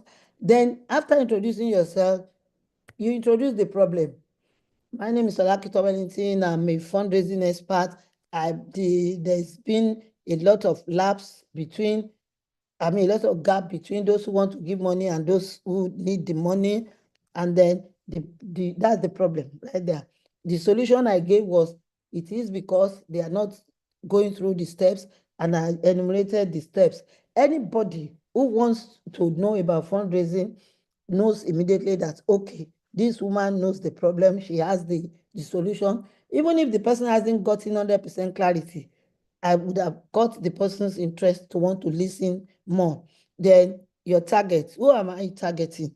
I'm targeting organizations that need money to run programs. Okay, if I am in a different scenario, if I were talking about the trainings that I give people, my why for the trainings of fundraising would be because I, as a person, cannot, there's a limit to how much I can do. There's a limit to how many organizations I can help. I'd rather, have a clone of so many more people that would do it. You know that target audience is different from organizations that want somebody to raise funds for them. Then the problem is also different from organizations that want to know how to raise funds. The third problem is people who can read and write, have good command of English, probably don't have a job or have been working in the non-profit environment. They want to scale higher. Okay, this is a profession that you can learn and focus on and do it freelance and make a lot of money. So it depends on whom you are talking to. But all the time, if you are having 3 different products, you must have specific pitches for each one of them, so that when you are talking to this person, you are talking precisely on the project or the problem you are trying to solve. Then as we progress, you will see the importance of pitching. In every other step that we are going to be talking about, it is this your pitch that will guide it and that will let you have results. Then we have talked about beneficiaries. Those are the targets. Who are the people you want to help in this your project? And then if what have you done before, the success stories, you must always have a story. But when we say story, it's not that something that will go long. I think I was able to say under 90 seconds precisely what I've done, who I've helped, and that is what you want to do. You want to practice. There's nobody who cannot do it. By the time you practice like 4 days in front of your mirror, you'll be amazed how fast you can. You'll be conscious of what you need to cut out, especially when you record yourself and you play it back. Say, okay, I can cut this out. Then always there must be a call to action at the end of your pitching. When can I see you? Can I have your card? Can I call you? Can I please give me your email? Can I email you? Can we meet? Depending on the level of interaction and the level of connection you have with that person. If you are familiar with the person, if it's to say, okay, can we meet for lunch? Can I see you in your office? Or please, if it's somebody you've never even met before, can I have your email? Sometimes people are reluctant to easily release their phone numbers. Can I have your email? Can I send you more information? Always let that be call to action. You shouldn't just close like that. Then I said, have your data. Know your numbers. You saw when Coach Efo was talking, she was talking with figures. That will show you that, okay, this person works regularly in this terrain. I can tell you from the top of my head what is happening, what is happening in Europe, how much are they giving. I made an example here that, okay, if now I'm talking to you, I'm telling you, I said in the beginning that there's a lot of money and there are so many people who want to give money, there's a lot of money, there are many people who want to give money, and there are a lot of people who need the money, but the bridge, there's a gap. There's no bridge in between the two. And the bridge is because these people want to give the money. They want to make sure that they are channeling that money to the right people who will use it for the right purpose. We will still talk more about that. So if anybody was doubting it, and I'm not able to come up with figures and tell you that almost $500 billion was given in 2022, which is the most recent up-to-date record. 2023 will soon come out. And this from it, individuals, when you say individuals, a lot of people, like the Bill and Melinda Gates, they have foundations, but they still give individually. So individuals give so much, religious bodies give so much, and the foundations give so much. Then you know that, okay, this woman, she cannot just be looking for figures if she's not doing something with them. So your data is very important. When people are talking to you, and I'm not just doing this on assumption. Even I, as a person, if I'm listening to someone, and if that person has facts and figures, I will listen more. I know that that person has done a lot of work. Then apart from me as a person, donors, when you are talking to donors, that is what they want to hear. They want to know how many people need this help, how many people have it, how many people are suffering, how many people can you reach, how can you reach them, all those should be in your pitch deck. Now, I've spoken about the elevator pitch. When we say pitch deck, it's like a presentation that will be included. When you are writing your proposal, it should be included. But most times when you are making presentation, it should be there. Sometimes you put a little bit of graphics, but that one is more detailed than the 16 to 90 seconds speech. That one also, as detailed as it is, you must be able to present it within 5 minutes. Everything is like the executive summary. In business plan, we say executive summary. Immediately they open the business plan. The first page should be able to tell me what is your business name, or how much are you looking for, where are you sourcing the money from, what do you want to invest in, what is going to be your return on investment, and all that. I should be able to see it from the first page. And that is what your pitch deck should be able to do for donors. Either you are presenting or it is part of a document you are submitting. Okay? If you understand me, please show me any emoticon, hello, in the chat box. Either you show me thumbs up or you show me love, smile. If you understand what I'm saying, if I'm still making sense, thank you. Oh, wonderful. Thank you, everyone. So we move on. Oh, we're speaking about. Where are we? So let me remove this. I hope you are safe. Now, you must have the next step after you have had your pitch, because it is your passion, it is your vision, you know what you want to do and why you want to do it. So that one is a given. I'm happy everybody understood the pitch. But after that, you must have your strategy for raising funds. It's like you want to do business, you must have a business plan. That's your roadmap. That's the one that will help you to get from point A to point B without wasting time. I say that it is very important. Some people, all they do is work plan. Work plan is different from your fundraising strategy. Work plan is for the execution of the project itself. That is different.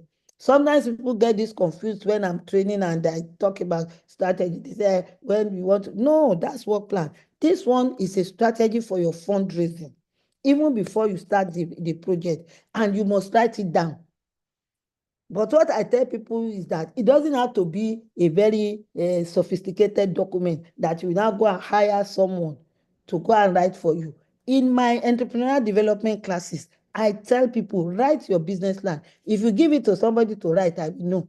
And it will not be acceptable as a project. It has to be something you write yourself so that you can continually work with it. It's not something that is cast in stone. It's something that you must be able to review, to, as you are going along, some unexpected things will happen. Sometimes you have to change your plan, you have to change your strategy, you have to work. Okay, I was working with a woman, not even I. They had an MOU with our organization, okay? And there was going to be an event in Abuja that I was supposed to speak at the event. All of a sudden, they took the event to Ghana, but I couldn't go to Ghana with them. But it was not her fault. You understand? It was not about me. My example is not about me now. My example is about her. She had prepared everything for Abuja, invited everybody. But the bank that was sponsoring her said, look, we want to extend this thing to another West African country. She just had to, to tweak her plan and leave. That's the way your strategy should be. It should be something that you can work on as is needed. So, and then what do you need to contain? What do you need that document to contain? You must know what you have now. Where are you now in fundraising? How much do you have? How did you get it? Is it continuous? How are you getting it? You're where?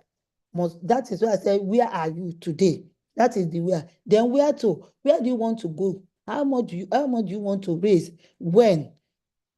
Is it now, okay, we have this amount, we want to raise 100 million naira in 6 months, 100 million naira in 3 months? You must be clear, because your where to is not just from the top of your head. It must be because of certain projects that okay, we want to do this, we should be able to do this at this time. We want to do something in April. By March, all the funds must come in. So then the how comes in. How do you want to do that between now and March? Just write it down as it comes into your head. It doesn't have to, like I say, it doesn't have to be a sophisticated document. Have your notebook. That notebook is your lifesaver, it's your roadmap. It's like your GPS that you drive your fundraising project with. You can cancel, if you like, you can use pencil. If you don't use pencil, even if you use biro and you cancel anything, it's your personal document. But I always advise people to use pencil when I'm telling them to write business plan, because it makes it easy for you to write. You know that if you make mistake, it is easy to correct. The fear of making mistakes stops people all the time. So, but with pencil, you know that, okay, if I make mistake, I can erase it. That psychology is very helpful. So my advice on writing your strategy, your fundraising strategy, make it very short, simple, like I've been saying. And then let your jottings be on action points. What do I want to do? When do I want to do it? Am I the one doing it? Am I the only one? Are there other people? Is there one that another person should do? The best way to raise funds is to make it a team effort. Although it's not something that people like doing, don't let that stop you. Even if so many people don't want to join you in doing it, don't let that stop you. You go ahead, but as much as possible, make it a team effort, so that even sometimes somebody will just say something that is like, I said, that's true. And when you work on that idea, it gives you result. Then it makes everybody own it. Some have had excuses before, or complaints that people say, we don't know who to trust. When they had this particular lady, they had a fundraising event that they were planning. And one of the key person that they relied on that maybe was going to bring them a very big donor, that person now took their idea to another organization and took the donor to that organization. That will always happen. There's nothing you can do about it. But you should not, because of that, deprive yourself of the opportunity to work with good people. Then I say the advantages of having your fundraising strategy, that means it's like having a plan. It is not even like having a plan, it's a plan. And since you have started writing it, you will see that it's something you do continuously. So steadily, you have money coming in because you are raising funds, because you are doing something. And then nothing succeeds like success. Once you have done it and it works, it becomes easier. It is the first million, it is the first 10 million, the first 100 million that is difficult. Once you start making it, you see that it is easier. Success attracts success. Then it gives you clarity. You don't have to be racking your head. You don't have to forget anything. You know that, okay, when we do this, the next thing is to do this. It's like just making a pot of soup. I know that if I buy meat, I wash it. When I wash it, I boil it. After boiling, I do this. Just very easy like that. And then because everything is written down, everything is well planned, your brain is free for you to engage in other things. That's what I call mental space. Are you with me? Please let me know if you are with me. Say yes, please. If everything is still okay, you are understanding what I'm saying, is still making sense, please let me know. 100%. Thank you. Thank you. That's wonderful. So the next one is what I call donor research. You see, although all these steps are very important, but they don't carry the same difficult process. Yes, because I don't want to say the same important. They're all important, but it is one will take you more time and more effort than the other. And this is the donor research. Donor research is going to take you a lot of time, but that is the engine. Because like I said, fundraising is like a marriage between the sponsor, who is the donor, and then the grantee. In a marriage, both the man and the woman are useful. So when you are doing your donor research, have it at the back of your head that you are looking for somebody you want to help. That is why people always shy away from raising funds. They think, I don't want to beg. You are not begging, you are helping him because he has that money. He has a passion that he needs to fulfill, and he doesn't want to go and fulfill he doesn't want the money to go to the wrong place. Sometimes they don't even know. They just, the way God talks to people, the way some people just okay, when the lady was talking about children with disabilities, somebody came and said she just had a light bulb that she had a passion. Her children she doesn't have any child with disability, but she had a passion, and for the past 8 years, year in, year out, she has been doing it. She had to reach out to someone.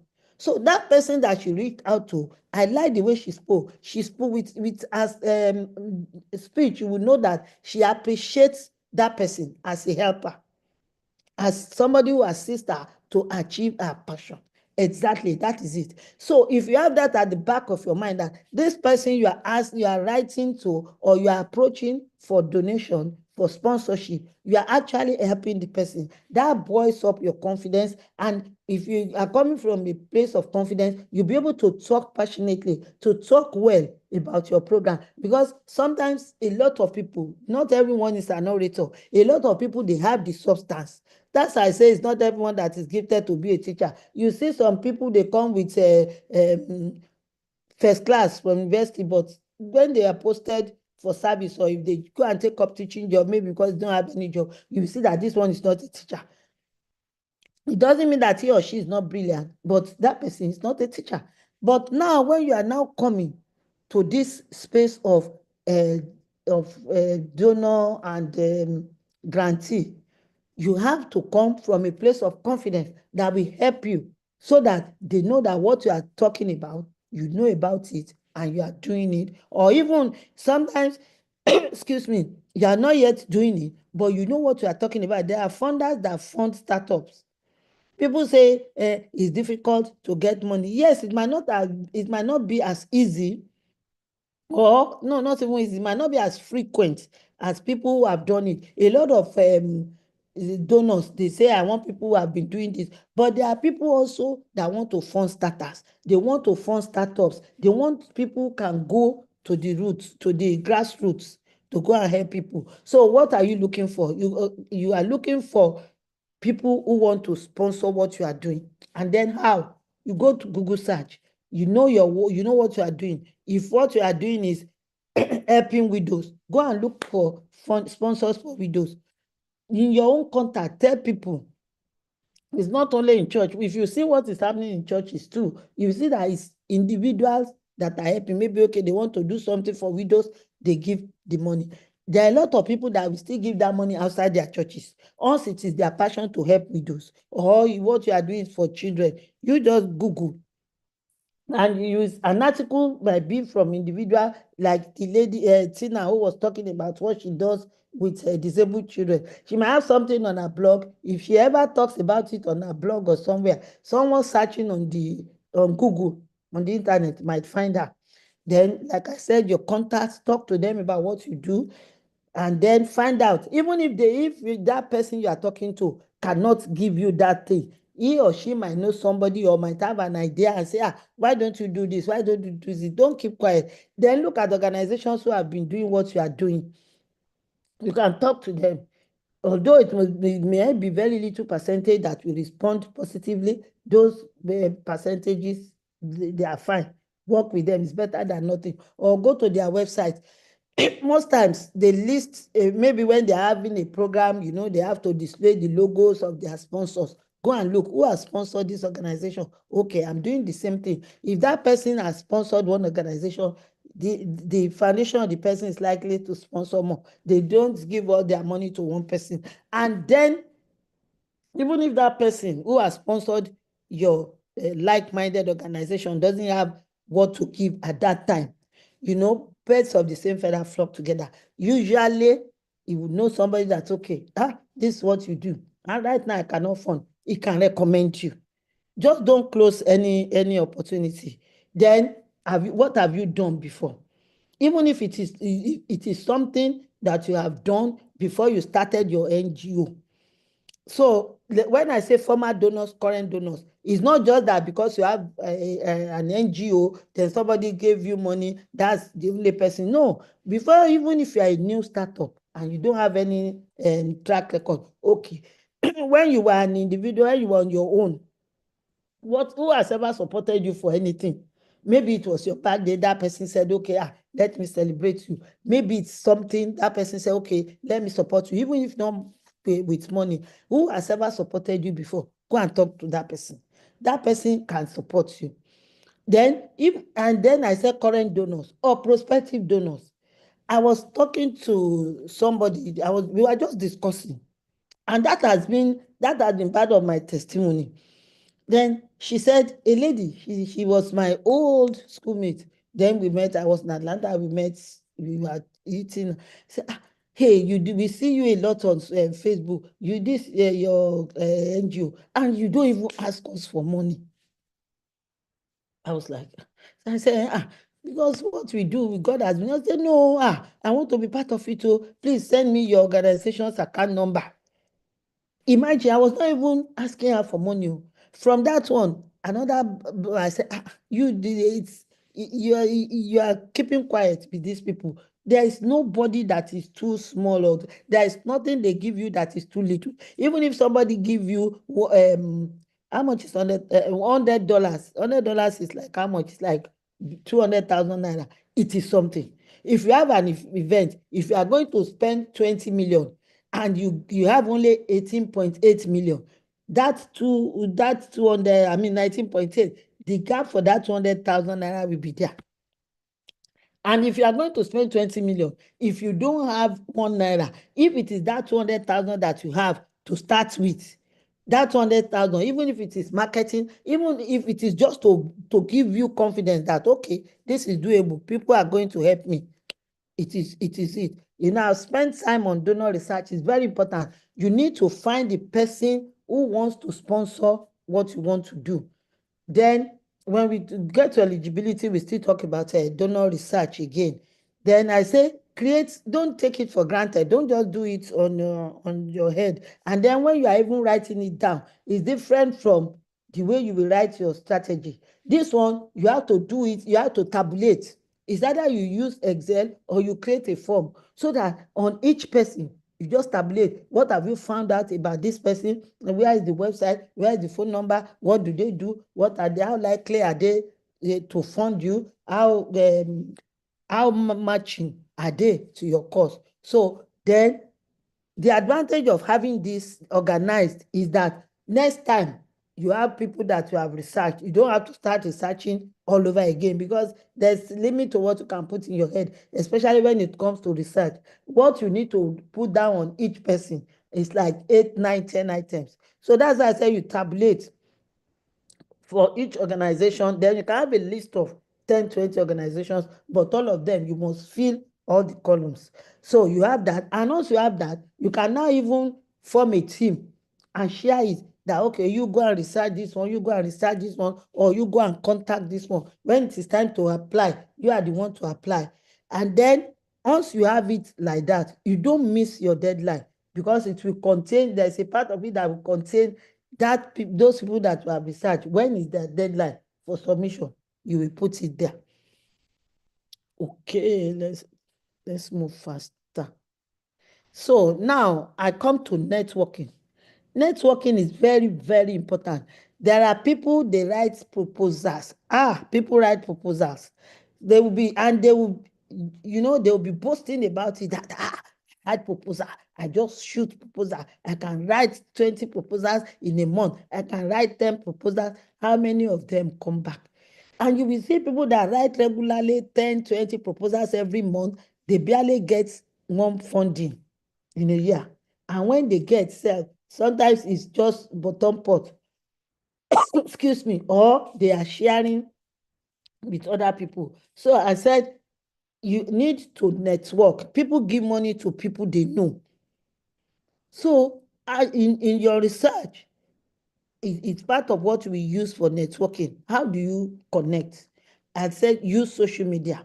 When you have done your research, you have found the companies that fit to what you are doing. You have found the companies that ticks most of the buttons, that, okay, these people are likely to fund us, Then take the names of those companies, go and look on LinkedIn.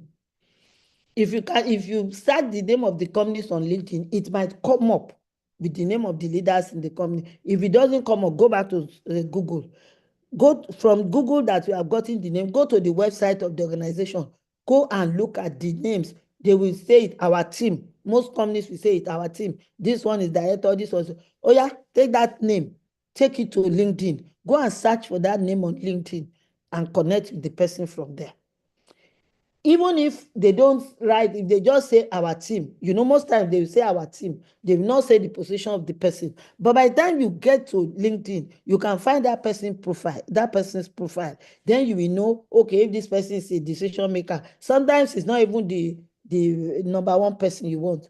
So there's a lot of decisions on donation that is delegated to the second in command. So, but from your research in the two, they will write their profile. What do they do? If you read between the lines, you will know that, okay, this is the person who is in charge of donation. Then find that person's email. Start from email. I tell people, in most corporate organizations, in most big organizations, the email is usually the name of that person, like olakiton.wellington@theorganization.com. Try it. Try so many versions. It's free to send email. When we get to the person, Then when you are sending that email, you need your pitch. Hello? Somebody type pitch if you understand what I'm saying here. Type pitch. If you are hearing me and so far you can agree with what I'm still saying. Nobody is getting this. Pitch, good. You need your pitch because when you are writing that email, it cannot be story time. It has to be something that will catch the person's interest. Very few, that something that he can read within 1 minute, 2 minutes. Even if the pitch is going to take, if what you have written is going to take someone 3 minutes to read, the first 30 seconds should catch his interest enough to continue reading, especially the heading. Let me drop this here. A lot of people, when you write email, it happens a lot of times. When you are writing the headline, they write it in all capitals. It is going straight to spam folder. And how many people have time to go and be looking for mail? Even people that I know, they say, I've sent you mail. I say, I didn't see it. Sometimes I don't remember to go and look at spam. And sometimes when I remember, I look at why should I waste my time be looking for mail in spam? If you need this, you should be able to do it correctly. Don't write your email headlines in all capitals. It will not get read. Automatically, email will just sort it as spam because in online conversation, writing in all caps is shouting. I hope somebody will correct that, whether in their WhatsApp communications or anywhere. If you are writing a conversation and you are writing in capital letters, you are shouting. Some people will just walk away. They won't even be reading your messages again. So you send email using that your pitch. I'm so person. This is what we do. Bam, very, very, very short. If possible, if you can get the person's phone number from your search, take it, but don't call. Don't make unsolicited calls. They call it cold calling, and people are always very averse to it. Send message. Even if you have the phone number, send message. That's the polite thing to do. You don't just intrude into the privacy of people that are not familiar with you. Also, I say when you are looking at their profiles, try to research their interests. Are they talking about football? Are they talking about dog? Are they talking about family? But that doesn't mean you will include that in your pitch or in your email. That's not what it is. It is for when eventually you start conversing. So you know what to talk about that will engage that person. Then when you are doing your research, you would have known from their website what they do and whether it goes along with what you do. So you ask relevant questions, not stupid questions, not silly questions. To them, if they have written, we are Mr. B, and you're asking them, are you Mr. B? No, look for a way that you can ask open-ended questions that can go for, we don't have time, I could have been giving you examples. Then offer help. That we see that you are passionate about helping widows in Nigeria. We do this, we do that. In Nigeria too, when we come to where even your offer might not be just in Nigeria. When we get to eligibility, I will talk about how you can offer your help. Then, if possible, request for a meeting. The world has become a global space. Even if the person is in America, you can say, please, can you just give me 5 minutes on Zoom? Because they want to know you, they want to see you. And if the person doesn't want Zoom, they know you are in Africa, I can say, okay, let's do WhatsApp, but I have only 3 minutes. And please, if they give you 3 minutes, don't extend to 4. Immediately it is 3 minutes. Even if you have not finished what you are saying, say, okay, 3 minutes is over. I'll send you more information by email. If you have been saying something interesting, the person can say, okay, don't worry, I'll give you 2 more minutes. Or even if what you are saying is still interesting, if it's too busy, at least you have been polite enough to offer, to stop, not to abuse access. I call it abuse of access. If I've given you, recently we are doing mentoring on behalf of FCMB for some women entrepreneurs. Okay, I'm doing it, and I'm supposed to have 30 minutes one-on-one time with them 2 times. That's it. But I have people that will just call me anytime. I have to tell them, look, as from 30th of November, I'm not picking any calls again. I'm done. It was supposed to have been 2 per person. I'm done. Even some people that did not respond on time, when the mentoring session is over now, they want to call. And I say, no, I put my foot down. And apart from the fact that I'm not answering that person now, I've blocked the number because I've over-delivered what I promised. That person has abused access. How will that person have access to me again? But I have to think of other people too. She's not the only one. And I have to think of myself. I have my family. I have my health. I have my business. I have communities like this that I need to spend time with. Okay, so I'm just using myself as an example because I don't want to be naming names. All I'm just telling you is that don't abuse access. This is not about wedding thing because I'm not giving you money. I'm just telling you, for when you go to people who give you money. Then another thing that I have experienced is that when I give training on how to raise funds, people now want me to raise funds for them. How many people will I raise funds for? Is it not better to teach people to fish than expecting me to come and fish for you? Even if I do that, I'm not helping you. How much, what's the commission I want to collect from you? Because people who raise funds, number one, you pay admin fee, then you pay percentage of what you are getting. But that's not what I am after. I am after as many people that need help in our nation, in our continent, Africa, to be able to get it if there are enough food soldiers that are raising these funds. I am looking to use this opportunity to help people to get out of unemployment market and then to also be able to make impact. If you are raising funds for organization, you are becoming relevant to 2 people. You are helping the person who has the money to spend, and you are helping the people who have the project and need the money. And you are helping yourself because you are not a nuisance to anybody. You are not carrying application up and down. But not that people will now say, how can you help us raise money? That is not it. So networking is very important. Don't just say the first, when we say connect with people, you find them on LinkedIn, you find them anywhere. It's not the next thing is not to send grants to them. Connect with them first. Establish a relationship. It is very important. Now, eligibility. 50% of grants and proposals that people submit, 50% are even thrown away without being read. Immediately they see the heading or they just read the first line. Why? Because those proposals and grants are not eligible. This is another very important aspect. When we look at grants offers, sometimes they say eligible countries, Nigeria. So immediately you see Nigeria, just shoot up. No, you must read the donors guideline. All of them, they have guidelines. Nobody will ask you to submit a proposal without giving guidelines how they want it, because also thousands of people are writing to them, so they want to minimize their work. In your research, you must look, is this an organization that is saying they only accept proposal or invitation? If you just send to those people without being invited to write, trash. They won't look at it. You have wasted money, you have wasted time in writing. So study their guideline. Most of them, they have it in PDF. You can download it. It's even good to even download guideline and be studying it from time to time. When you are writing, you are looking at it. What's expected of me? All of them, they have frequently asked questions. Go there, read the question, read the answer they give.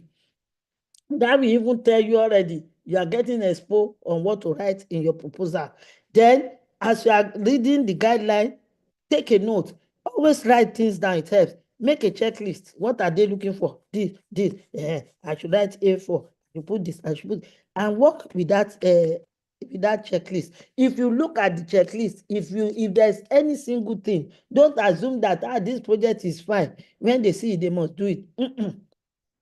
Number one, you waste time, you waste resources. Sometimes the organization, like the Bill and Melinda Gates Foundation, for example, they fund so many things. But if you have now allowed yourself to become blacklisted in one, they might not even want to look at the name of that organization again.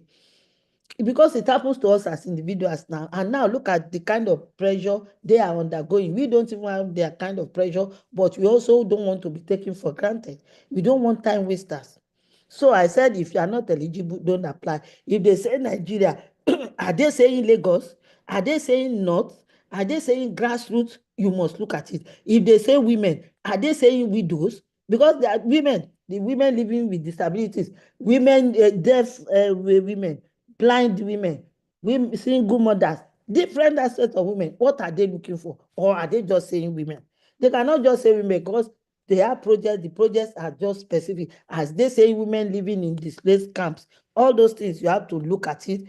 If it is when you are eligible, the time it takes you to do this eligibility search is very, very minimal and free. But by the time you start writing is not easy because there are different segments. By the time you start writing and then you spend time, you spend money sending it off, waiting for this, looking, checking, anticipating, your brain is there. Instead of freeing yourself, like I said, mental space, giving yourself mental space to do other things, you'll be waiting for something that's not going to happen. So I said the advantages of doing this eligibility search is that it helps you not to waste resources. I've said it. Then you will even know, I've said that also, when setting up your checklist, you know what to include in your proposal, what not to include. And then it makes it easy for you to network because you'll be talking to the right person. Not just that you'll be talking to the right person, because you have done that eligibility search, you know what they want to hear. And that is what you will be saying. If that is clear, please write eligible. If that one makes sense, what I've just said now, if you are following me and it makes sense, oh, I thank God. Brace is learning a lot. Interesting. Good. I'm happy that this is making eligible. Good. So people are following. So finally, we come to the application. This is where people start, and it is the last step.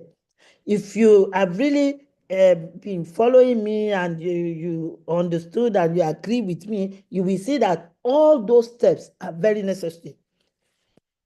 Excuse me, I don't want to drink anything. So in the application, when you are writing your application, it should be an easy thing. Not all this one that people are saying, it's not easy to write grants. So, hey, the only thing, from your research, you know their deadline. So make sure you start writing early. Not that it remains 2 hours and you are rushing. Write it, leave it, come back. Do your spell check. That is very, very, very, very important. If you know, we all know our weaknesses, except you don't want to admit it. Even if you are Mr. Grammar, Mrs. Grammar, excuse me, give it to another person to proofread for you. There is no secret. There is enough for everybody. And they steal my idea. How many ideas? Some people have been funded before you. No matter what you are doing, some people have been doing it before you. Your own might carry another name of an organization.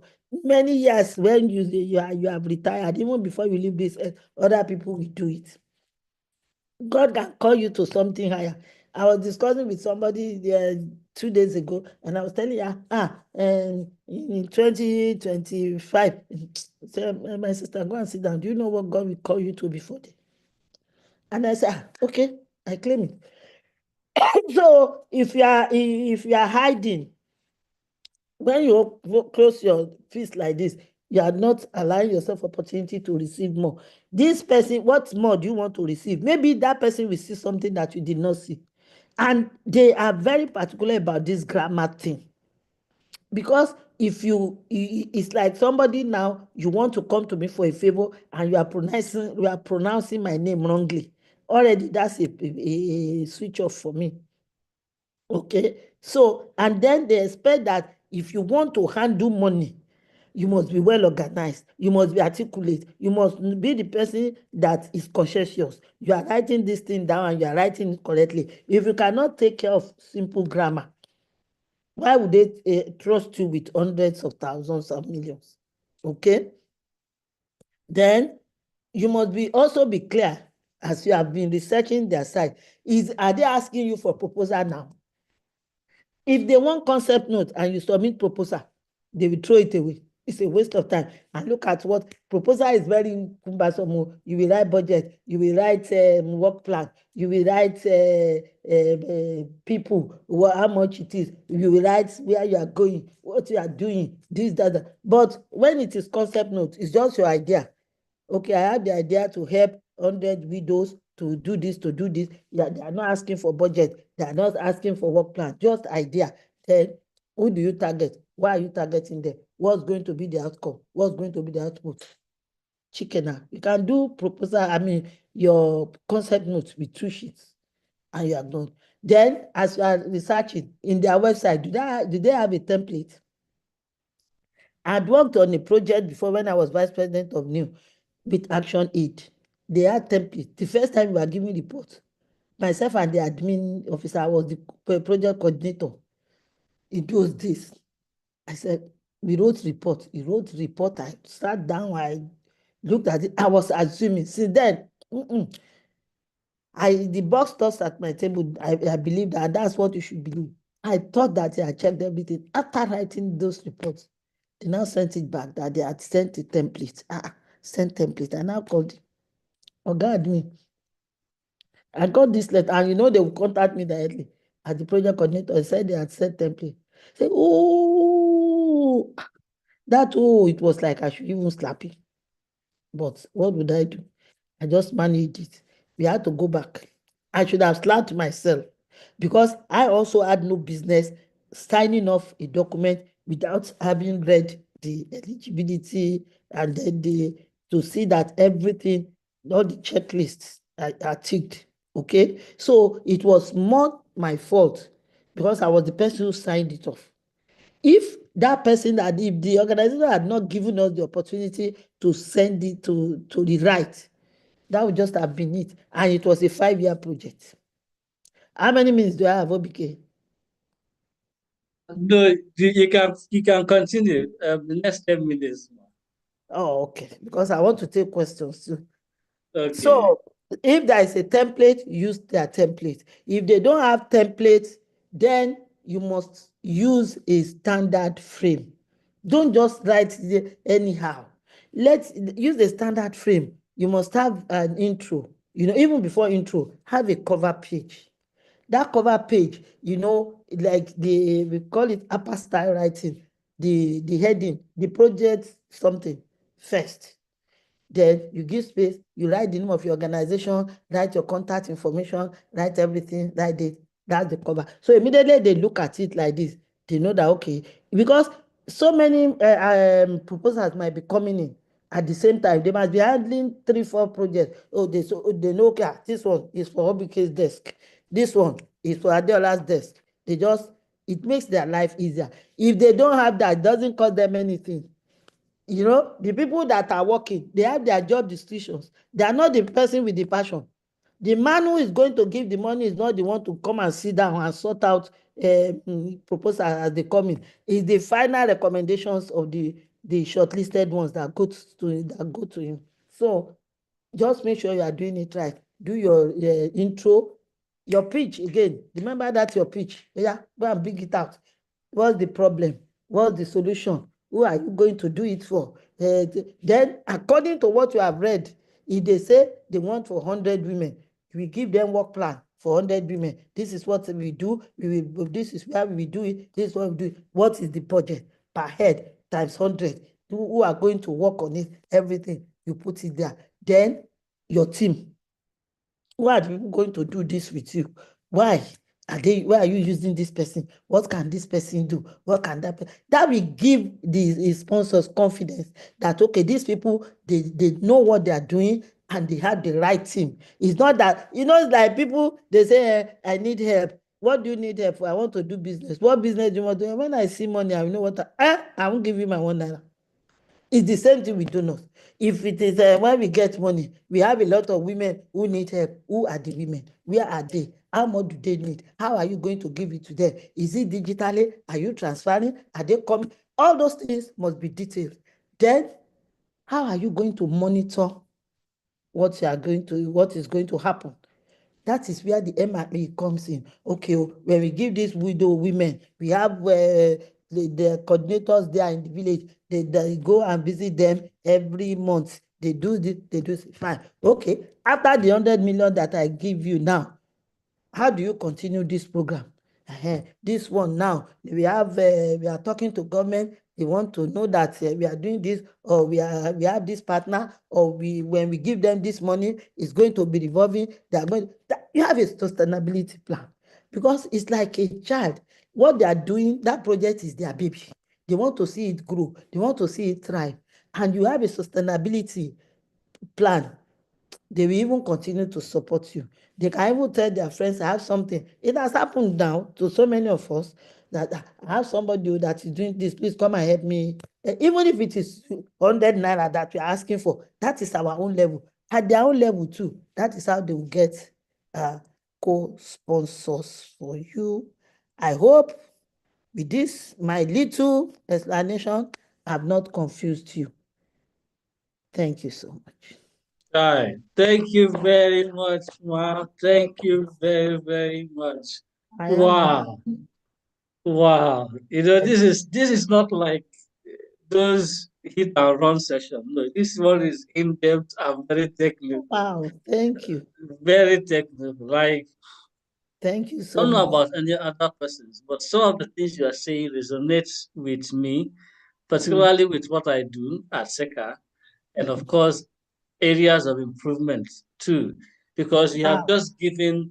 That's nice. If I'm a business person on this call, yes, I will want to rewatch this particular session and bring my team and sit them down and tell them we can't be writing anyhow. We can't be doing things anyhow. There should be some standards to what we do, because sometimes it's not about you. You are reading it and it's sounding nice. Once the other person, is about the other person. It's not what you are reading, it's what the other person will read. So sometimes you have to walk back and ask yourself, if this person sees inclusion, what does this person think about inclusion? For example, somebody is in Europe. They say the person, our organization is inclusive. Remember, if what is inclusive in that place is not what is inclusive here. So you are writing inclusion because we include our neighbors. We include, the other person is thinking of inclusion. Does it mean the other orientation, other gender? Is that what this was talking about? So, and you would have found that out doing your research. Yeah. Their own interpretation, and you are speaking what is in their head. So automatically. Fantastic. Fantastic. You're welcome. I'm going to allow 5 people to unmute themselves and give feedback to Madam Willington's session in whatever area that she has taught us, taking away feedback. 5 people. Who is going first? You can unmute yourself. You can share your feedback. Let's give her a feedback as to her session. What is that takeaway for you? Yes, please. Hello, sir. I would just like to say thank you to Mrs. Wellington. Thank you very much, Ma, because she actually made some very great points, especially with the area of knowing the formats that the donors want, and then having to know how to write, having to even research the donor, because we are a company that have just started to look out for grant applications so that we can get more funding for our ideas. So it has actually made a lot of sense, because now we know what to do within our team. We know how to start researching donors, and this will even help us not to miss deadlines, because we know the number of places that we have actually applied to, and we have not gotten any response. So I could see the potholes and the areas for improvement in what you just shared, man. Thank you so much, man. You're welcome. That's my email address. If anybody wants, if you have any question, you need assistance, then I have a template that I usually give people, but when you email me for the template, because I give it free, there are 1 or 2 questions I will ask. I know that, okay, this person will use it. It's a template for you to develop your pitch deck. And it's a hit all the time. People have, I know that it's a very useful one. I use it all the time. It's the same template I use and the same templates that I always give people. So if you have any question, anyone has any question, or you need the pitch template, send me an email, fonts.wellington@gmail.com. Okay, thank you. Awesome. Thank you so much, Mark. Keep the slides on so that we can just capture it. Who else would like to give a comment? What's on your mind? What is that takeaway? What is that you're going to apply for your business? Who wants to go next? I have 4 more slots to give out before we wrap up for the year and for this month. Yes. That's my WhatsApp number. Okay. Doris Adele is saying, thank you so much, Ma. This is really an eye-opening, and it explains why I have not been successful in grant writing. Fantastic. I'm happy. That is more, yes, that is more reason why you keep showing up in events, webinars like this. You really cannot know where your, I'm going to use the word salvation, will come from. You don't know whether it's in the morning or in the afternoon or in the evening. You just keep saying up. I really appreciate those who have waited this long, you know. I really tried. Yes. Ma, there's a question as to if you have a mentorship program or school, or if you provide coaching for private business owners. Do you have such, Ma? Yes, I do. I do. Okay. I have, especially on teaching this fundraising in depth, you know, like the templates that's like the form, that donor research form. We have to get them to know how much each organization give and all that. There's comprehensive training. If you know that you want to year in, year out, month in, month out, quarter in, quarter out, you want to be getting money for your organization, not just when you need, when you have a project, that whether you have a project or not, money is coming in. Yes, we do training. Then we have training for fundraising professionals. People want to have it as a career. So if you are interested in any of the two, please send me a request and then I'll send you details. It's fonts.wellington@gmail.com. Fantastic. I must say that this has been like the climax of the Pan-Africa this year. It has just been value upon value upon value. Today has been awesome. Yes. And all year round, though, it has been. Yes. Yeah.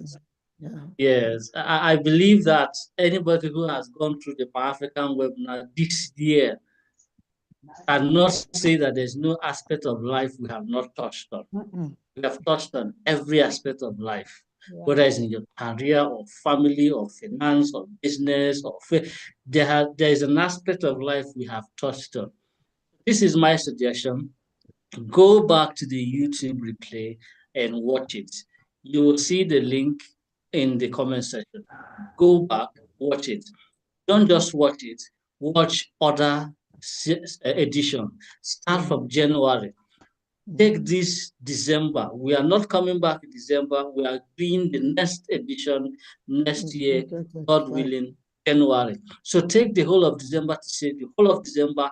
I'm dedicating it to watching all editions of Pan-African webinar, speaker by speaker, month by month, taking out, even if you are not doing any other thing this December. Let this be your own retreat, your own personal retreat, and saying month by month by month, I'm watching all the recordings, I'm taking out my sheet of paper, I'm writing. The good thing is that you can rewatch for free. It's on YouTube. We have purposefully kept it there for you. We're not charging you a dime to rewatch, but perhaps you may need in-depth sessions, private coaching and all of that, just like Madam Wellington has shared her contacts. That is where you have to make a payment. But all the episodes are there on YouTube for you to watch. We want it to be better. We want your business to be better. We don't want to see you at the same level where you are this year, next year. We want it better. Fantastic. Thank you so much, ma'am. It was a wonderful session. Thank you, Debo, for your session. Thank you, Coach Efo, for your session. Thank you, Madam Silva, for your session. Thank you, Vice Raymond, for your session. It has been a wonderful session. For the YouTube link, let me share them. Let me share it. Wonderful way to end the year. Today has been a bang. Yes, So, yes. yeah.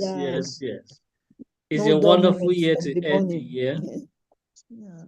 Yes. Okay. Thank you. There Thank you go.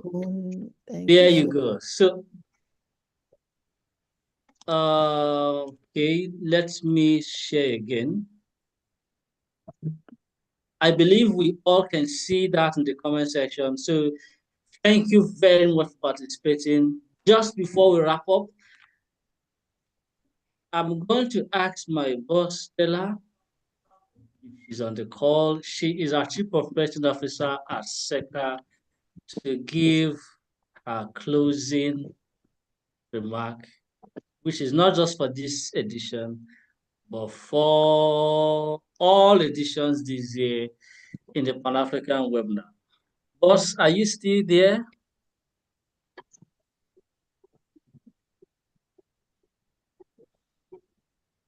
Okay. I guess she will join us soon. All right. On behalf of everybody who has made Pan-African a success, it's been a wonderful journey from January. Sometimes there are days when I remember Pan-African, and my head is asking, who do I contact? Who do I contact? Who do I contact? That is one of the process. And sometimes it's actually like, how do I place the speakers? If you notice, there is this flow and the way the speakers were placed. Those are also things sometimes I have to also think about. Who do I place at what point? Who is coming first? Who is coming second? Who is coming third? Because of several research and all. So I was going to call with you, OBK.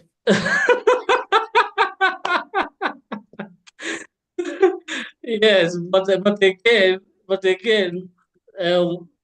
that has to do with making sure that it's consistent flow. Consistent flow. Creating events takes a lot of research. So you have to now research and look at the mood and several factors, so that at the end of the day, each edition becomes a better edition. And I'm glad that we've done that. Thank you, everyone that have made this a success, the Pan-African webinar. All the speakers, thank you for the support. The colleagues at SECA, thank you, Coach Sam. Thank you, Stella. Thank you, OSP. Thank you for everyone that had been showing up consistently. We are grateful that we did an African webinar 11 times for 11 months, and we did not shut down for 1 month. And I want to especially thank members of Kwema who have shown up for today. I really appreciate you staying the day. God bless you. And you know that Tina, the lady who does Christmas for the challenged children, she's a member of our association. And fantastic. She has been there all day. So SECA, note her. Thank you very much, Ma. We are very grateful. And thank you very much from us, from myself, from Coach Sam, for Stella, the team at SECA. Thank you, Kurete, for all your support. Thank you, everyone. We are very grateful. We will see ourselves next year, God willing. Merry Christmas. Yes, I would say Happy New Year in advance. Merry Christmas to everyone celebrating. We hope to see you back next year. It's been a wonderful, wonderful year. Thank you very, very much. Yeah, we'll see ourselves again next year. Thank you and God bless. Bye-bye. Bye.